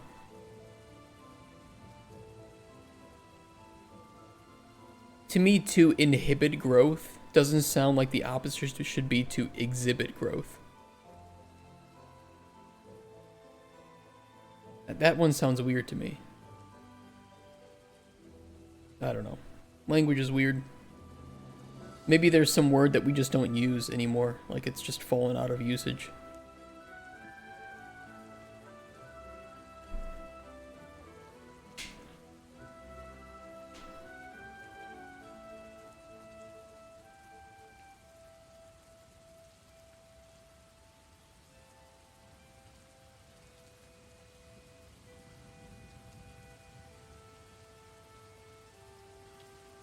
Data, ingredients, import. Looks good.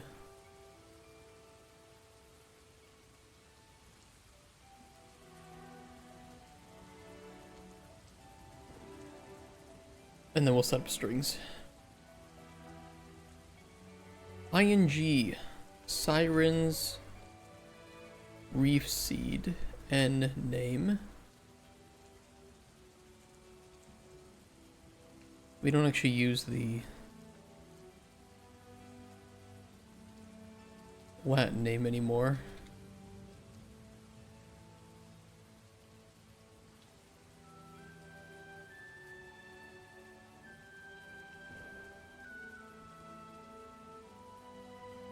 And we have how many variants of this? 4 more. 1, 2, 3, 4. CGCODI.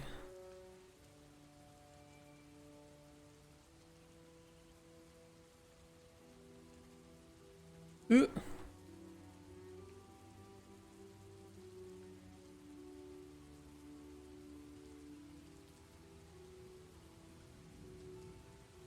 Cooked. Distilled.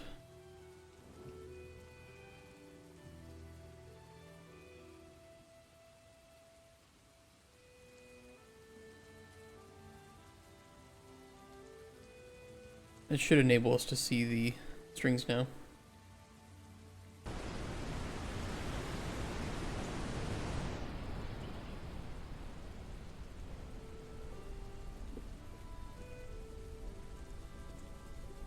Yeah. Still gotta fix collision on that.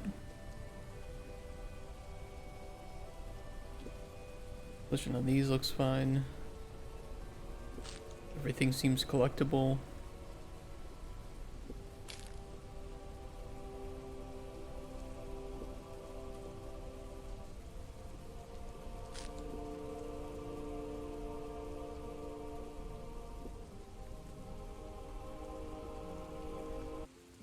Alright, let's fix these collisions. I mean, I auto-generated the collision on those. They should work. Maybe I didn't save it though. Possible.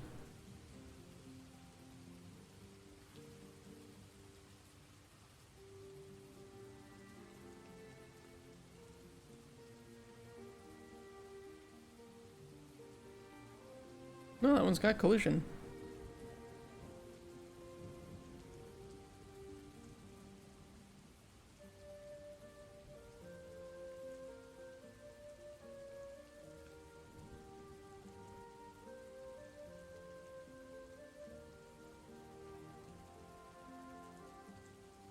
I might know why.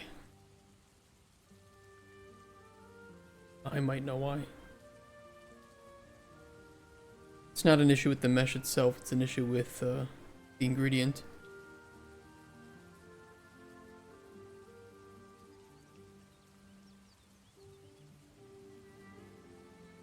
I purposefully turn off the sub-mesh collision sometimes, yeah. Turned off.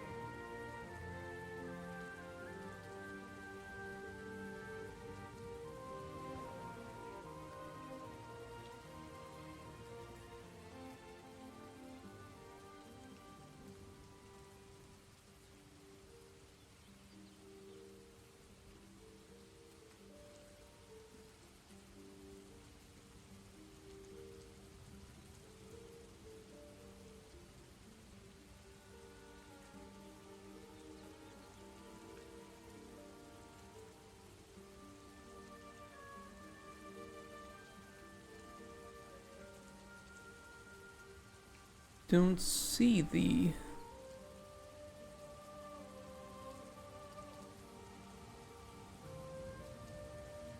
I don't see the simple collision on this though. Unless it's blending in. Which it might be.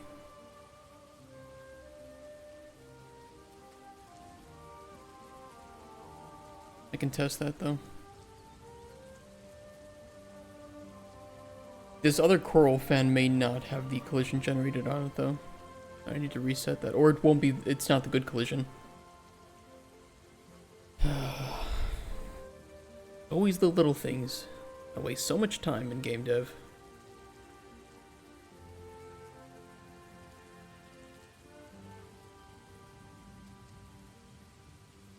Like, oh, how long did it take you to do this thing that seems complex? Like 3 days.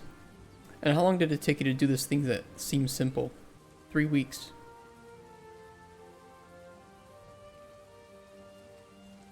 Every time.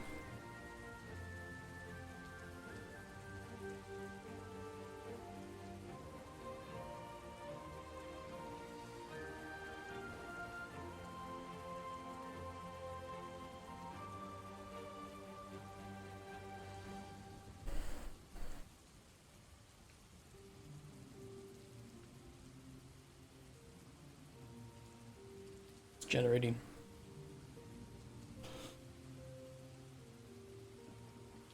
Okay, looks pretty good. Little wonky. Works though.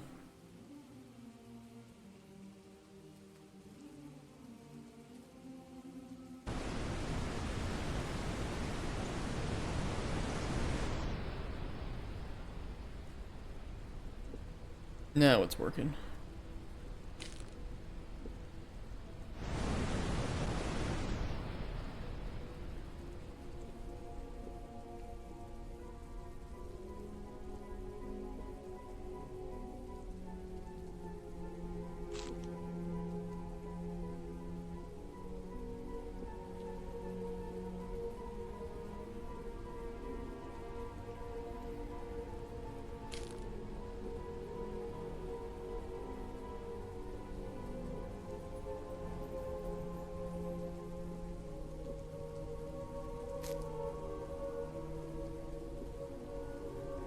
Hey, Tro. Dear God. How do I pronounce your name again? Help me out here. It's been 15 years since we last saw each other. Like more like 15 days. The ocean biome looks massive. It is pretty big. We haven't even started on this side yet. Well, I did a little bit on this side with these ruins in here. Today I was making this coral reef. You like it?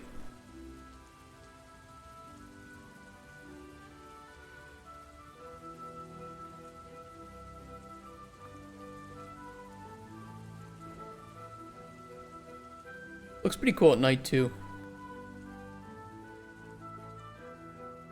They put some emissive crystals in there. And then these reef seeds emit light as well.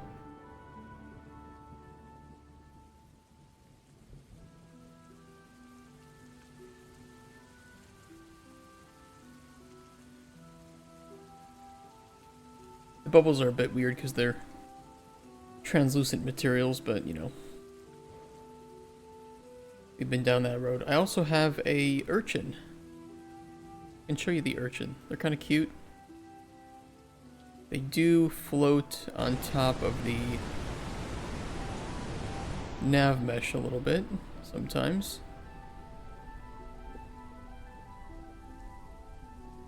They zoom around.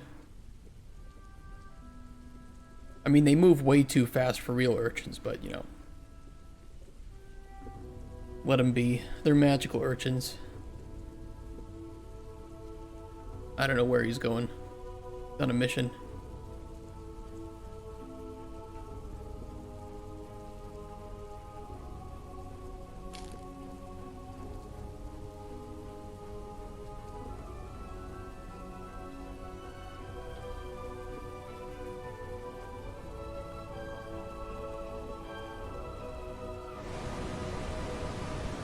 to sneeze. Oh god. Sorry guys, I'm just allergic to unethical practices in AAA game dev. I'm doing my best out here.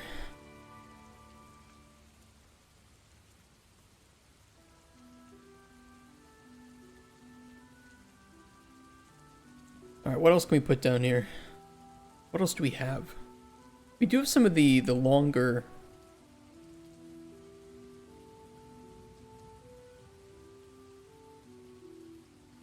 Where is it? Yeah, we have this longer seagrass. It'd be fun to have some...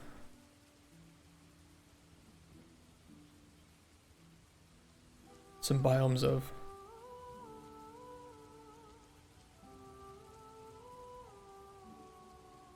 I'm a little worried about the cost of doing it, but we'll see. It is a blueprint. Means we'll have to make a actor foliage.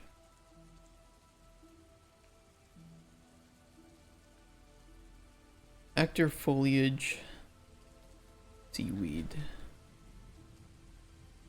What's with the white thing on the camera? Oh, is it like up here?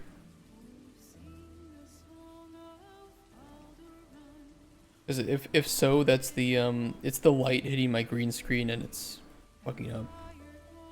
Because whatever chroma key I used for back here, the light from the windows is kind of fucking it up. It might, I don't know. I wonder if there's a way that I could switch it. I assume that it's specifically like here, right? I don't know if it's catching that. Probably just right here.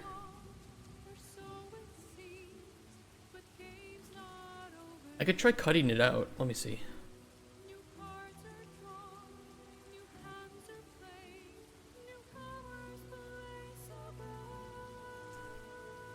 Let me do that. Well, the only thing is that I don't cut it out now. If I cut it out, it's gonna mess up my just cam scene. This one. Although I think this one it would probably be even worse because I zoom in for my. It's probably worse here. It's a lot worse, yeah. What I thought. Oh well. Something I gotta fix. I might get some blackout curtains for this room. The thing is, I don't own this office, so if I buy blackout curtains, kind of a waste of money. Maybe on Wednesday though. Tomorrow, because tomorrow I have off, so I might measure these, and I was thinking of getting a portable air conditioner for this room. A little worried about the sound of it though. Not that, yeah. Let me do something for today. Because it happens when it's really sunny out. Boop. Oh, look at that. Look at that. Just turn the sun down, right? But I wish.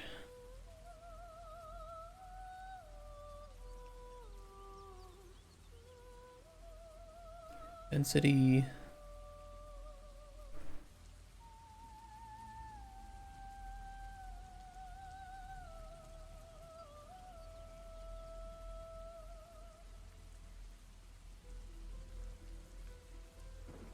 Seaweed. About 30°C in Poland too. Pretty warm today, I'll tell you that.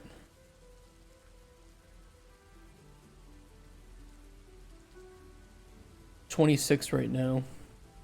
Wednesday it's gonna be 28. Thursday and Friday it's gonna be 30 and 31.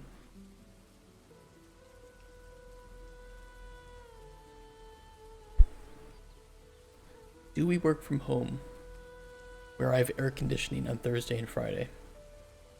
Looking through satisfying combat games, what's your favorite combat in a game? I think it depends on the game. Because, you know, for me, like Doom 2016 has really satisfying combat. And it works. For a good, like, action stealth game, Metal Gear Solid 5 has been pretty great. Turn-based combat, you know, Larian Studios does a great job, and I think Baldur's Gate 3 is their best ever.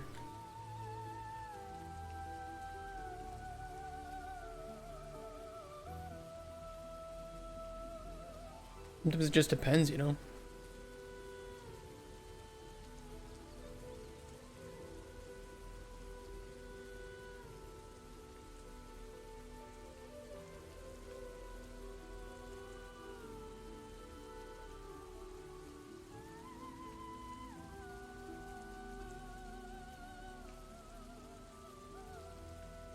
Radius, density.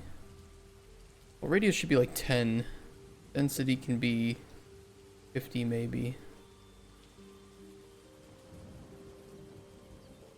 Why does that not work?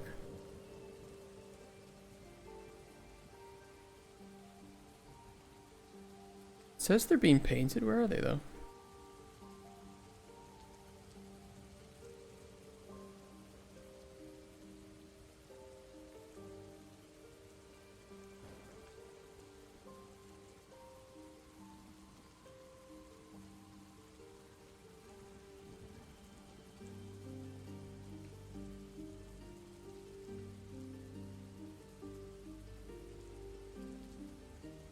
Thinking of real-time or close combat.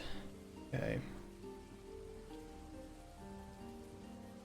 Doom 2016. Edging the 30. Yeah, we're edging the 30. Okay, for real though, I don't know. Real-time close combat. I don't know if I play a lot of games that would qualify as that.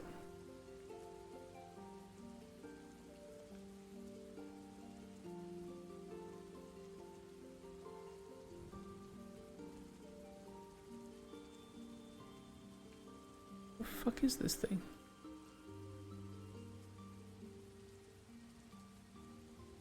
The scale looks fine. Is it choline?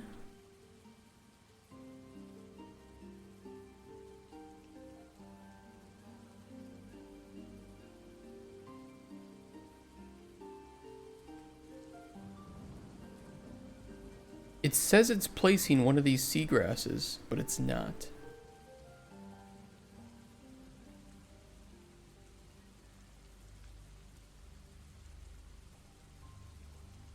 I don't know why that root is in the center of the...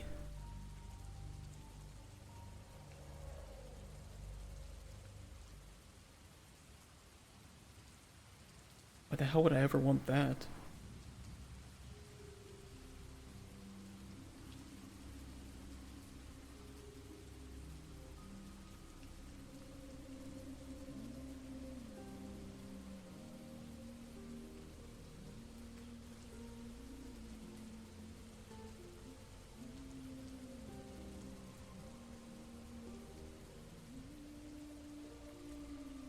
Better.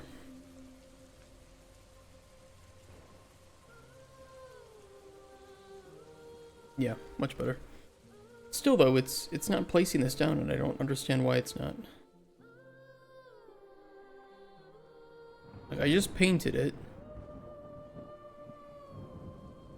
It says there's one in the scene, but I don't know where.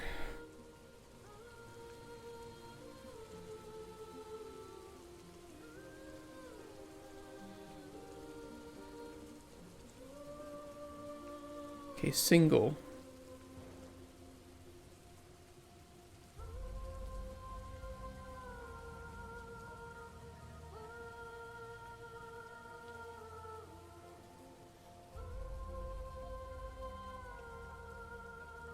Oh. Because I never set the actor class.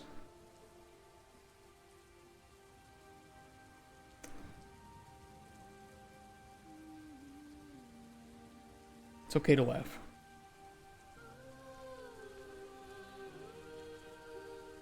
And would you look at that? Magically fixed.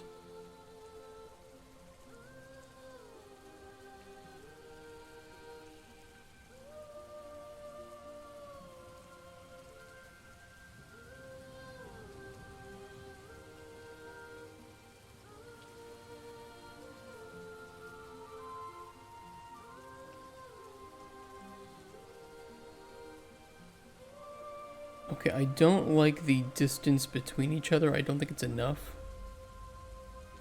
Density's not bad.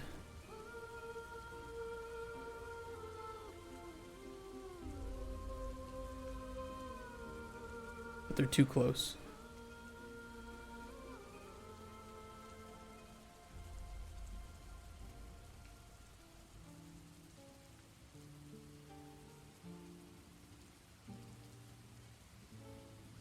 Still too close.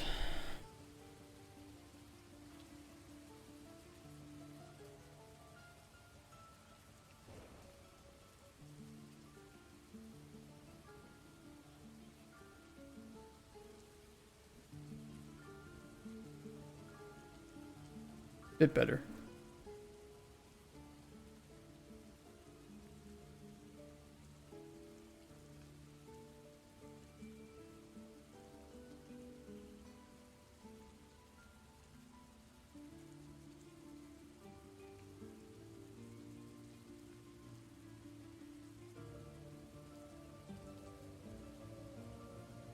Acceptable. We'll do a scale between 0.5 to 2.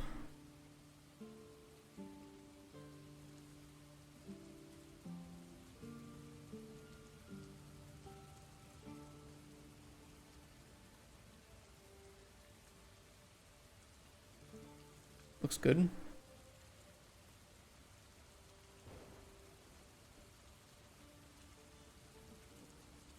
Cold distance at 30,000, that works. No collision, looks good. Okay. Let's paint some down.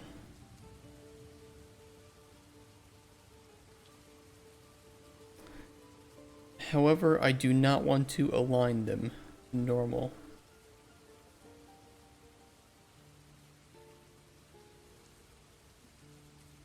They would just grow straight up.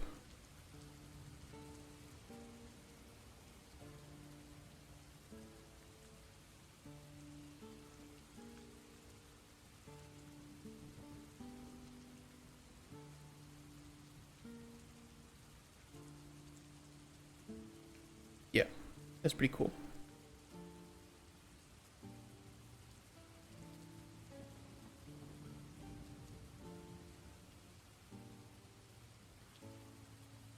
I do have a worry that this is a lot of mesh density.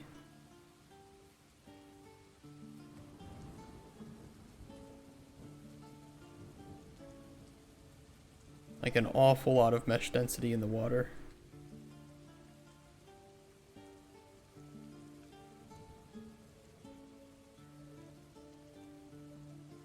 It's gonna hurt FPS pretty bad. Which we would like to avoid.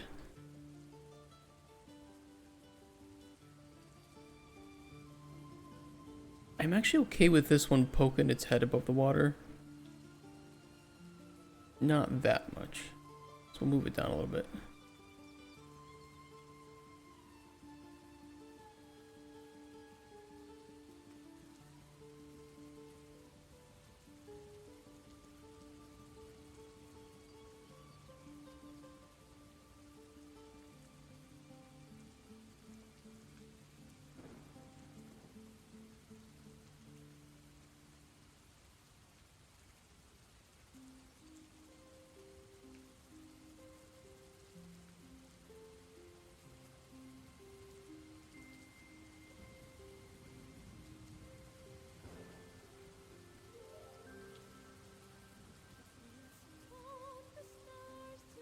That looks better.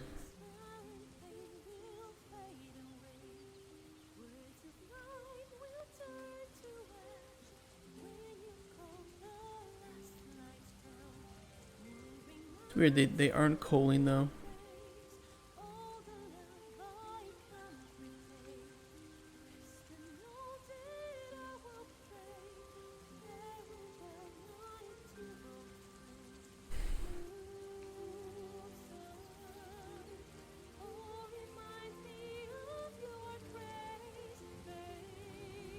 They should disappear when the player's too far away.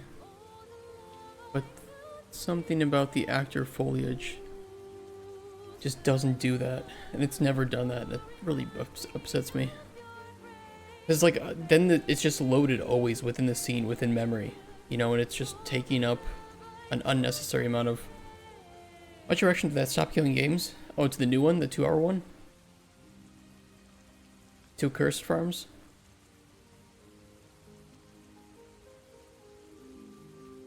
What did you think? 5 actor foliage not choline. Actor foliage not choline.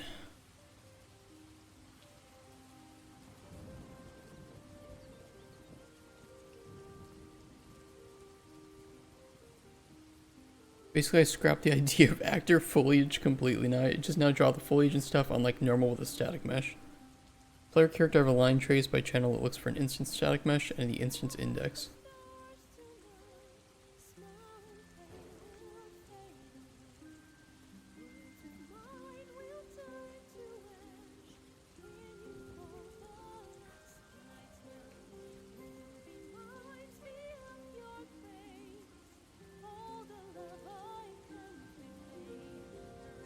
In the actor blueprint itself, you can select the mesh within the details panel, search for draw distance.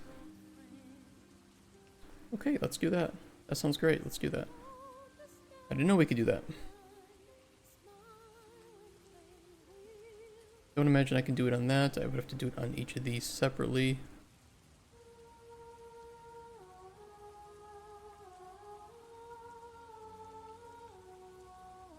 I think Stop Killing Games is stupid from core, and arguments like they will be dead anyway or we are fighting for all games in future are garbage. I think that it is a noble idea that is probably impractical from a implementation standpoint, and I think the players don't understand the impracticality of some of its implementation. I wish it could work. I just don't think that it can necessarily.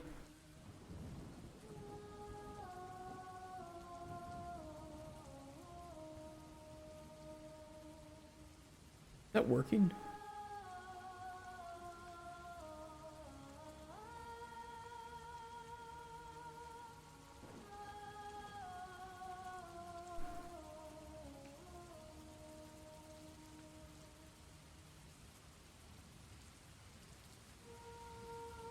Like, it's for sure possible to do with some game ideas.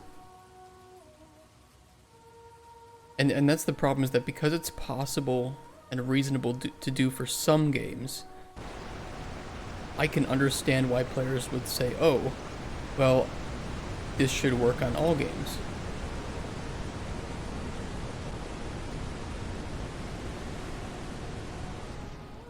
I just don't know if it's possible. Oh, now they have collision? Why? Why do you have collision? I removed it from the mesh.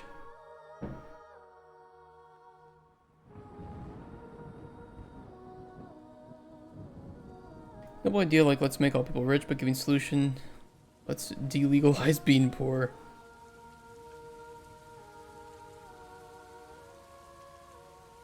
Not possible. I think that even if it is possible, it's only possible by, for some games, dramatically increasing the budget.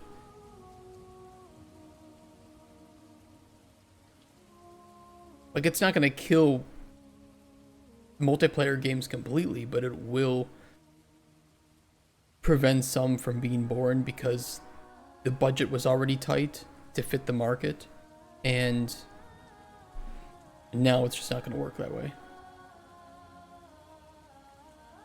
And I understand that there are games like League of Legends or The Crew that have offline modes for testing or for tournaments or whatever, but that not every game has that. You would need to move ownership of games from companies to governments, solve all licensing problems. That is one way to handle the licensing issues, that's true. If it's not selling it, you need to pay licensing for cars. Yep, you do. Or you need to remove those cars from the game. But the problem is, it's like there are so many small caveats to this that how do you define playable? How do you define... You need to solve both of those issues. Yeah, you do. But that's the thing, it's like, how do you define playable then? When you say the game needs to be released in a playable state, who defines this?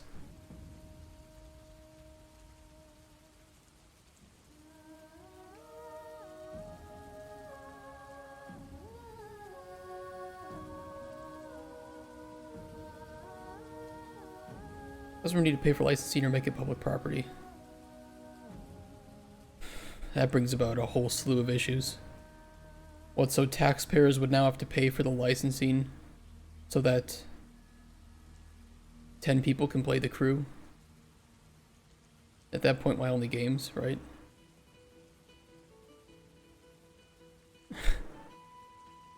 You're not wrong.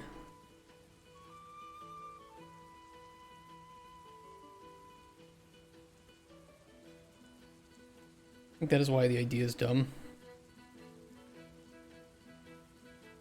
I think this is more a problem of, if you want this to be solved, you do have to organize and vote with your wallets.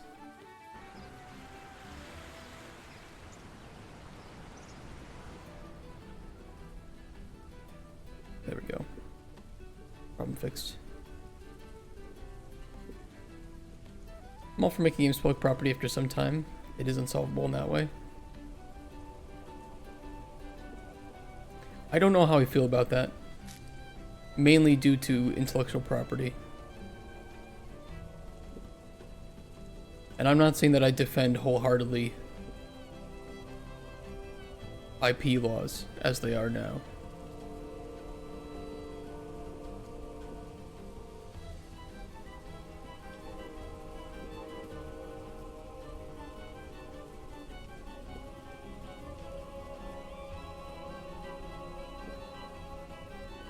Oh, look at Mr. Urchin go.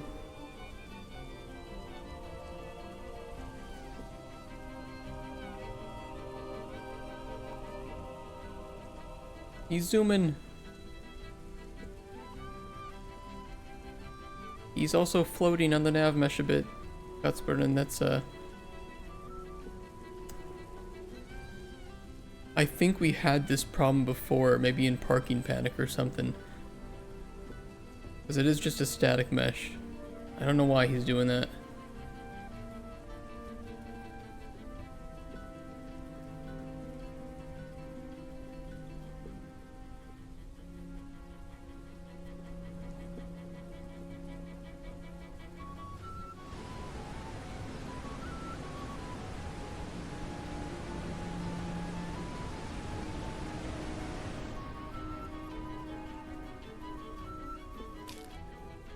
If you're not using IP for a long time, you should make it public property, or IP becomes public after 20 years or something like that.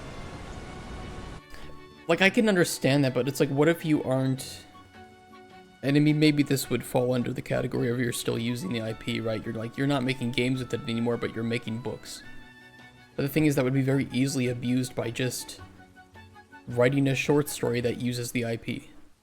But you could pay somebody for like $100 to do. And therefore, you're still using the IP.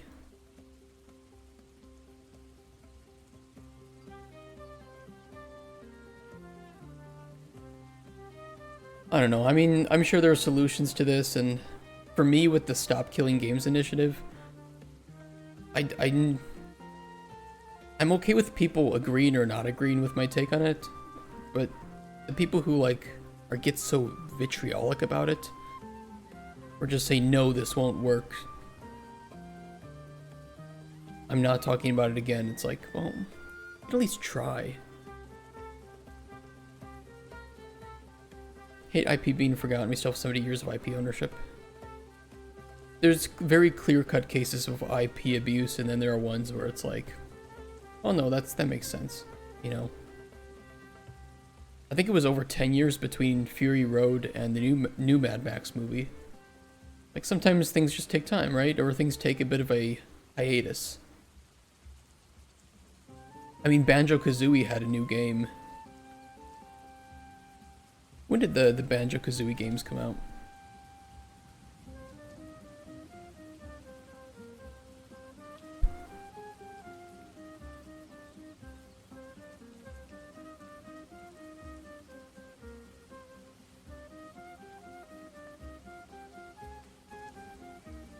I don't see it.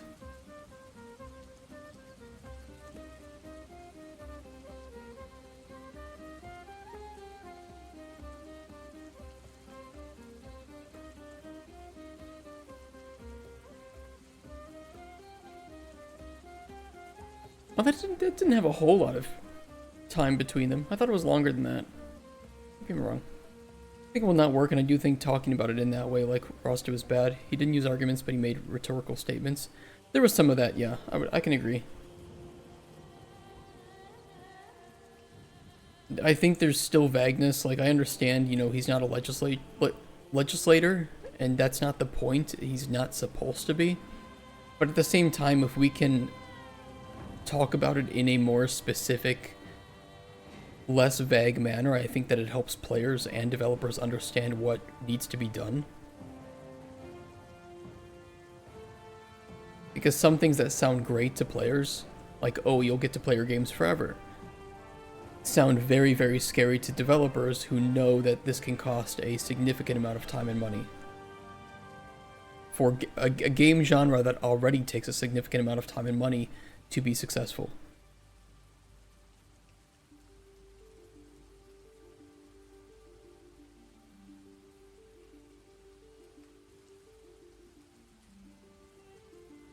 I really hate that those don't disappear.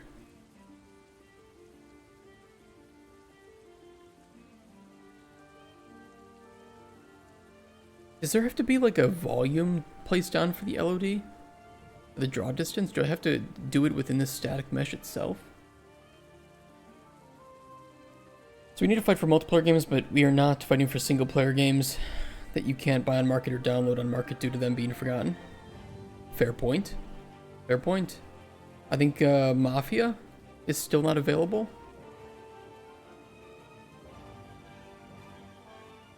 Not here. Mafia might be available in GOG.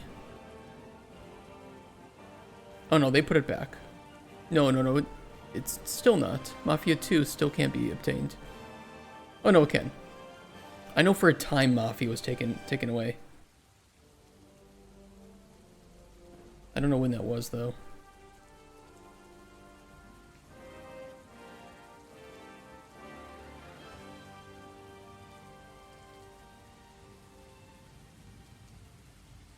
We're gonna have a childhood game that we can't find.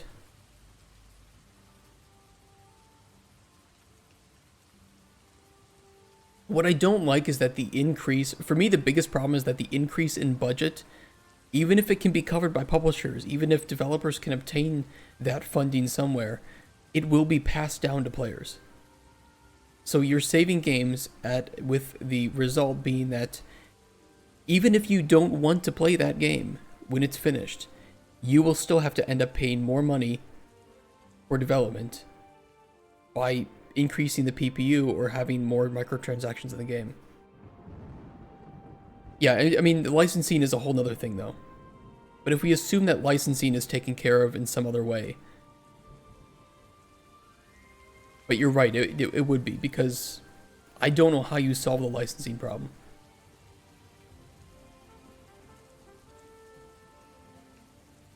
Can I adjust the draw distance in here?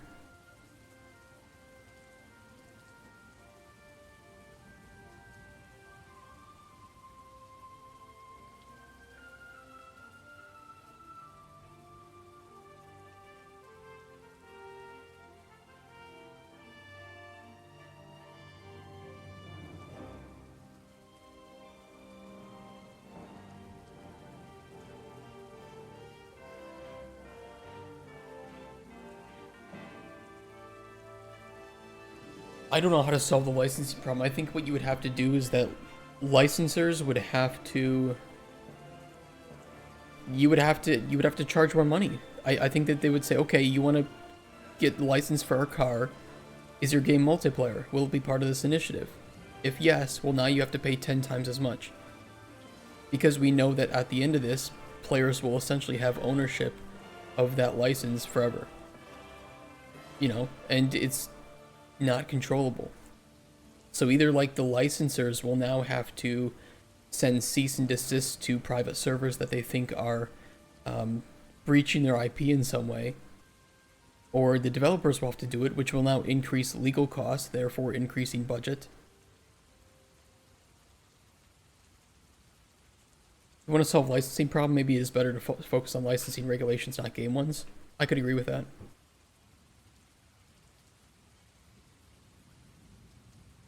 But buying a license for 70 years is going to cost more than 10 years. 100%. And you know, you and I both worked on a game that used licensed vehicles, if you want to put it that way. In this case, trains, and the licenses were very strict. They were very fucked up, and they were expensive.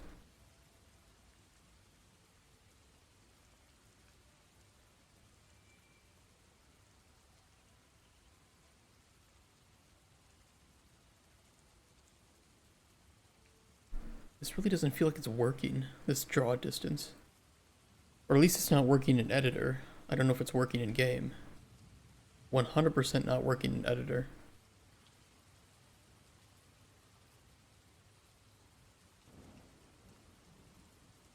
Or it's only going to work for new instances of the foliage, which might be the case.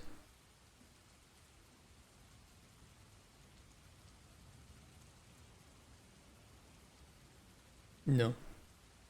It doesn't work at all. Messed up.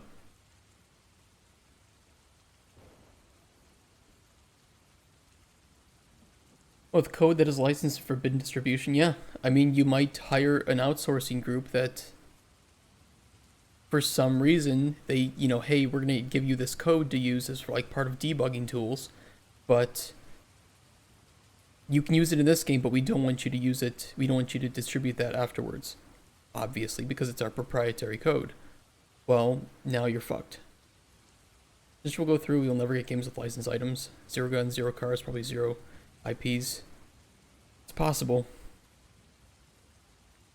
And I understand that you could just argue, well, it's going to force a restructuring of how we handle IPs. Sure. And that could increase costs. But theoretically, if it did, it will increase costs. And the increased cost will be passed down to players.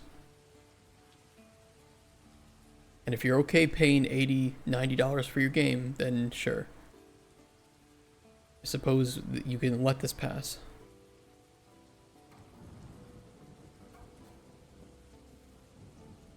But I don't think that that's ethical. That's not an ethical trade-off, in my opinion, that everybody is going to be... Hey, GT Experience, how you doing? You know, everybody's going to be punished for a few players wanting to play the game once it's dead. Especially if it just results in an increase in...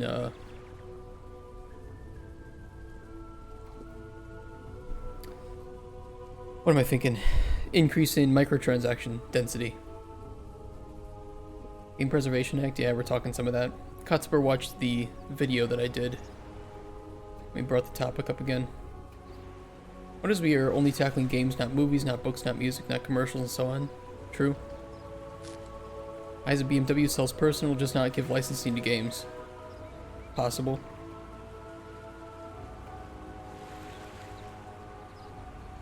Or to multiplayer. Or games will just remove those licenses before they release the final version of the game.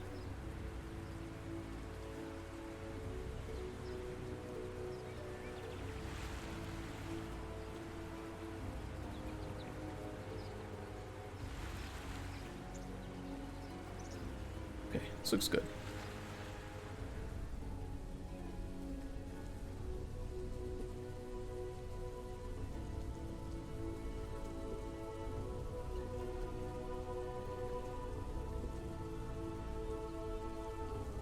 Of like GTA custom car manufacturers only?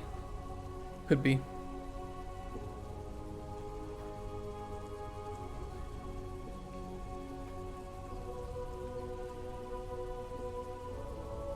I think like piracy, we should let some of this stuff just live in the gray area of it can't be enforced and it can't be controlled. And so if people want to do private servers, just let it happen the way that it's still happening. I don't know.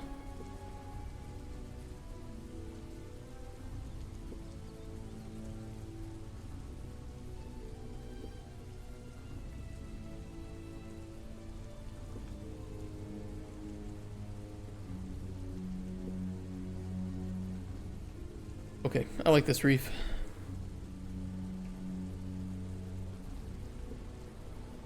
The private servers are taken down even if the game is no longer hosting them themselves.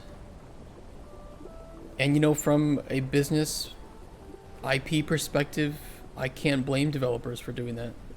Like, I may not do it myself, but I can understand why they would do it. Like, it is still their intellectual property, it is still their code, still their artwork.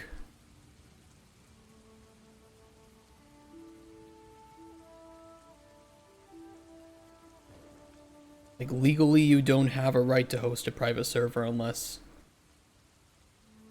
you know, that's been granted to you, right? Like through a dedicated server or something.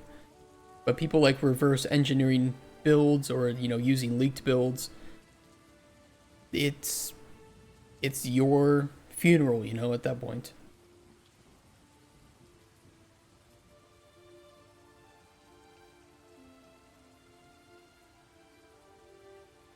And I think for the most part, private servers that are online and popular right now are usually for games that are still popular, that people are still playing.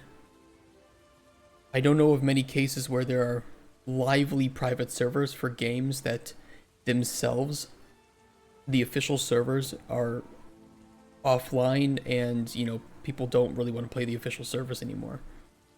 The only case I could see right now of it being pretty popular is like a private server for Helldivers, if somebody could even run it on their computer. Because they're fucking up the balance, right? People still want to play Helldivers, they just don't want to play with the balance that the developers have been putting out. So someone like me could easily come through, rebalance that shit in a month. I could have a private server up. That game would feel fresh.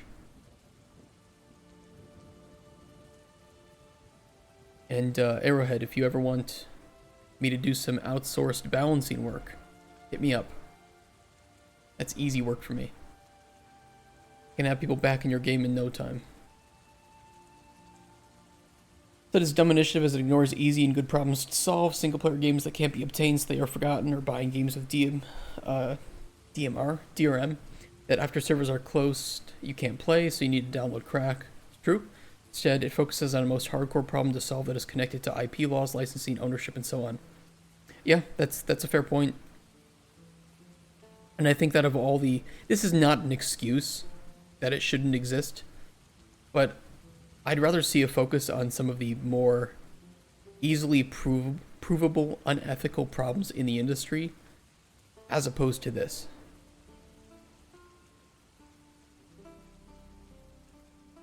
Like, if we're gonna get 1 million people to come together and fight something that's unethical, can we not do like games that are targeted at children that have gambling mechanics? Can we make those mature only? If you can't be 21, or you have to be 21 to go into a casino in most places, why can't it be, or I think it's 18 probably here in Europe, right? Because it's tied with drinking age, because casinos usually have alcohol served in them. Casino age in Europe. I'm just curious. 18, some places have 23, some have 21. Pro Preservation Act, but at its current state, it just ain't it yet. It's too... I want it to work. I want the Preservation Act to work. But as a developer, there's just too many red flags. It's too difficult because you'd have to write so many special laws. And it would affect, like Casper have said, the licensing issue is a big one. And that's something that a law can't just fix. And certainly not a law that's targeting games. Like, we have to overhaul licensing laws in order to make the Preservation Act work for a lot of games. Yeah, like The Crew. Yeah, the gambling stuff is a true. Yeah, it's like, can we get 1 million people to come together and just say, if your game has gambling mechanics, it should be 18, or if it has gambling mechanics that include real world money purchases, right? Like in-app purchases. 18 plus. Fuck it, all in-app purchases 18 plus. Let the parents police that one, and I promise, when their bank accounts start getting drained, Who's the worst example of the Preservation Act? I do not understand why they stand behind that game. I think it was because from what a Cursed Farm said, it was because it's a France game and the laws in France, it's separate to the initiative. It's being used as an example in the initiative, but it's really not part of it. It still says it on the website, but from what he said in the video that we watched, we shouldn't consider it relevant to this. Which I know sounds weird. If you're a licensor and you know that game need to work, you have super good negotiation position, you can ask for 10 times price as game company publisher is hostage in that situation. 100% true. It sucks and it's 100% true.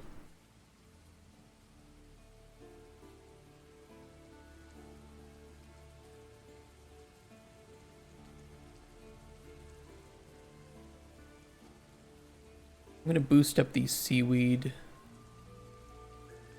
to probably we can do 5 times. Too much.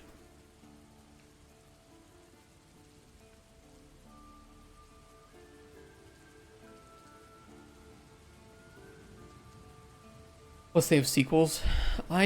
Somebody mentioned that the sequel argument is kind of weak. I kind of agree with that.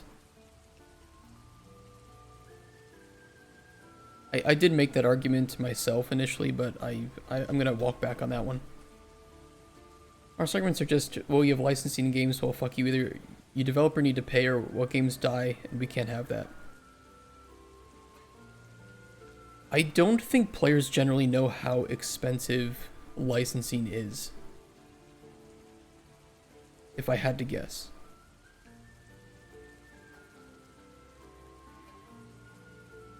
And it is expensive. It is very expensive, and it increases the budget for games, especially like racing games, quite significantly.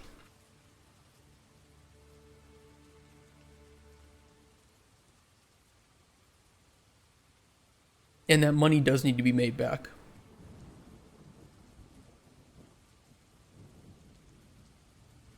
And it's, if you're targeting like trains, sometimes trains, because I worked on a game like that, and I know that you can get good deals. Like the people who make Train Sim World, I forget their name, they used a lot of licensed trains in their games. I would imagine that because they have this good standing with these companies, and they've already been making games for a long time, they can get better deals to get the licenses for these. But, newer developers starting out trying to get licensed cars in their games, damn near impossible. Some studios wouldn't exist without sequels, some are competing against themselves, so it really is in the developer's best interest to pull servers to older games. Let's look at Total War. Does Total War have official servers, though? Or are you using Total War as like a separate example of something?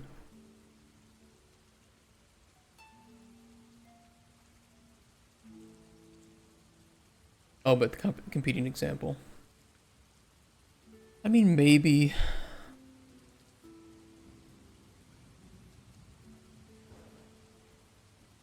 I don't know if I have an opinion on that one.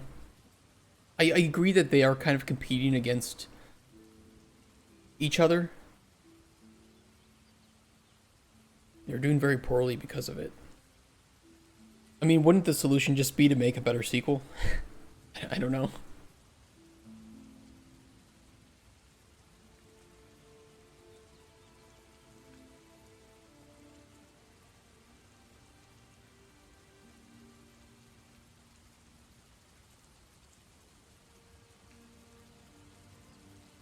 Exponential line in terms of cost. There is part of that.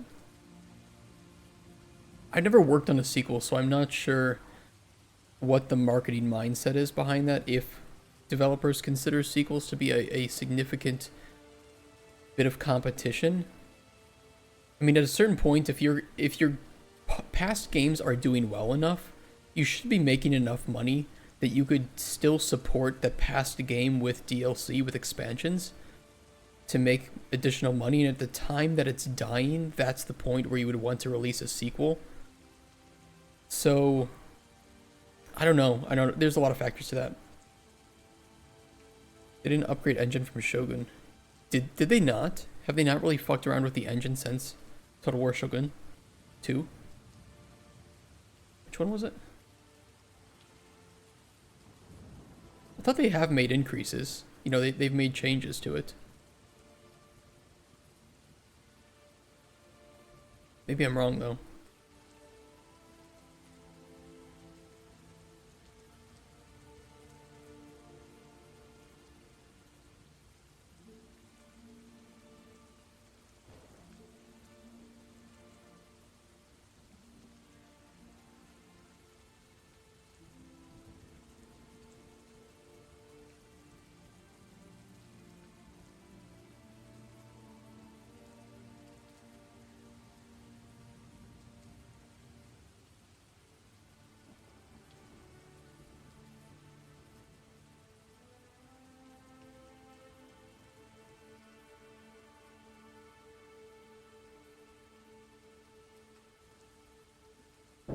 Good example for the Game Preservation Act, Evolve.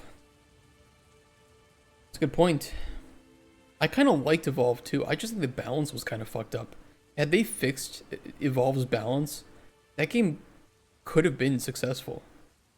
I mean, I don't have all the metrics behind it, but I don't see any case where Evolve couldn't have been fixed within 1 to 2 months' time. Warhammer 3 is running on tape.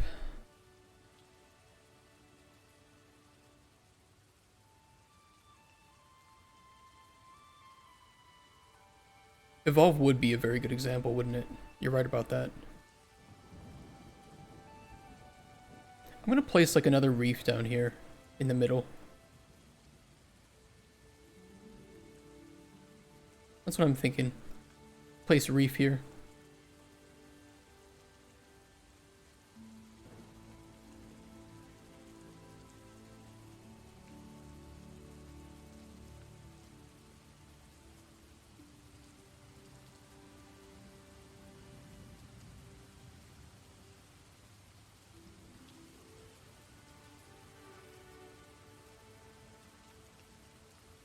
Little bald patch.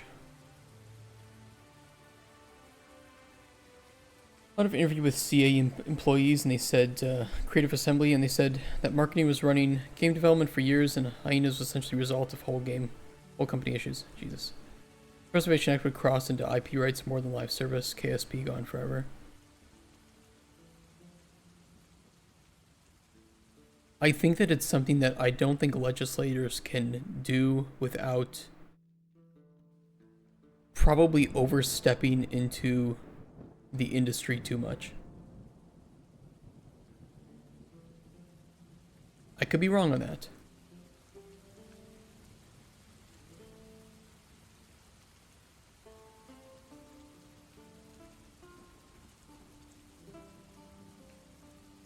But I don't get warm, fuzzy feelings.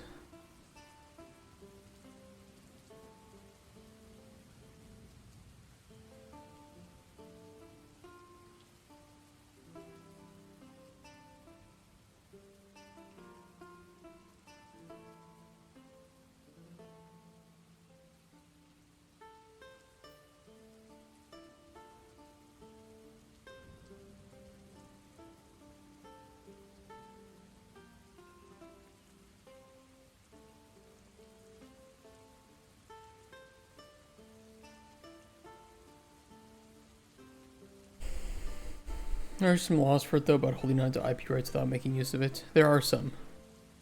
Yeah, you're right. Game of Scorches, thank you. That's very nice of you to say. I did not make any of the artwork. So I will,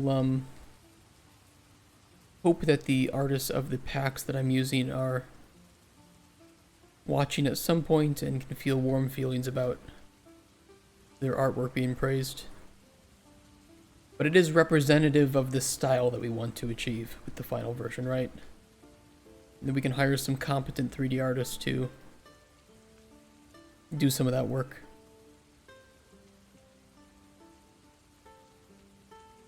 Worked on a shell shader for yesterday. Can I share a link to it? Yeah, absolutely. You can 100% brag about the stuff that you've worked on in here.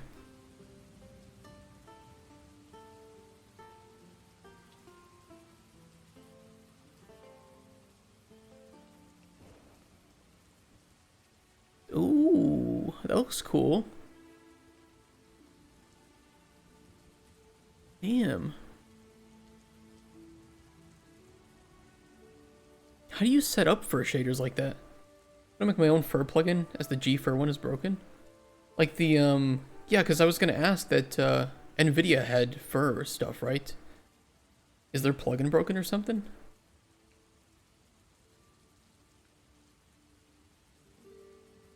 It's cool though. Copy the mesh a couple times in place. Really? NVIDIA uses Groom. NVIDIA out here grooming, huh? It was only a matter of time. Should have known.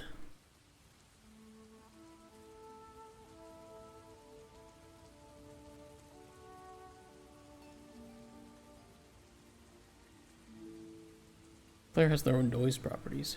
What is the... Can you share like just a... You know, rough screenshot of what the material looks like? Like the graph? You can zoom out really far so nobody's gonna steal your stuff. Yeah, just the blueprint. I'm just kind of curious what the complexity of it looks like.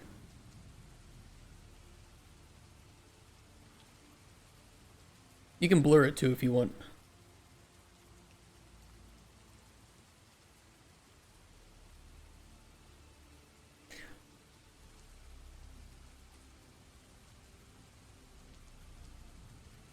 Wait, that's it? For the fur?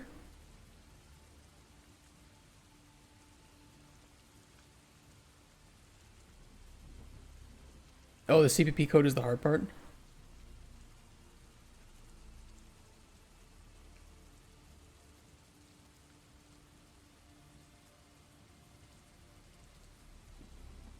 So like each of these has separate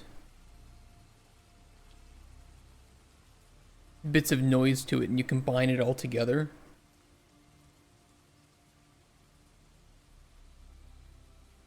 Oh, it's for making the shells automatically. Oh, that's pretty cool. That'll save a lot of time, won't it? Huh.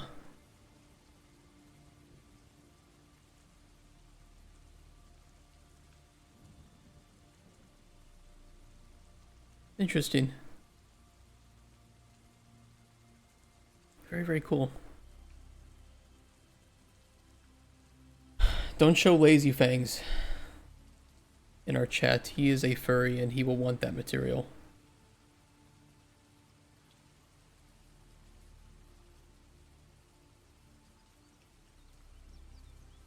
Be like, how much do I have to pay you for it?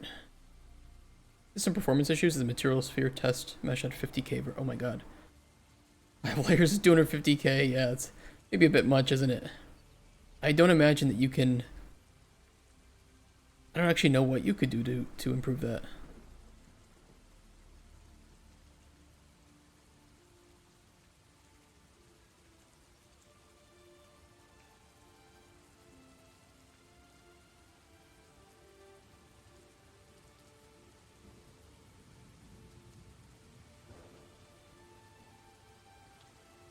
Okay, that looks better.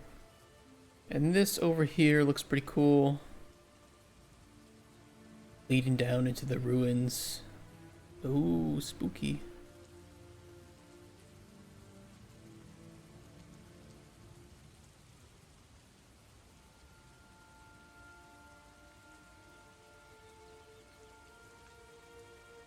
Fritz just had started with EA and Mickey. He made games about Alice. Yeah, yep.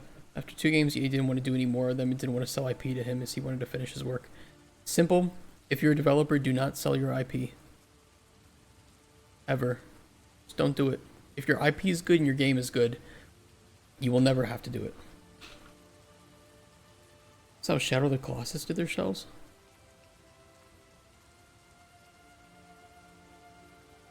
Oh, that's pretty cool. Huh. What if you want to license an IP? You can license an IP. I don't know what that would look like from a legal point of view, but just don't sell it.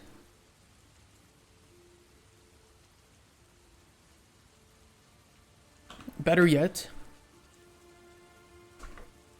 have you be the ownership of your IPs, license them to your studio for like $1, and then when you make games for other people, you know, they can pull it, they can pull it directly from you, and that way you have complete ownership over it. That way, if you sell your company, or if your company goes under or somebody buys it, they're not buying your IPs. And if somebody comes in and tries to fuck over your company, they can fuck it over, but they're not getting your IPs. Want a license for Microsoft and they haven't touched in 15 years? I mean, you could always convince them, like say, hey, I've made this game.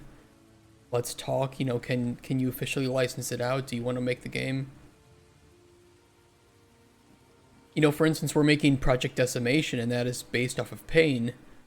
Theoretically, we could make a Pain sequel, but we'd have to talk to, I think, now, either Sony owns it, or the company that is now making Life is Strange originally worked on Pain, so we'd have to talk to them. Ironically enough. He proposed license agreement with EA, but EA wasn't interested. Yeah, dude, it was so fucked up.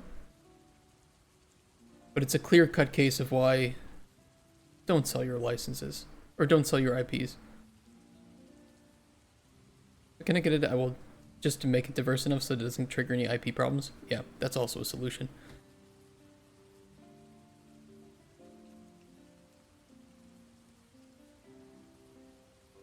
But now you have companies licensing game systems, like the Lord of the Rings, Shadow of Mordor, and Shadow of War. Not the Revenge system. What do they call it? Something. You guys know what I mean. But they copyrighted their system within the game, so now nobody can make any system like it. Fucking assholes.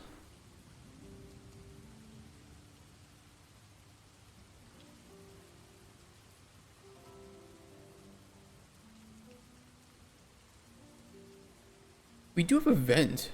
Hold on. Where's this vent thing?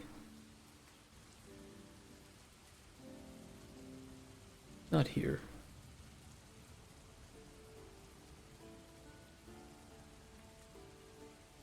Is it here? Yeah, we have these geysers. Can we do anything with them? There's some particle effects.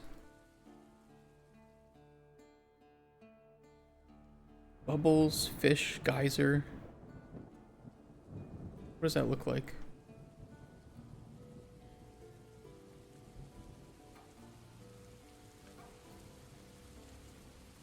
Holy Jesus.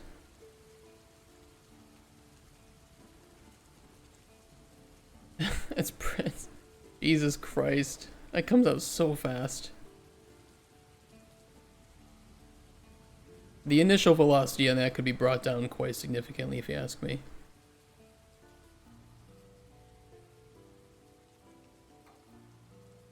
I want to make a god game. City builder with monster creatures as your avatar. Basically black and white. How far would you have to diverge to get that to work? Oh god, I don't know if I'd be the best person to ask for that. I don't know what the legal point of divergence is, Oh, that's gonna look really fucked up though with the water. The translucent material.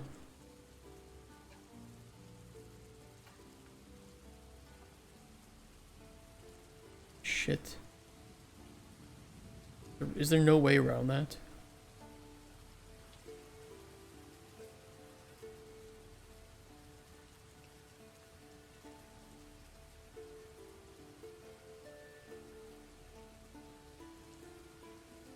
Yeah, like utilizing the same mechanics, people would call you, you're just copying the mechanics of the game at worst. But the mechanics aren't protected from that game.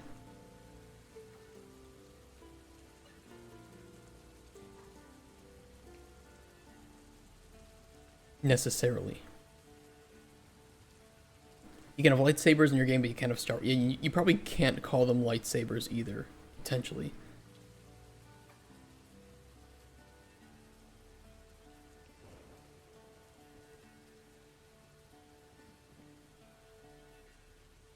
Fuck. Fucking translucent. Is there really no solution to having translucent materials underwater?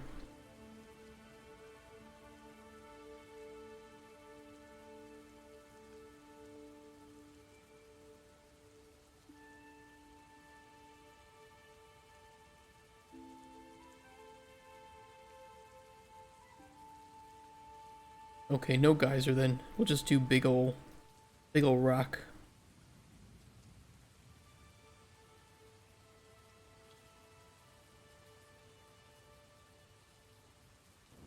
Big rock with some smaller rocks around it, and we'll put some coral in here.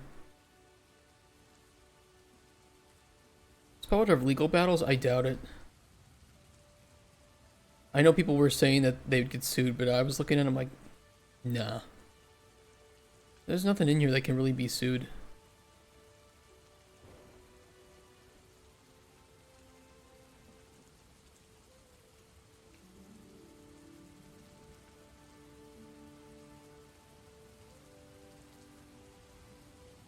Well, the only thing that Fortnite and PUBG really share, apart from being multiplayer shooters, is the... Like, they're in the same genre, but at that point you could just say, well, every first-person shooter, because they're in the same genre, is now infringing on each other for being in the same genre.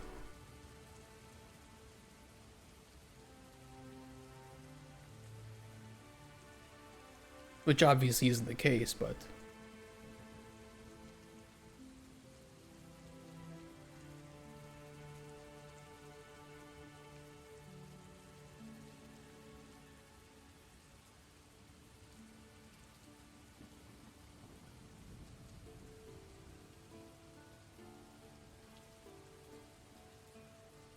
EP Rock 2. What is this? Oh, some coral rocks already. That would save me time, wouldn't it? We're not going to do that.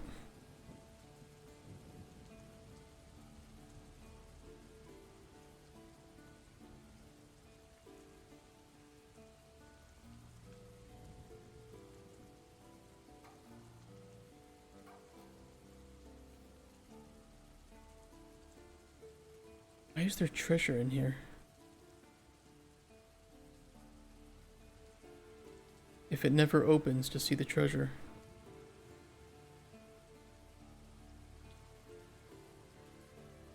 Fortnite was... I actually liked what Fortnite was originally more than what it is now. I know I'm in the minority for that one.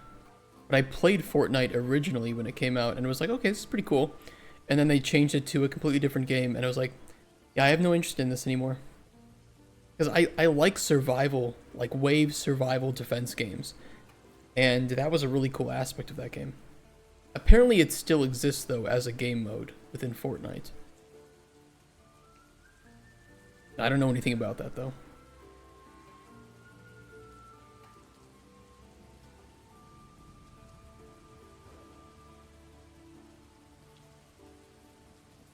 We could use these big black rocks. They're pretty cool too. Let's do it. Fuck this rock.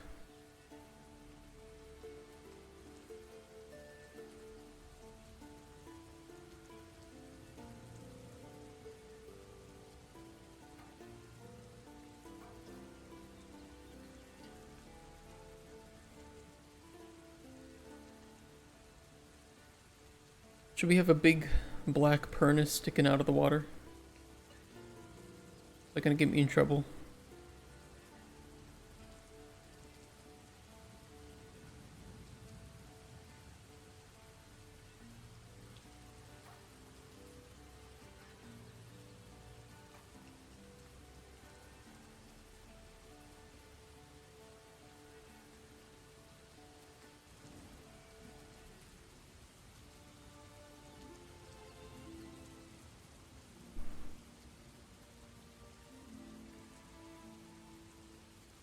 It's sticking in a little bit. Let's move this over.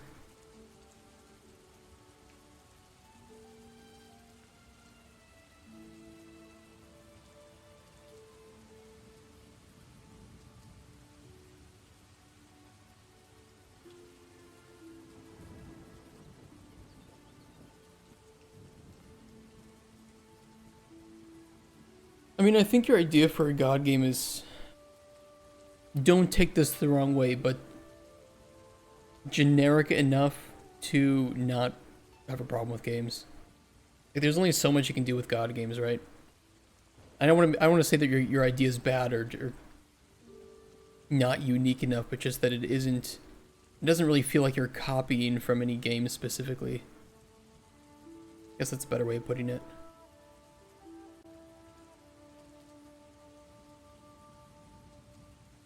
Yeah, just like, you know, you can take the base of other games and mix them together and then put your own unique flair in it.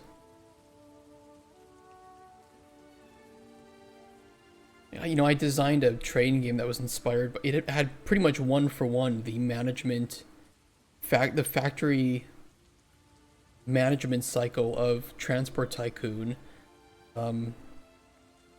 mixed with a lot of like Euro Truck flavors, and then had a bit of this mobile game called, I forget the name of it. It's like, just, you know, you can combine stuff. Nobody's gonna get mad at you for it.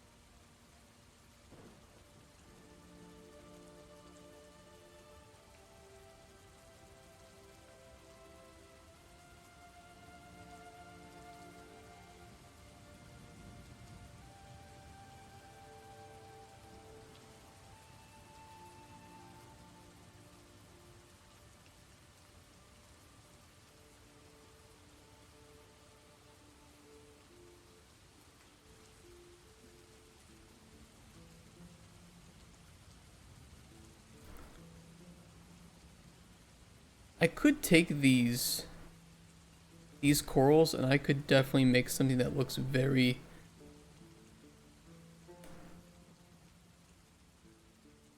I'll show you. I will show you what I can do with these. Do not report me, okay?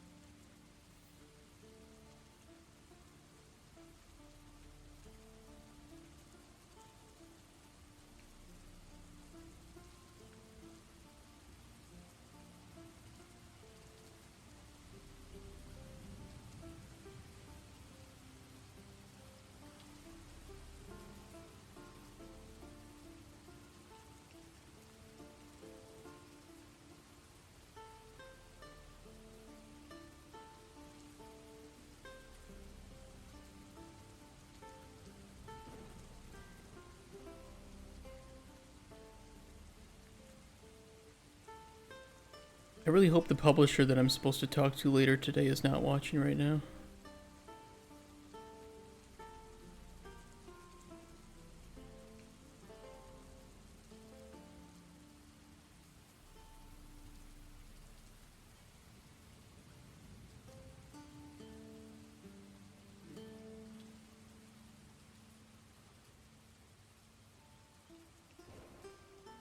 Because I think if he saw me working on this right now, he might have a few questions.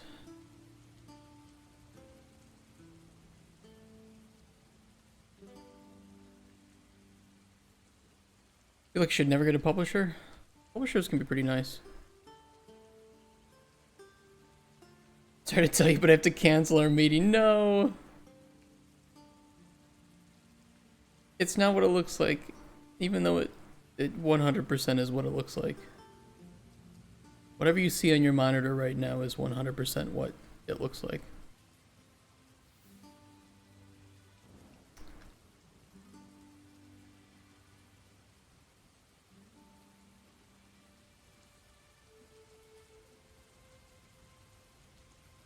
I can make it better.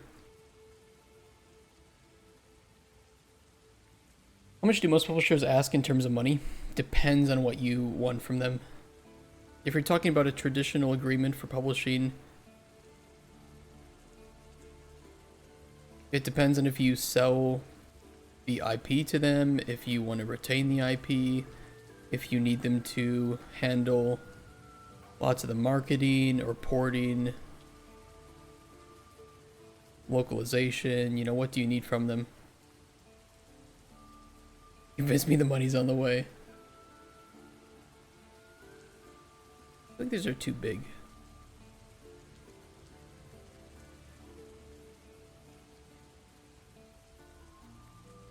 This is art, chat, okay? No, this is art. I'm making an interesting sculpture. This is abstract.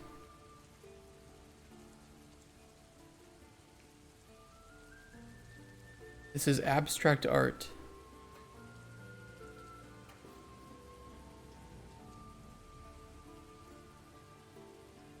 It is not what it looks like.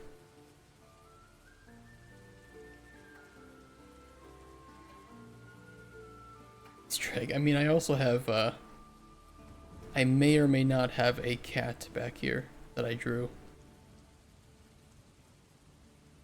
And I have a beach ball that sexually moans, so... Spoon makes references to sex stuff a couple times. PG-18. Rated for all audiences over the age of 18.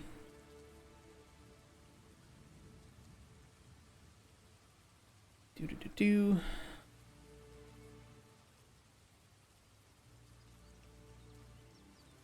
Yeah, let's do this.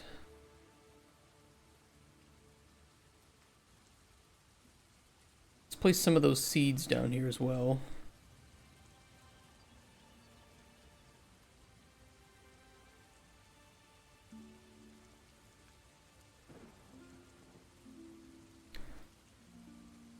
Not a seed.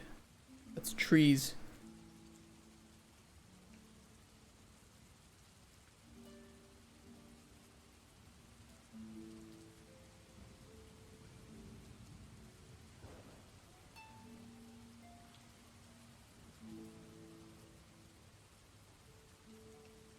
We'll move those.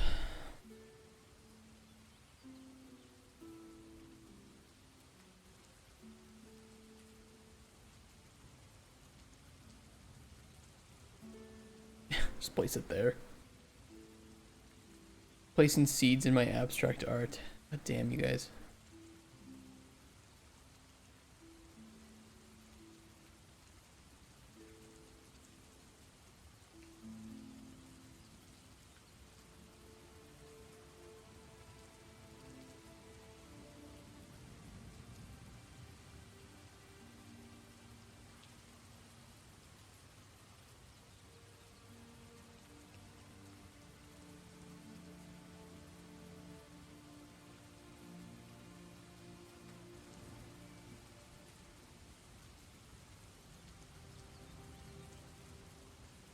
I like it. Time for food. Thanks for the chat. Really appreciate it. Yeah, take care, GT. Hope to see you around again. If not, I will hunt you down. I will find you. And I will guilt trip you.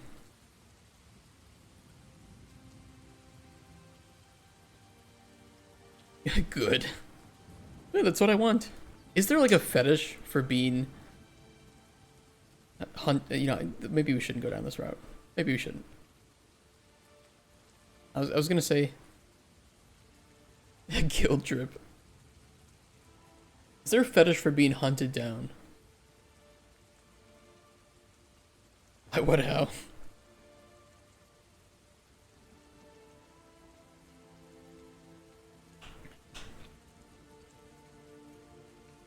I need to know. ChatGPT, come help me. Is there a name for a fetish for being hunted down?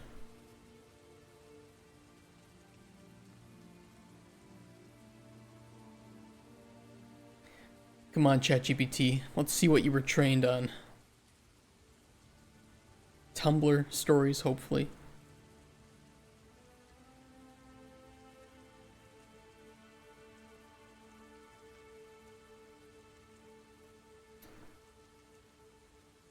Is being manually reviewed behind the scenes. They're asking all their engineers.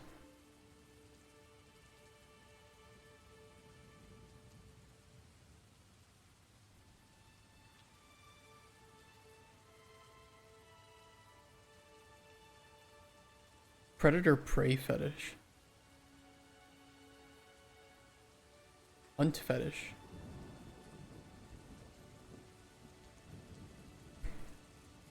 This kind of fetish is usually a part of role-playing scenarios and can vary greatly in intensity. From playful chasing to more intense and elaborate fantasies. As with any fetish, it's essential that all activities related to it are consensual and discussed openly between the participants. What if I have a fetish of things not being consensual? ChatGPT.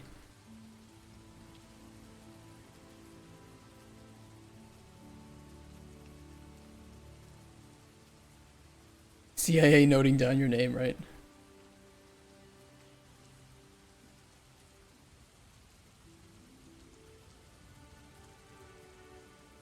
How do you get consent from somebody that doesn't want consent?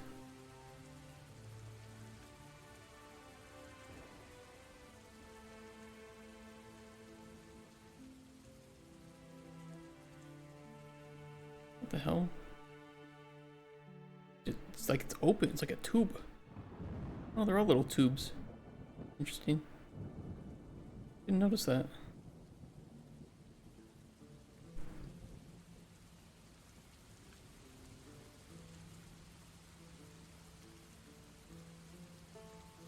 I did joke yesterday with somebody that the publisher I'm going to talk to is probably watching this stream. Potentially. And we'd probably get in trouble for some weird topic that was brought up. Only a matter of time.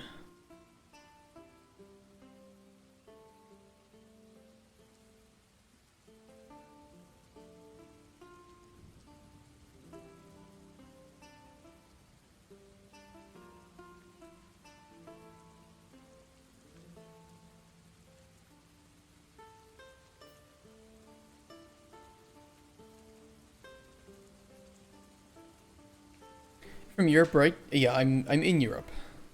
Or do you stream during the night like many other game dev streamers? No, I used to work night shift back when I was working on Darkest Dungeon. Just out of my own preference, because they didn't seem to mind much. And I didn't like it. Fucked with my social life too much. Like I would wake up and it was dark out. Like that's not good for your sanity after a while. So no. Worked in Darkest Dungeon? Yeah, just the first one.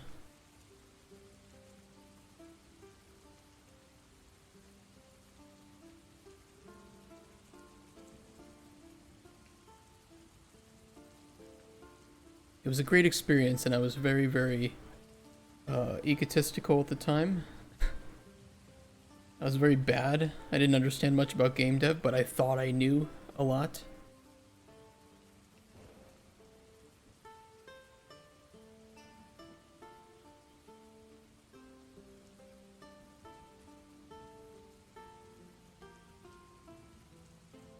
Yeah, those are okay. Times have changed, but it was a fun experience and I learned a lot from working with those guys. Very, very talented. It's me right now. What, overconfident and egotistical? I still feel overconfident sometimes. I think I was afraid as a junior. You know when you're like a junior game dev? I think you can feel afraid that if you don't have confidence or you don't, I don't know, push for yourself a little bit, that it's hard to compete with all the other juniors trying to get jobs.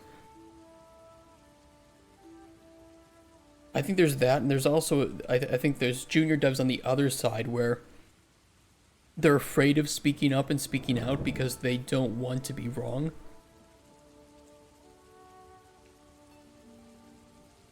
It's just tough being a junior, I guess. It's really, really difficult.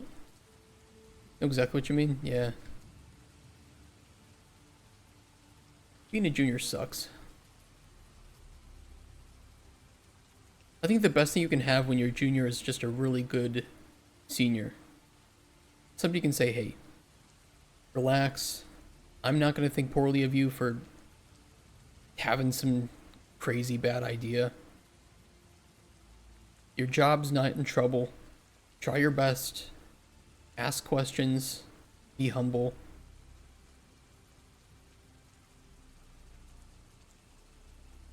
This problem I've yet to do OpenGL and DirectX game engine code. Lots of applications require it. That's all way beyond my purview, I'll tell you that.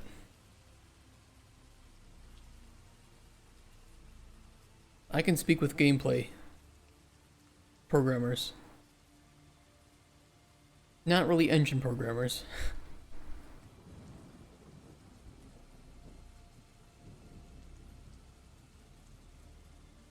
And I could get a job coming month. I'm gonna have to make my own voxel engine in the month after. Ooh.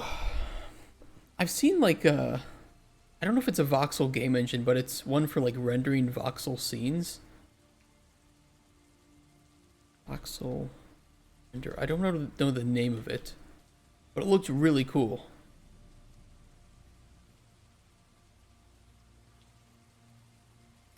Magica voxel. This isn't a game engine though, right? It's just a renderer. Real Engine uses the worst system ever for DirectX and OpenGL.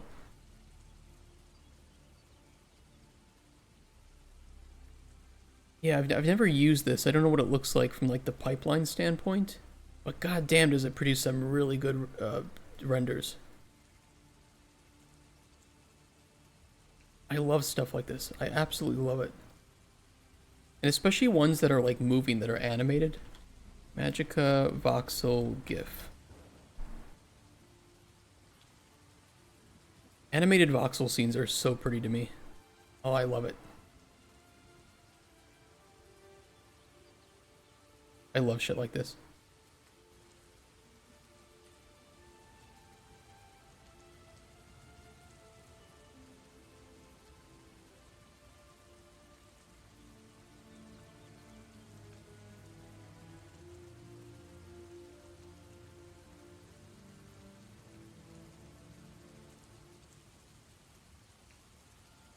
Unreal uses RHI render hardware interface. It's an interface that they built on top of the DirectX OpenGL blocks. They can switch automatically between them when changing settings in the engine, but it ain't great to learn. I've heard of RHI before. I never knew what that meant though.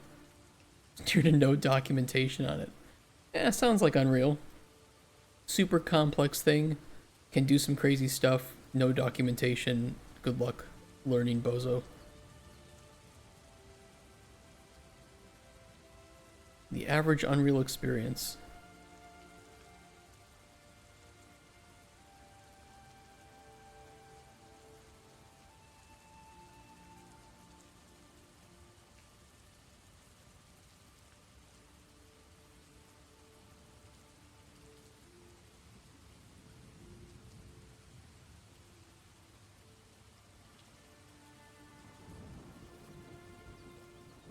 Figured out the source code CVP files are better documented than the documentation website. Ugh. I thought they were trying to fix a lot of the documentation issues for Unreal 5. And maybe they are, but maybe the RHI documentation is legacy. I'm not sure.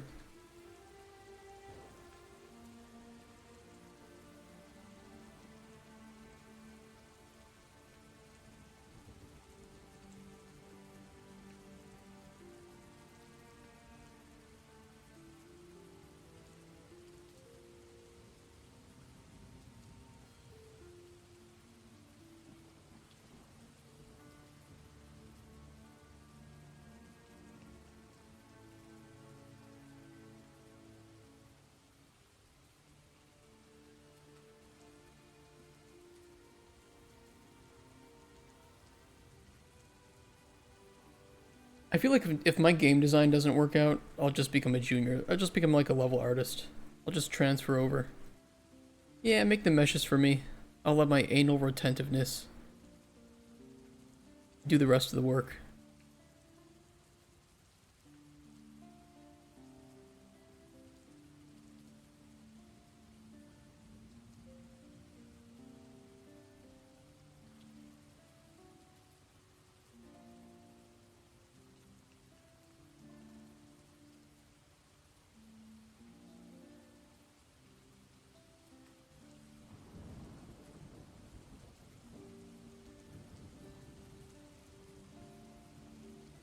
I don't like that.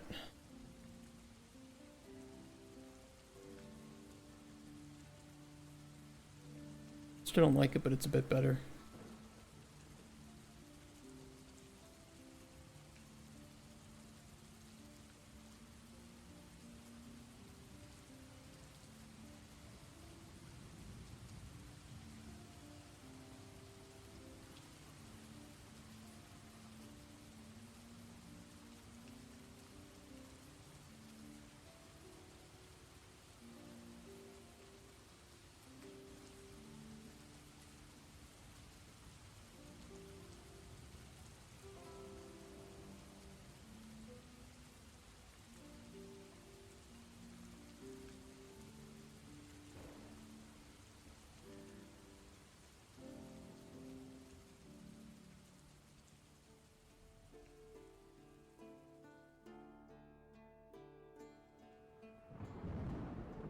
Start working my character soon, and on the other hand, I need to start looking at the code to the G for a plugin that broke.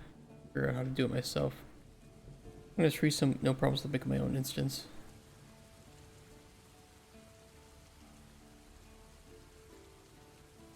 I'll tell you one thing, don't work with fluid flux. Whatever you do.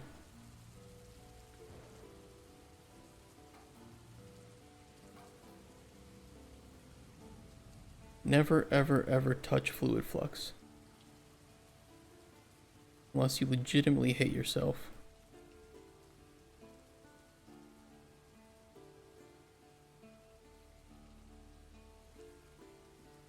Your fluid plugin? Yeah.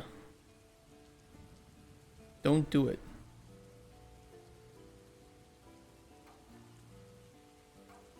Whatever it is you want in your scene, it ain't worth it.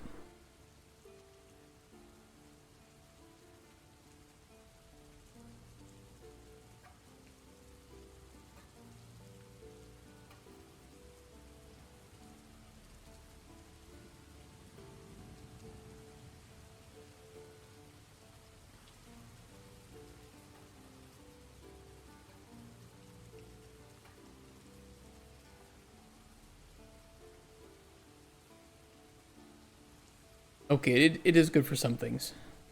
It is, but it's also just a pain in the ass. I'm sure the developer would say, well, it's just for advanced users. No, it's just a pain in the ass. Like, it has a terrible, terrible user experience. We use a plain water system. There's some great ways for natural waves.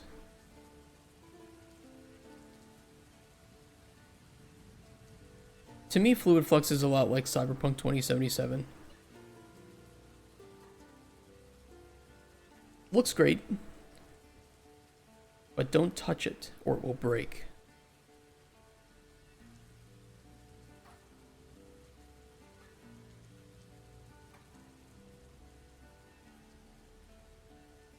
It's a bit better now with Cyberpunk 2.0. Although I'm still not a big Cyberpunk fan.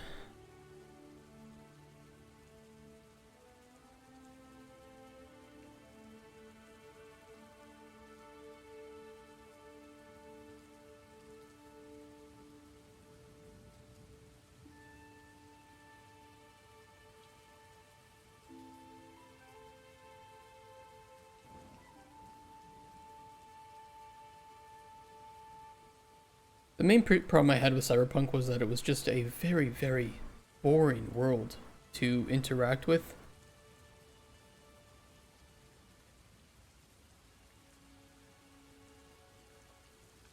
There wasn't a whole lot to do.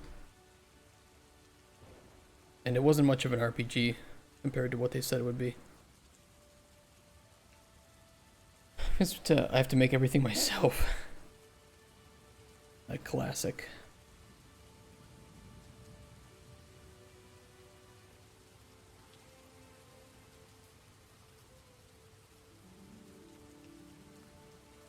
I think if you went into Cyberpunk knowing that it wasn't going to be like that, you could accept it a bit better. I did not go into it thinking that. I was told it would be a very RPG heavy game, a lot of choices, different ways to solve problems, especially, you know, the quests and story problems. And it wasn't that.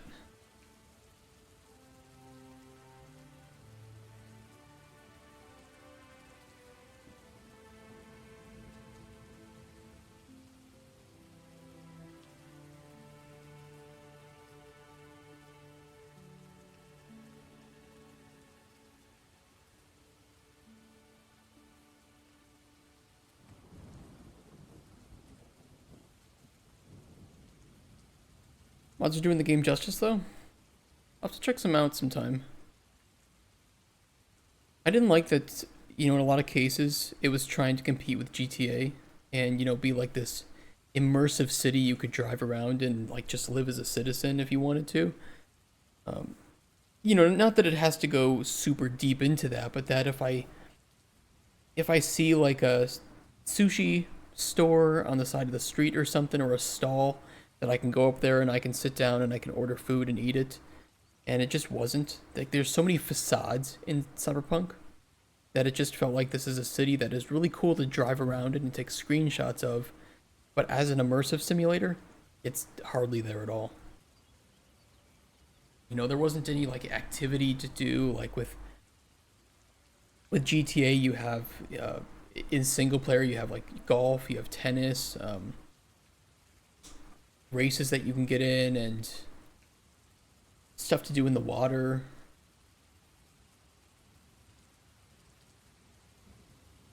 And Cyberpunk doesn't really have all that.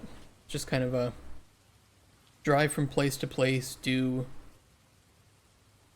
clear a gang out of this hideout, number 1 through 50. And then that's about it. And the hacking wasn't as interesting as I thought it would be. It gets old fast.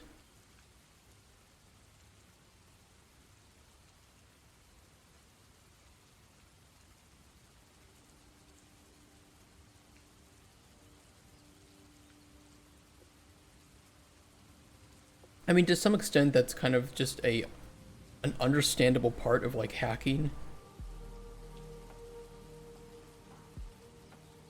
You know, you're not supposed to be getting in there and shooting people face to face. You're supposed to be hanging out at a distance.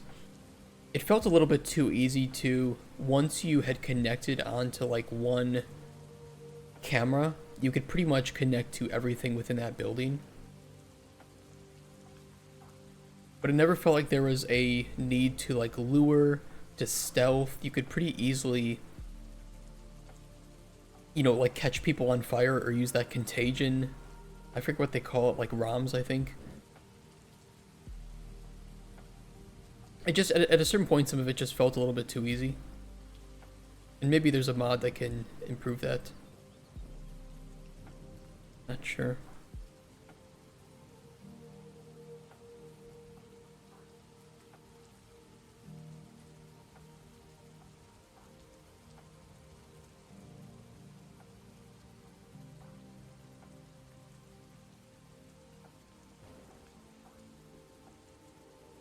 let's do this. Let's paint some of those red trees wherever they are.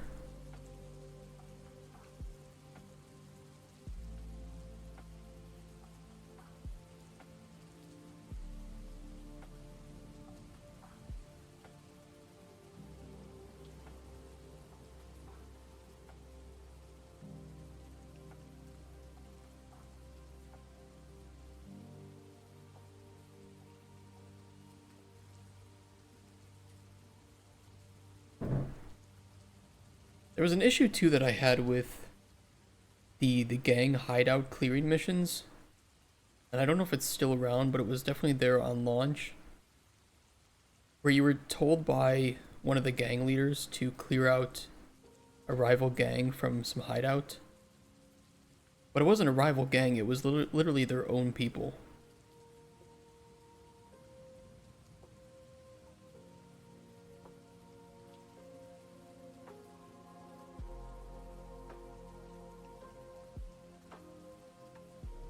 That kind of broke the immersion for me.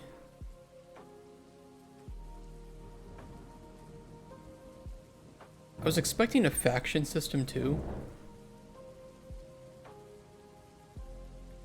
And it felt like they had wanted to do that, like they had designed the game in a way that there were factions that maybe you could you know, become better with or hated with, and they would provide, I don't know, unique armor and weapons. You could dress like that faction.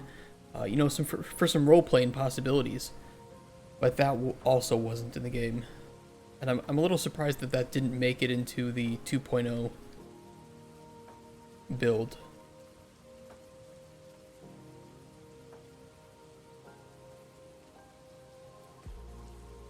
But I think when you make an immersive game like that, you need to double down on the immersive simulation, and good examples of that would be Rockstar.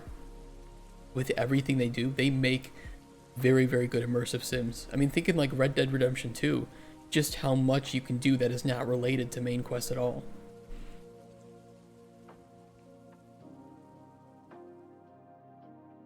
Ooh.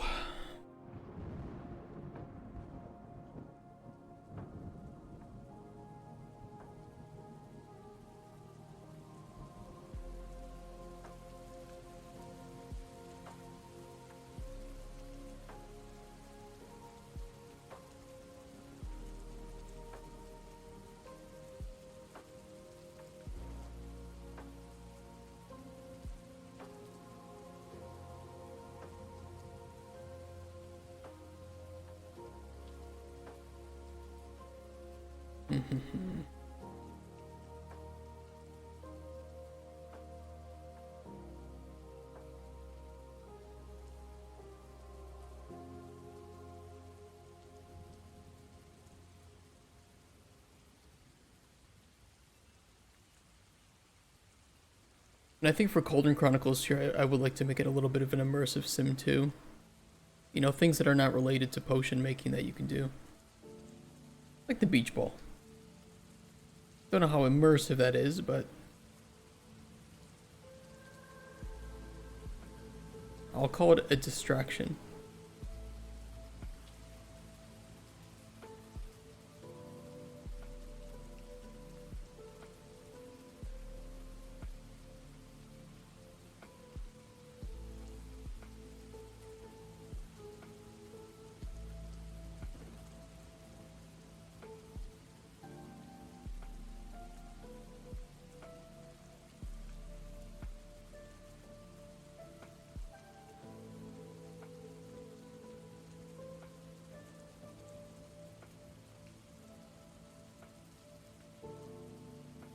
Don't like that one. Get out of here. Ruining my level. You plant.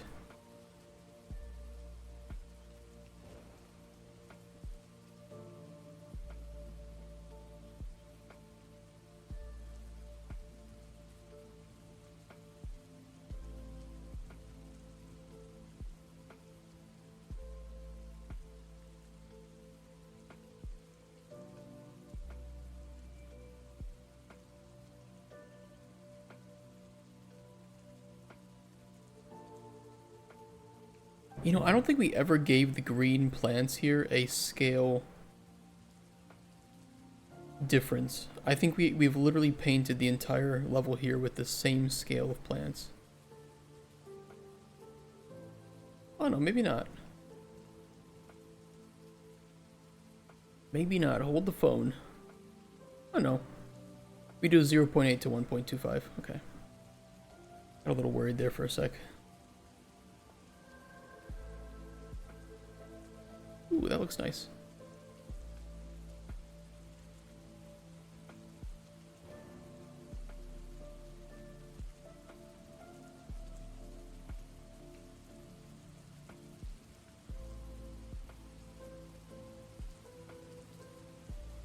Don't know if you'd be able to see the flowers.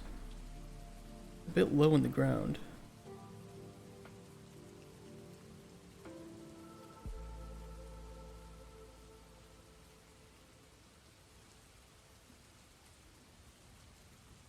Yeah, it's too high up, I think. I set it to nighttime and double check.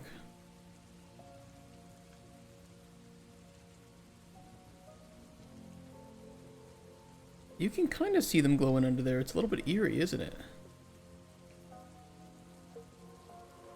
Ones closer to the surface are much easier to see.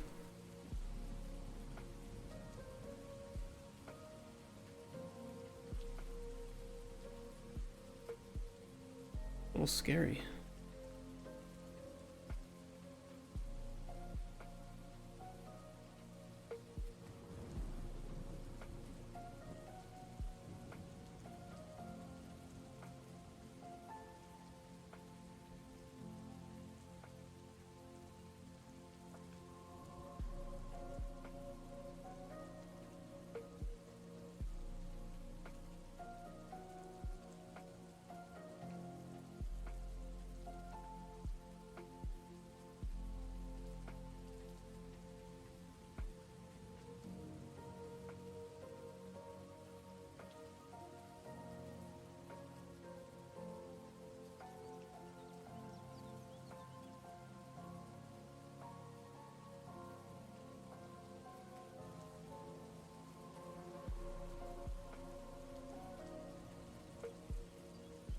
Okay, that looks good.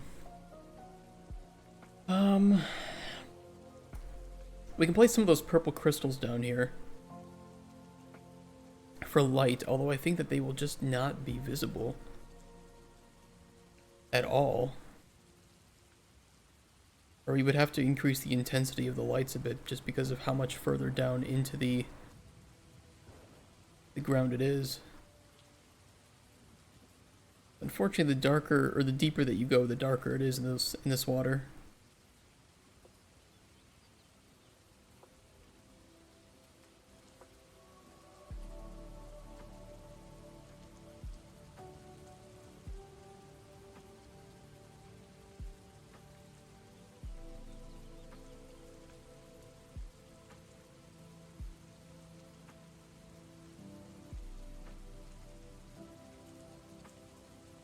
Could do something like that. Nearer to the surface. A bit of a way to show the player where something is.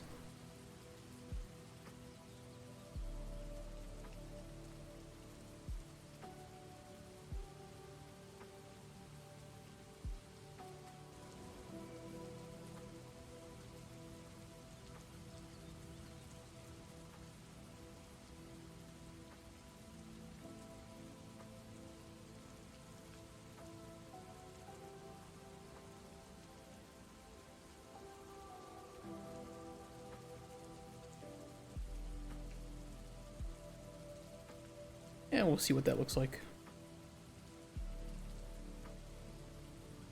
They're really only going to be relevant at nighttime.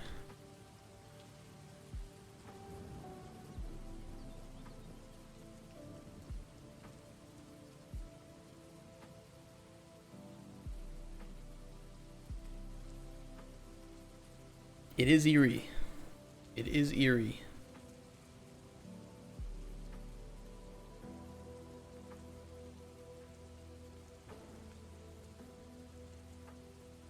Boost up attenuation a little bit for here.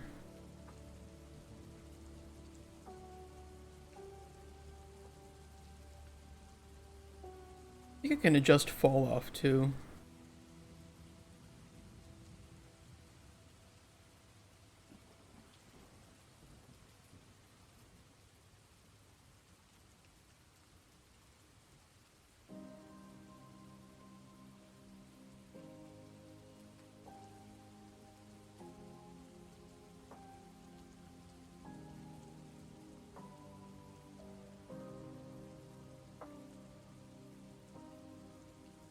We should, by the way, we should go to all of our point lights in this scene and we should set max draw distances for them.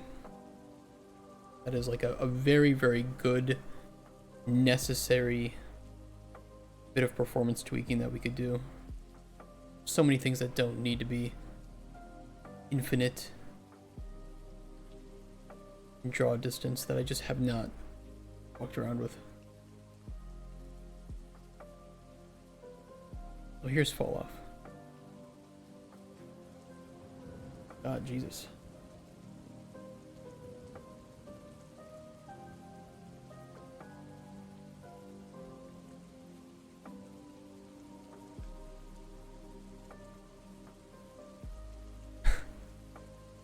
Let's not do that.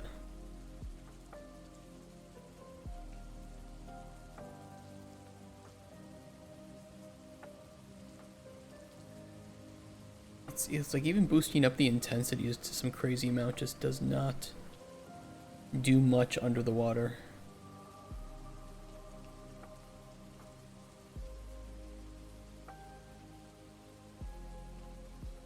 It just looks silly at a certain point. And we don't really want it to look silly in the daytime.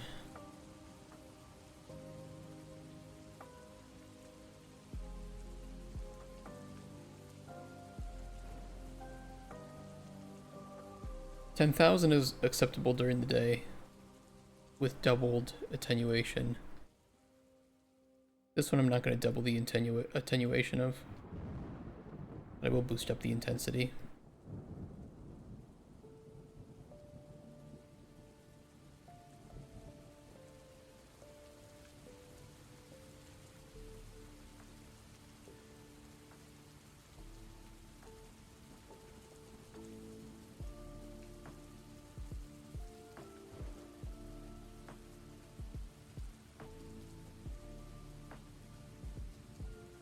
Okay, that's pretty good. Last thing I'll do today is place some collectible ingredients from down there, and then I will have to go in early. My call.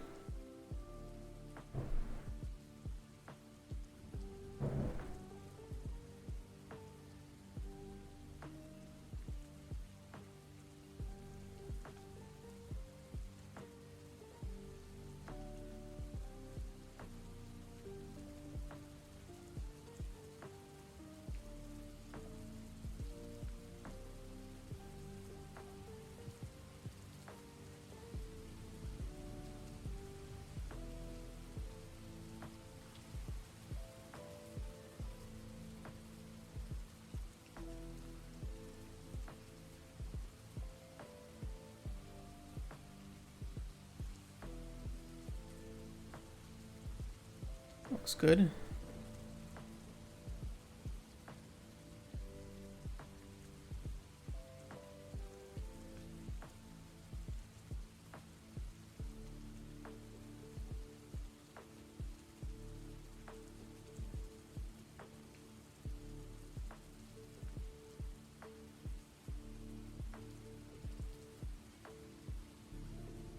I really hate being placed on an angle.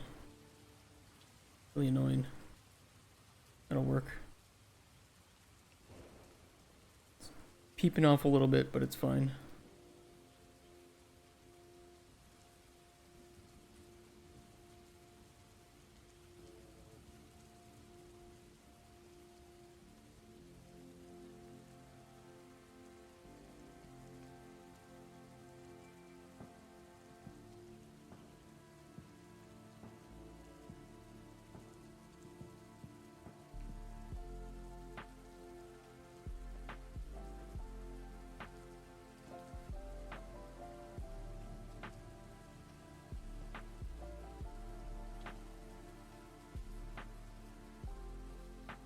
Do some shells.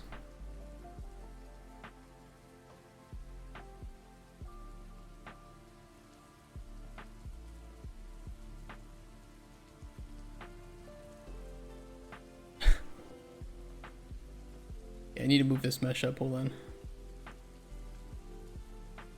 That's just gonna bother me.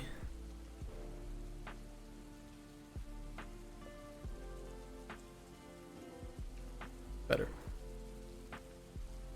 Much better.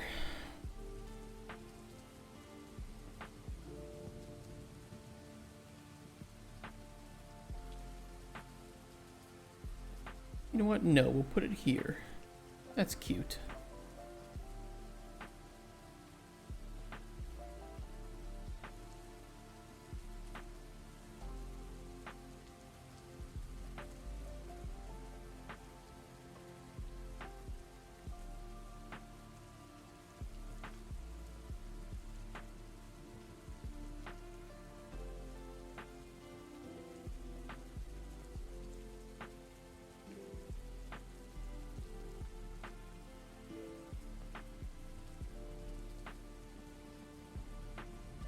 Okay, shells look good. Let's do pearls.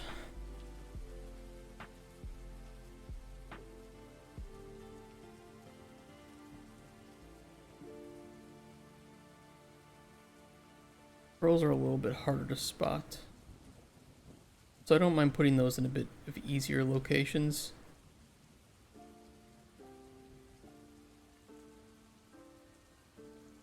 Yeah, fuck it, let's put one up here. There's our pearl.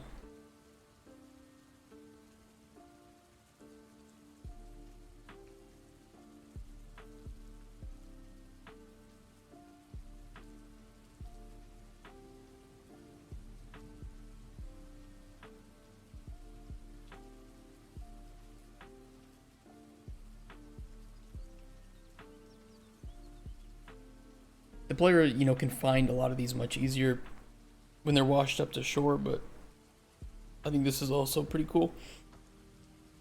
Oh. Ooh, ow.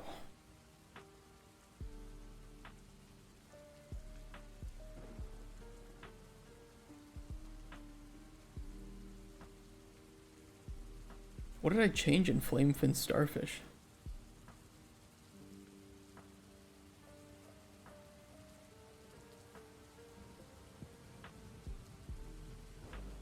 I do not know.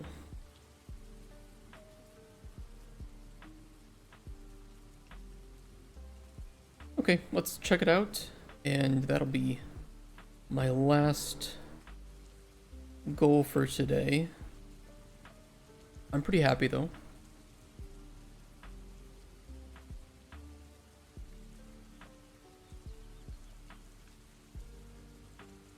We made a lot of progress today. 2 coral reefs. One of them I think is better than the other. Actually, I do want to touch up the second coral reef a bit more. So I had made the big spire so that we can put the mushroom coral into it. And I forgot to do that today, so we can do that on Thursday. Yeah. Don't forget, tomorrow I do have a day off. God, the performance is fucking terrible.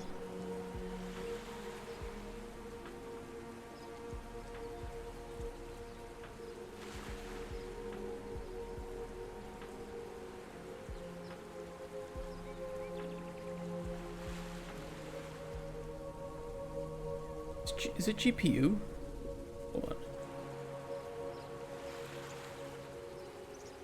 I can try seeing if this helps. If it's GPU,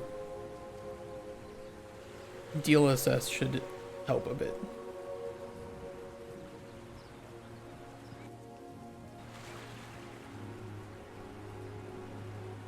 CPU.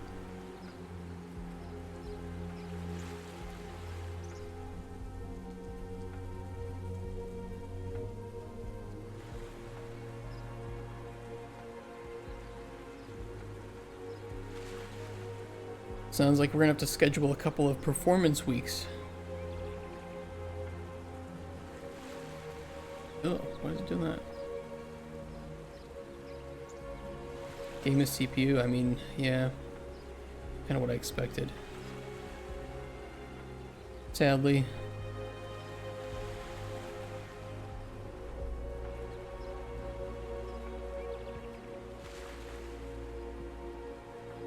I have an old i7, very, very old i7 in here. 6700K. And testing an engine is certainly going to be adding its own issues to that. I can fix that a little bit by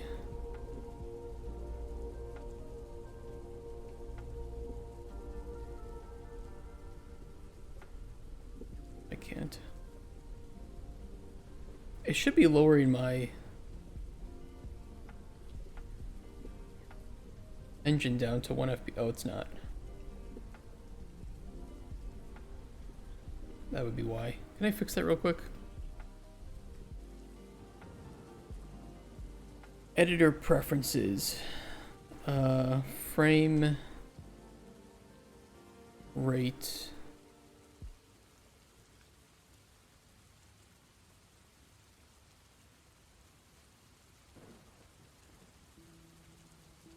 FPS.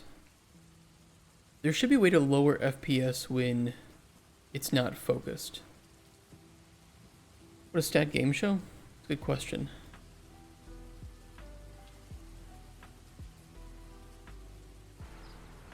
Very good question.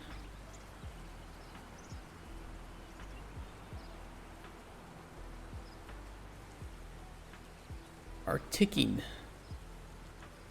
What could be ticking so much?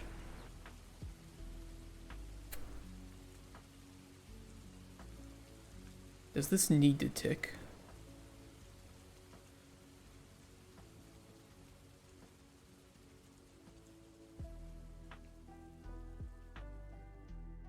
No, because the waving is handled in the material. That'll help a little bit. Kind of worried that might be the case when I place that blueprint down.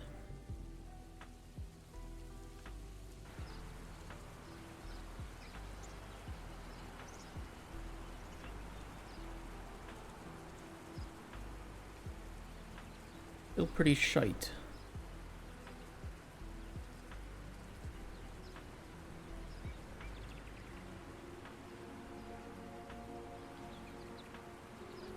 Could be all the materials, actually. It could be the materials flowing.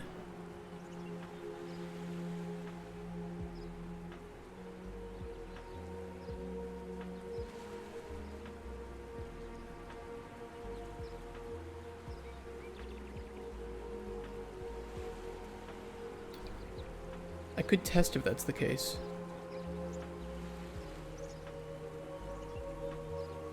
Ideally, I would handle the flowing of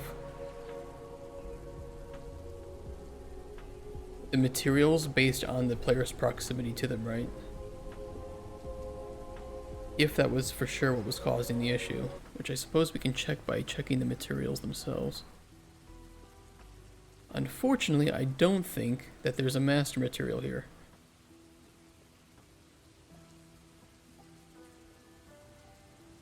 Could be wrong. No, there is.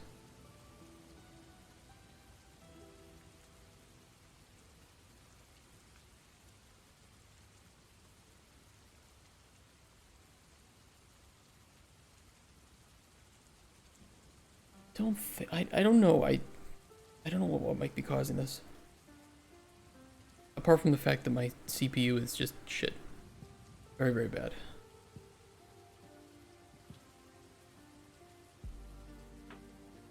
Okay, no more waving. Let's see how much that helps.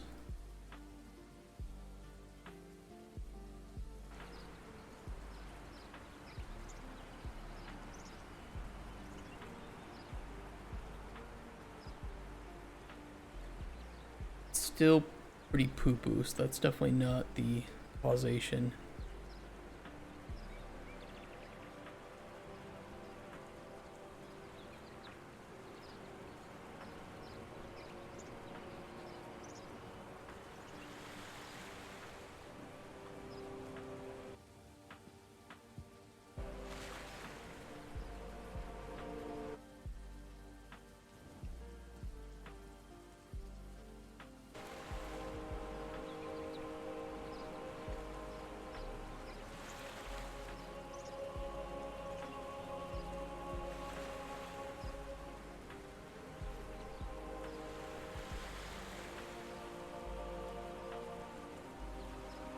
There's 1.1k on the blueprint time.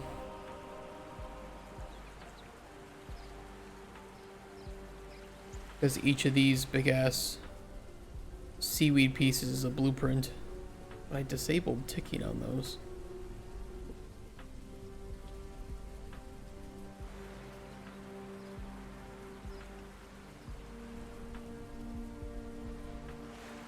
I don't know. We could do some profiling.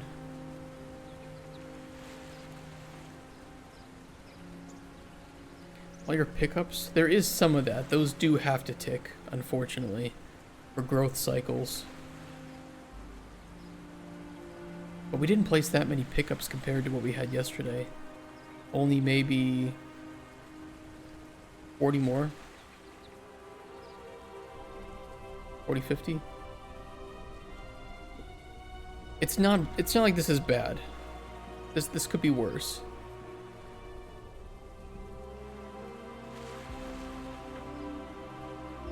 And it's very much CPU. I mean, we can test that just by bumping everything to low.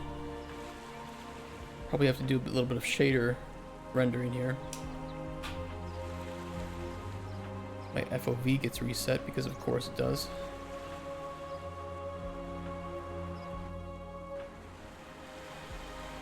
Let it compile.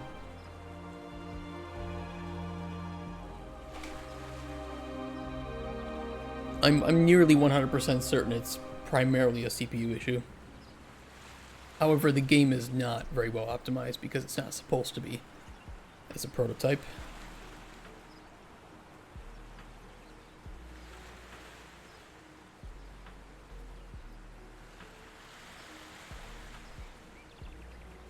But you know, I don't want it to be terrible. I don't want it to be unplayable.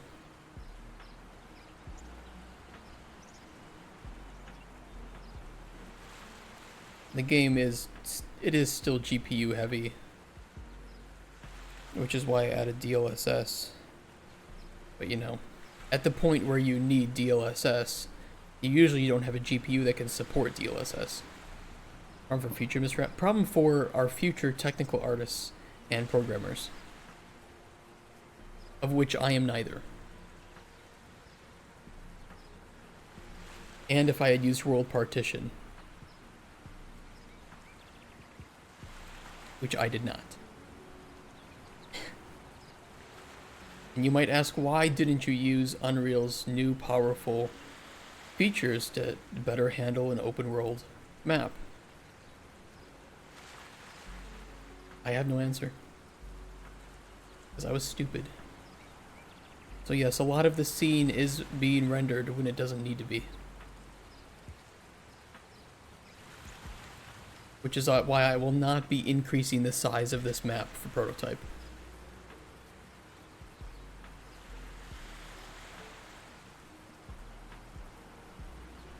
You can try converting it. That sounds dangerous.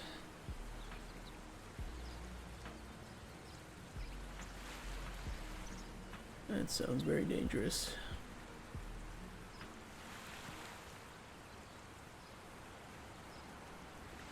If I can figure out what's eating up all the CPU, we can do it. Hey, Slavical. Ready for your enormous refactor. Unfortunately, I am going to have to leave within the next 5 to 10 minutes. Look under tools, it'll create a new map. We can try that at some point. I know I have to leave because I have a call with a publisher. Probably has some bad news for me. Hopefully, though, it's, you know, bad news, but with future prospects. Not, we don't want you to...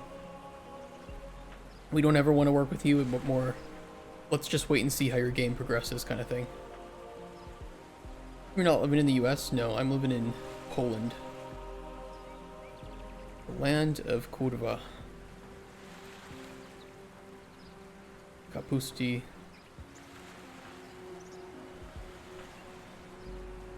Wódki. All the good stuff.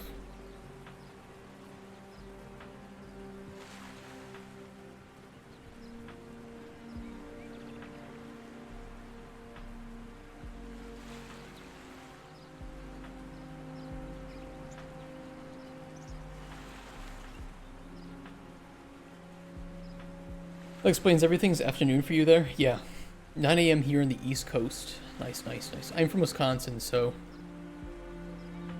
we can get along. East Coast, I've only ever been to DC, and if you can consider it, parts of Pennsylvania.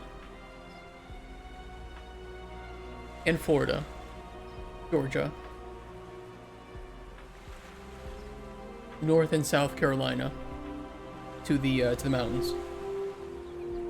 Please tell me you're not a Packer fan. I mean, I think old Packers are better than new Packers, if you ask me. You know, I don't watch too much football, but I was a big fan of, you know, like Brett Favre. And early Aaron Rodgers. Now, I don't know. I don't really know the team anymore. I'm just waiting for shaders to compile to see if there's any improvement to FPS, but I think it's mainly a CPU issue. Favre the GOAT, don't like Rodgers. I liked early like I had a tough time handling the transition between Favre and Rodgers, but Rodgers had some really good early years. But I don't know. New team, eh. Is Rodgers even still playing for the Packers? I don't think he is. You're a Lions fan? Rodgers wrecked us every year. Okay, that understandable. He plays for the Jets. Didn't he go to like the Ravens? Or was that no? Favre went to the Ravens for like a year. Favre also went to the Vikings temporarily. That didn't go down well in Wisconsin, I'll tell you that. Oh, he went to Jets, then Vikings. Okay.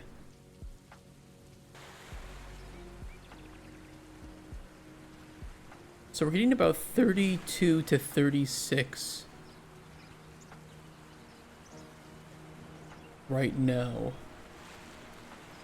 for FPS milliseconds. Game time is about 32 to 34. Setting this back up to medium.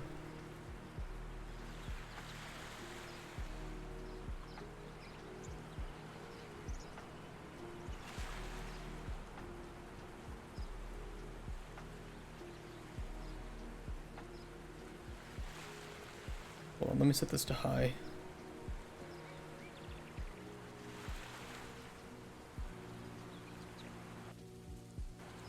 Recall what the publisher goes well even if they don't want to support you right now. I don't even blame publishers for not supporting me because there's so much missing to the game that I would love to have but we don't have yet. You just got your foot in the door? Yeah, I mean, we were talking with... I've been in the talks with about, I don't know, like a dozen publishers over the last year. And mostly it's like, okay, you know, it's looking good. We want to see more. We're very impressed with what you have so far, but the budget of what you're asking, you know, we need a bit more of a cohesive plan. And it's like, okay, understandable. Agree. I don't have a cohesive plan yet because we don't have everything in the game, in the prototype. It's like, well, you know, if I don't know fishing is going to make the final cut, I don't want to make a milestone plan that includes fishing. Because now they're going to expect it. So I want to make sure that what we have in the milestone plan is actually going to be the things that we know are going to create fun. And we just don't know the full iteration or scope of what those will be. You applying for Epic Mega Grant? Yeah, that will be part of the diversification of funding. There's my 3 o'clock alarm.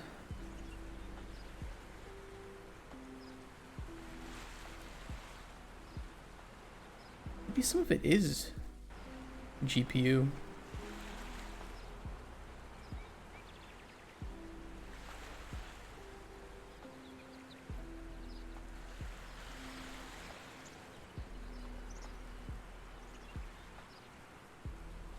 Yeah, a little bit's GPU. DLSS does help a little bit, but it's mainly CPU. We sat down and thought about what's only needed for your MVP. A little bit. Although I'm going to use the term first playable personally. I hate the term. I don't know about you, but I hate the term MVP because I think most valuable player. So I try to use the term first playable.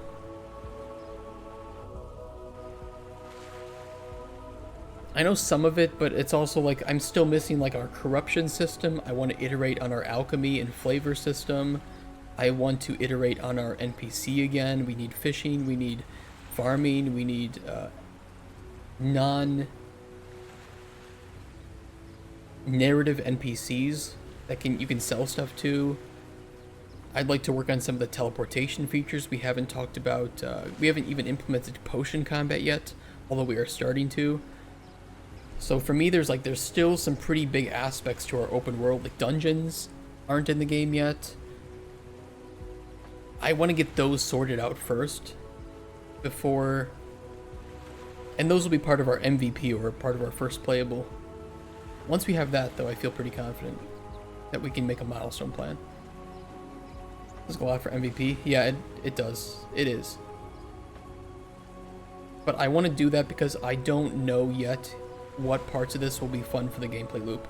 And if I include them in a milestone plan and I pitch that to publishers, some of those things will be expected. And if we cut them later, you know, that's just more negotiation that I have to do that may make it a bit soured for the publisher. It's like, well, you told us that would be in the game. Well, it's like, well, I didn't test it yet.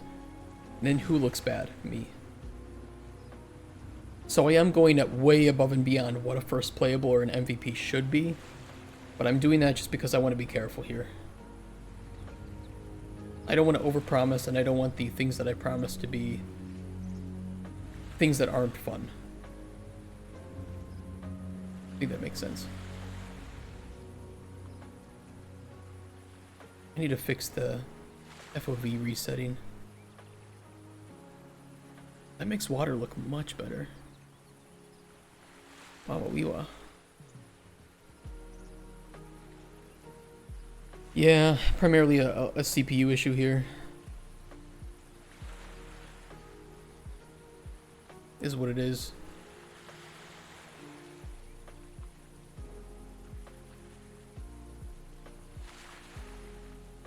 Ultra performance.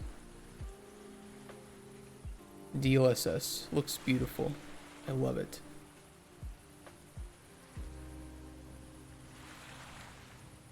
Too much sharpening. Premature optimization. Yeah.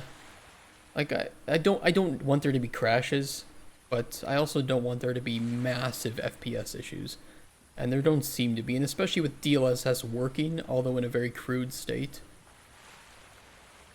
I think that most publishers will be able to, you know, enable it and test it out. A 60 FPS target will be a lot more important to hit when we have potion combat in the game. Right now, it's not really crucial. But I'm also testing this in engine, right? This isn't to build, so I don't really need this to be crazy good.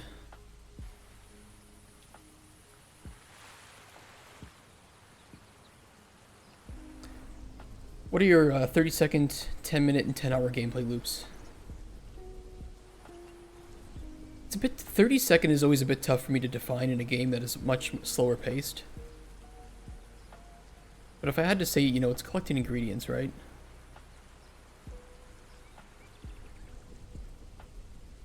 But even with like 10-minute, you have some pretty big breaks between interacting with NPCs. So I kind of prefer talking about my gameplay loops in the case of actions. Let me turn that off for a second. We're channeling your inner Todd Howard today, right?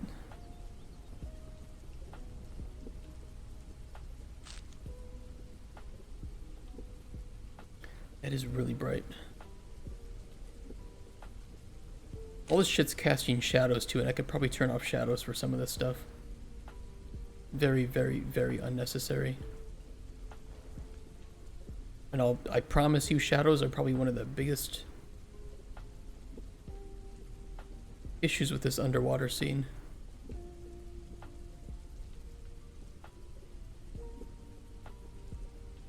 Rock, need more rock.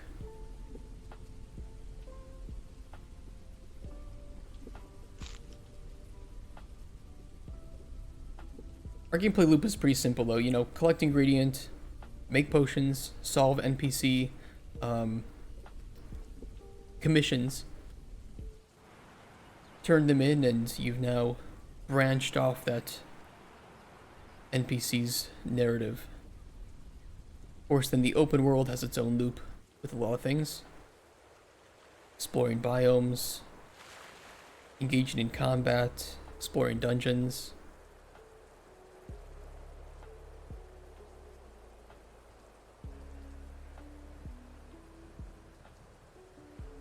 And with your alchemy, you can drink those potions yourself, you can give them to NPCs, you can throw them in combat.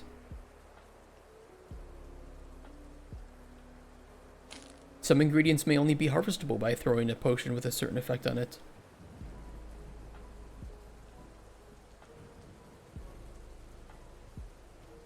Different weather too. Some ingredients may only be harvestable during certain weather, or during certain seasons.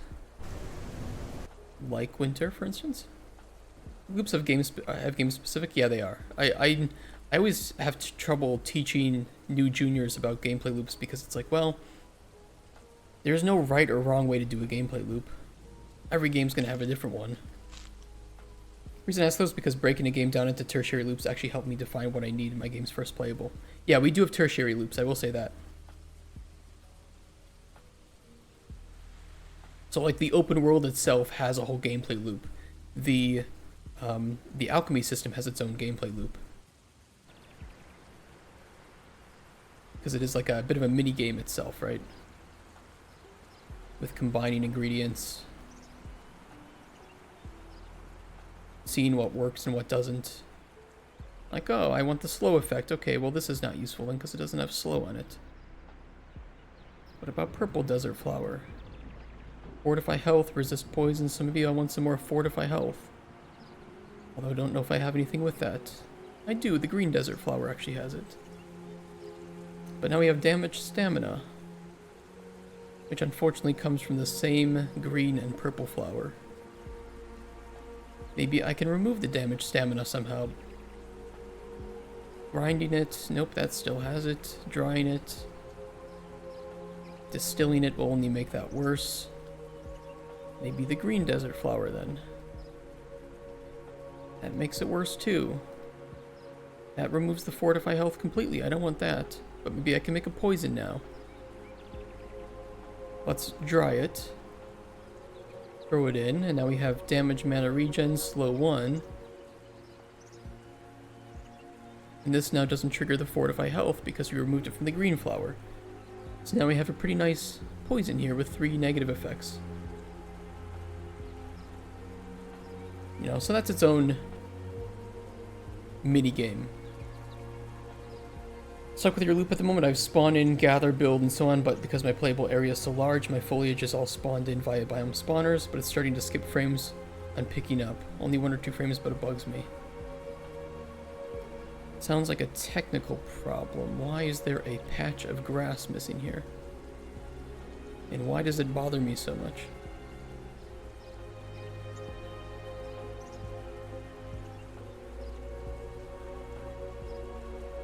This bothers me.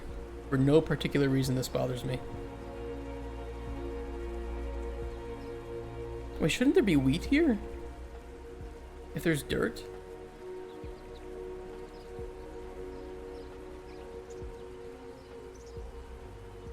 The hell?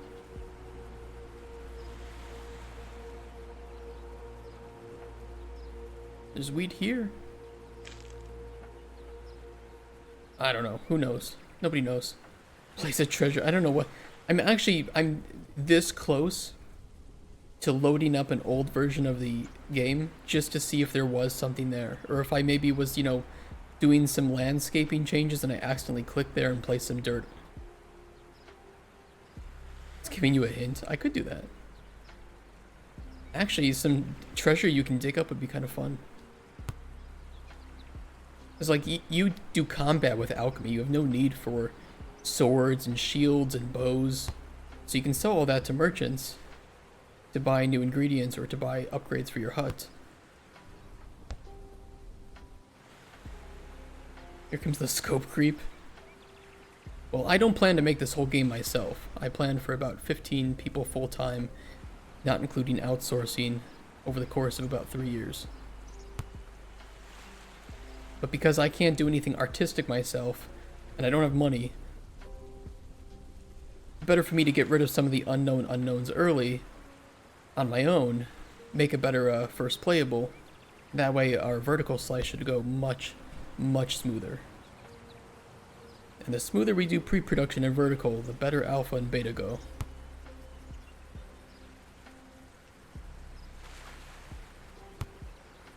That's my thinking, at least. Worked on too many games where pre-production is rushed.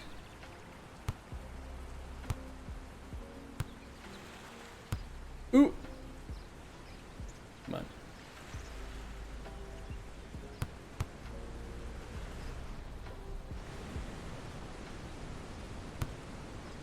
Oh, shit.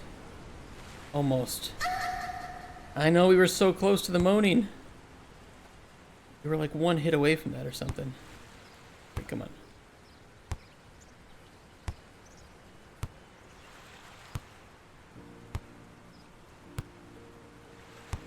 Here it comes. I love it. This be your first time taking on the director role? Yes.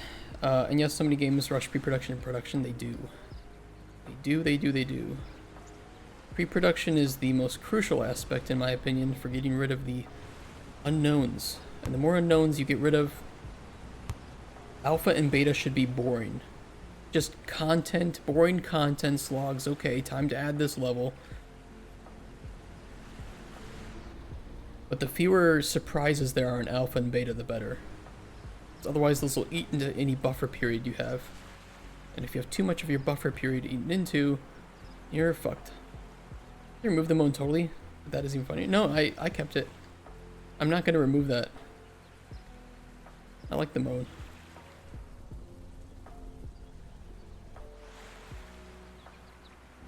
I've been in a lead game designer position before, but never in creative director role.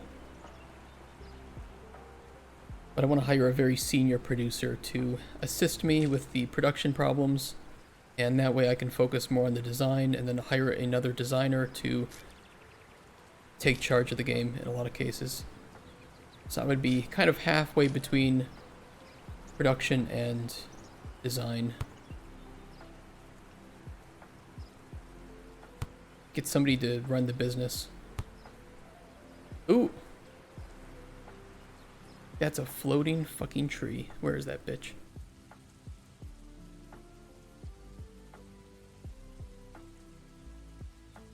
Unacceptable. Absolutely unacceptable. There we go. Production lays the foundation for what the project is going to look like and what it will need as production moves along. Especially for like tools and pipelines. I've seen so many developers just rush through because they wanted to please the investors of the publisher by, hey, we're actually working, we're in production now. And it's like, well, yeah, but you have none of your tools finalized. You don't even know your pipelines. None of them are documented. Okay, you want to hire a new level artist. Well, guess what? The level artist doesn't know the pipeline for finishing up these levels. Let's look at Andromeda and how awful its production cycle was, and because it didn't have a good pre-production phase. Yeah. Yep, you are very, very right.